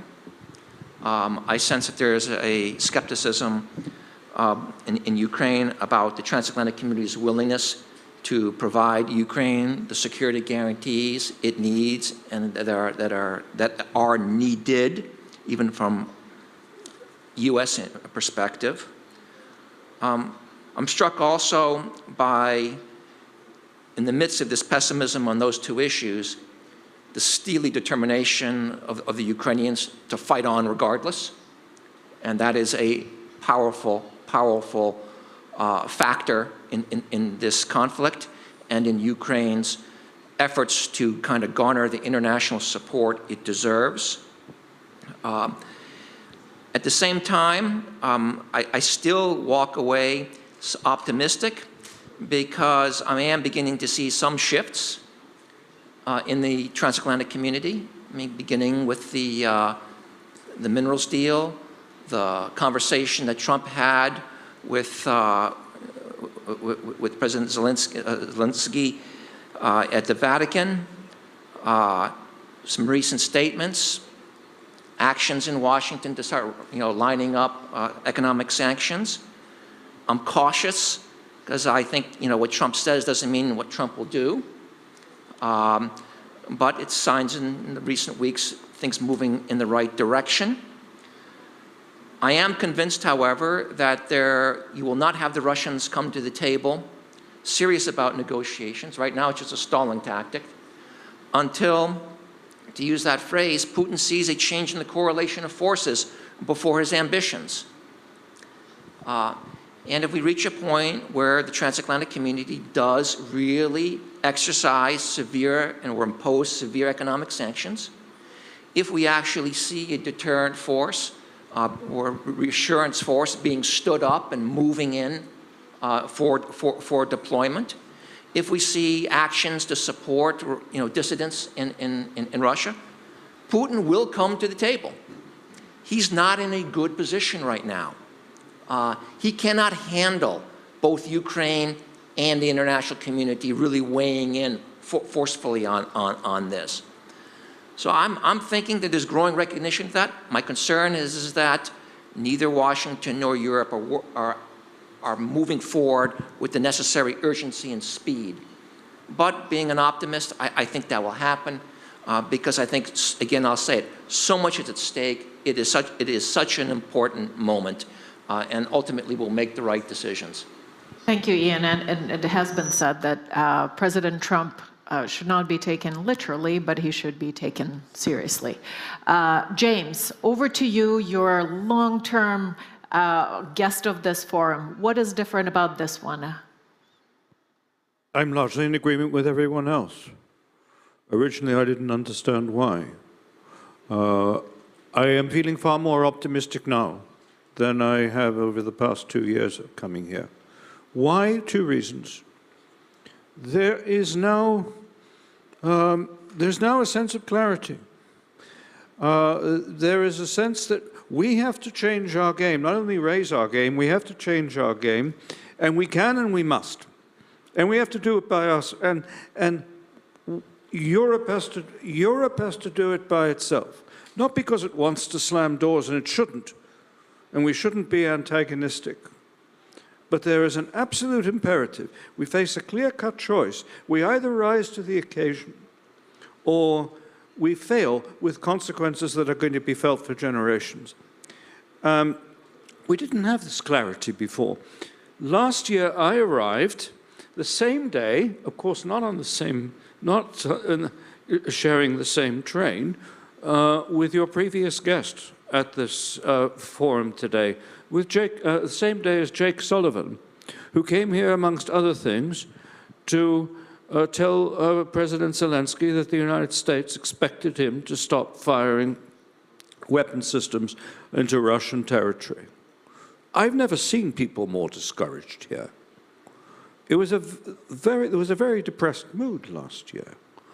There was no clarity at all, and very difficult to get it, because Ukrainian audience knew what I've always known, that we are dealing with the skilled exponents of a white lie culture, with people who are very adept at not telling you exactly what they mean. Now we know exactly what people mean. I think there is a greater sense of what people mean and what we need to do and what the penalties are of not doing it. Thank you so much, and please join me in thanking this excellent panel, and we look forward to welcoming you here next year with your new points and your new impressions. We have now, you're welcome to take your seats. Thank you so much. We now have the pleasure of welcoming online Deborah Ross, U.S. Congresswoman from the 2nd Congressional District of North Carolina. Welcome, Congresswoman Ross, and thank you so much for joining us Well, it's afternoon for you, it's evening for us. Please, over to you. Well, thank you so much for the invitation. I wish that I could be there with you in person, but as you know, Congress has been in session this week, and I'm very heartened to hear some of the observations and conclusions from the participants. Thank you so much for inviting me to speak with you today. And I'm honored to join you virtually from the United States for the conclusion of your 17th Annual Security Forum. For the last 3 years, and of course throughout history, the Ukrainian people have courageously fought for their freedom against a brutal authoritarian regime. On Putin's orders, as we all know, Russia continues to be engaged in the same kind of unprovoked aggression that has plunged the world into cataclysmic violence in the past. And we must heed the lessons of history. Appeasing dictators does not work. It enables them, it emboldens them, and it compromises the world's security. And of course, as we've seen in this war, it costs countless lives. I'm the co-chair of the Moldova caucus. I believe that you heard from my co-chair, Representative Lawler, earlier in this conference. Like Representative Lawler, I am deeply committed to fostering the democratic aspirations of Russia's neighbors. And I'm joining you today to share a very simple message. Despite what you might read in the news, contrary to what you might hear from our president, a clear, decisive majority in Congress believes in your fight. We will be with you from now until the day that Ukraine ultimately claims victory and achieves peace and security. Our friendship with Ukraine has been built over decades and, of course, through your incredible diaspora in the United States. It's forged on a foundation of common strategic interests and shared security priorities. But on a more basic level, the relationship is grounded in mutual values, an unshakable belief in opportunity, democracy, and freedom. The United States has stood on the side of people who, in the words engraved on our Statue of Liberty, are yearning to breathe free. We cannot retreat from that commitment now. And left unchecked, as we all know, Putin's ambitions will not stop with Ukraine. His aim is nothing less than restoration of the Soviet Union's old hegemony, a new empire built on oppression and autocracy. Beyond Ukraine, we've seen attempts by Russia to seize territory, overturn popular will, and install pro-Russian rulers in Moldova, Romania, and Georgia. And of course, Russia's disinformation campaigns in the West that were alluded to earlier. We've witnessed democratic backsliding, and we all have watched as Romania was forced to nullify its first round of elections due to massive Russian interference. I have been in regular contact with leaders in Moldova who are extremely anxious about their own country's future as Russian meddling in Moldova and its society intensifies.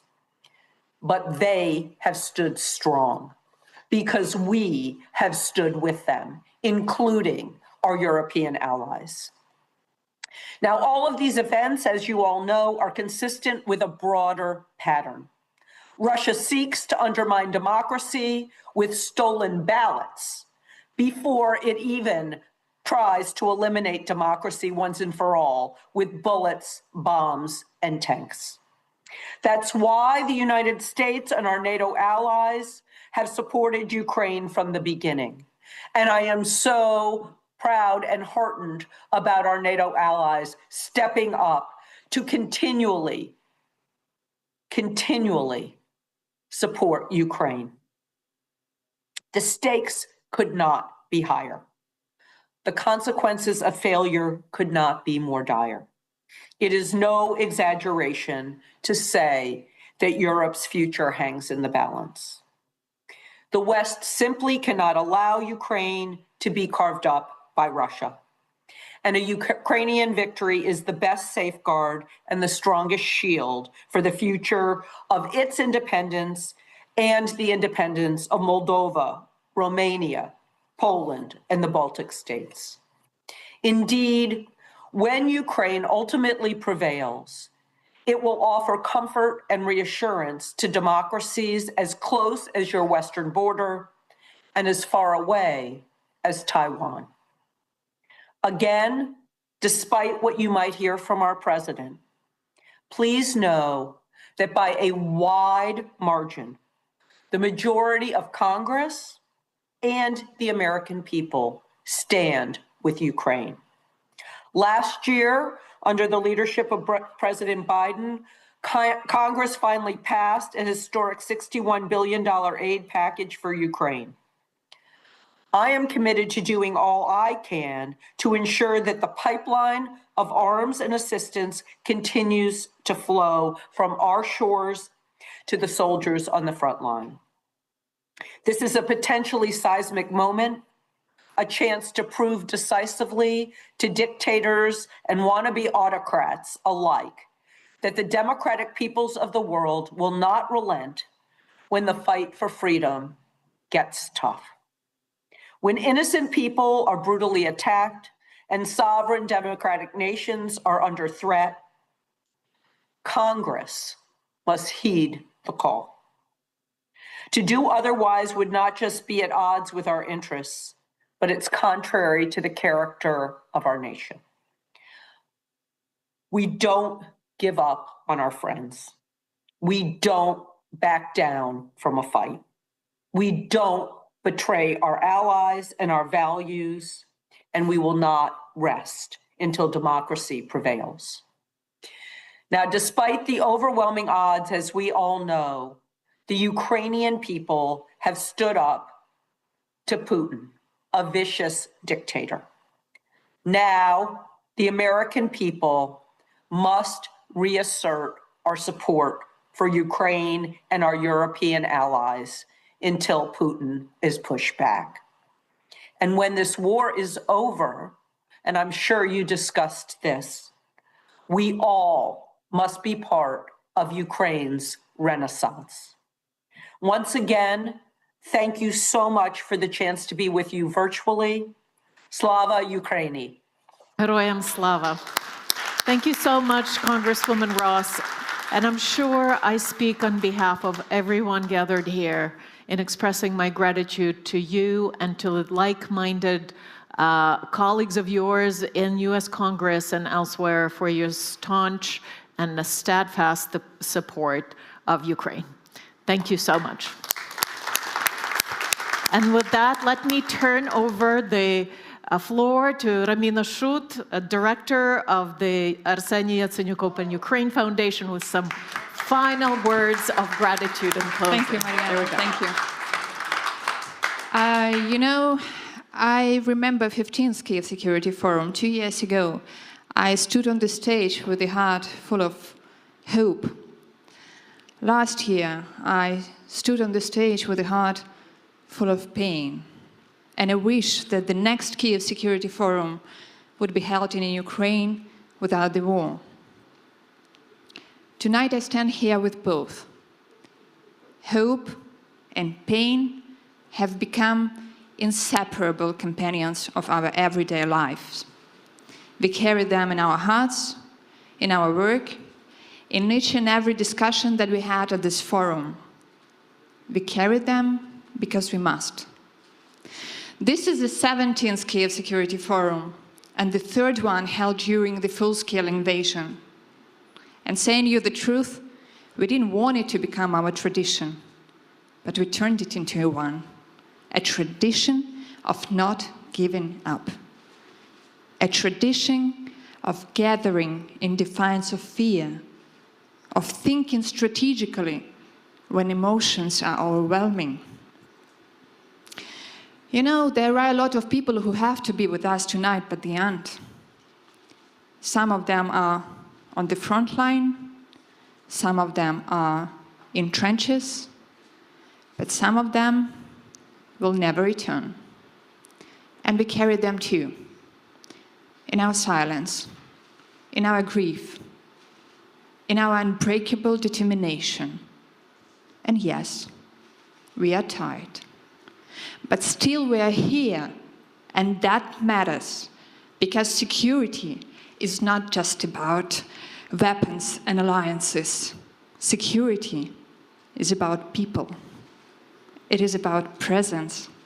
It is about standing together when the whole world is shaken. And you, each and every one of you, is a part of this stand. You know, tonight I don't want to repeat my wish. I want to make a promise that we will continue. That we will continue to bring people that defend our freedom. That we will continue to shape future even in the darkest hour. And one day, this forum will be held in a peaceful, rebuilt Ukraine, not as a dream, not as a wish, but as a reality. Until then, we will walk together with clarity, with courage, with love for this country that refuses to fall. Thank you. Thank you for standing with us. Thank you for standing with Ukraine. And until we meet again, hopefully, for the next Kyiv Security Forum, let our unity be our shield and our truth be our weapon. Thank you.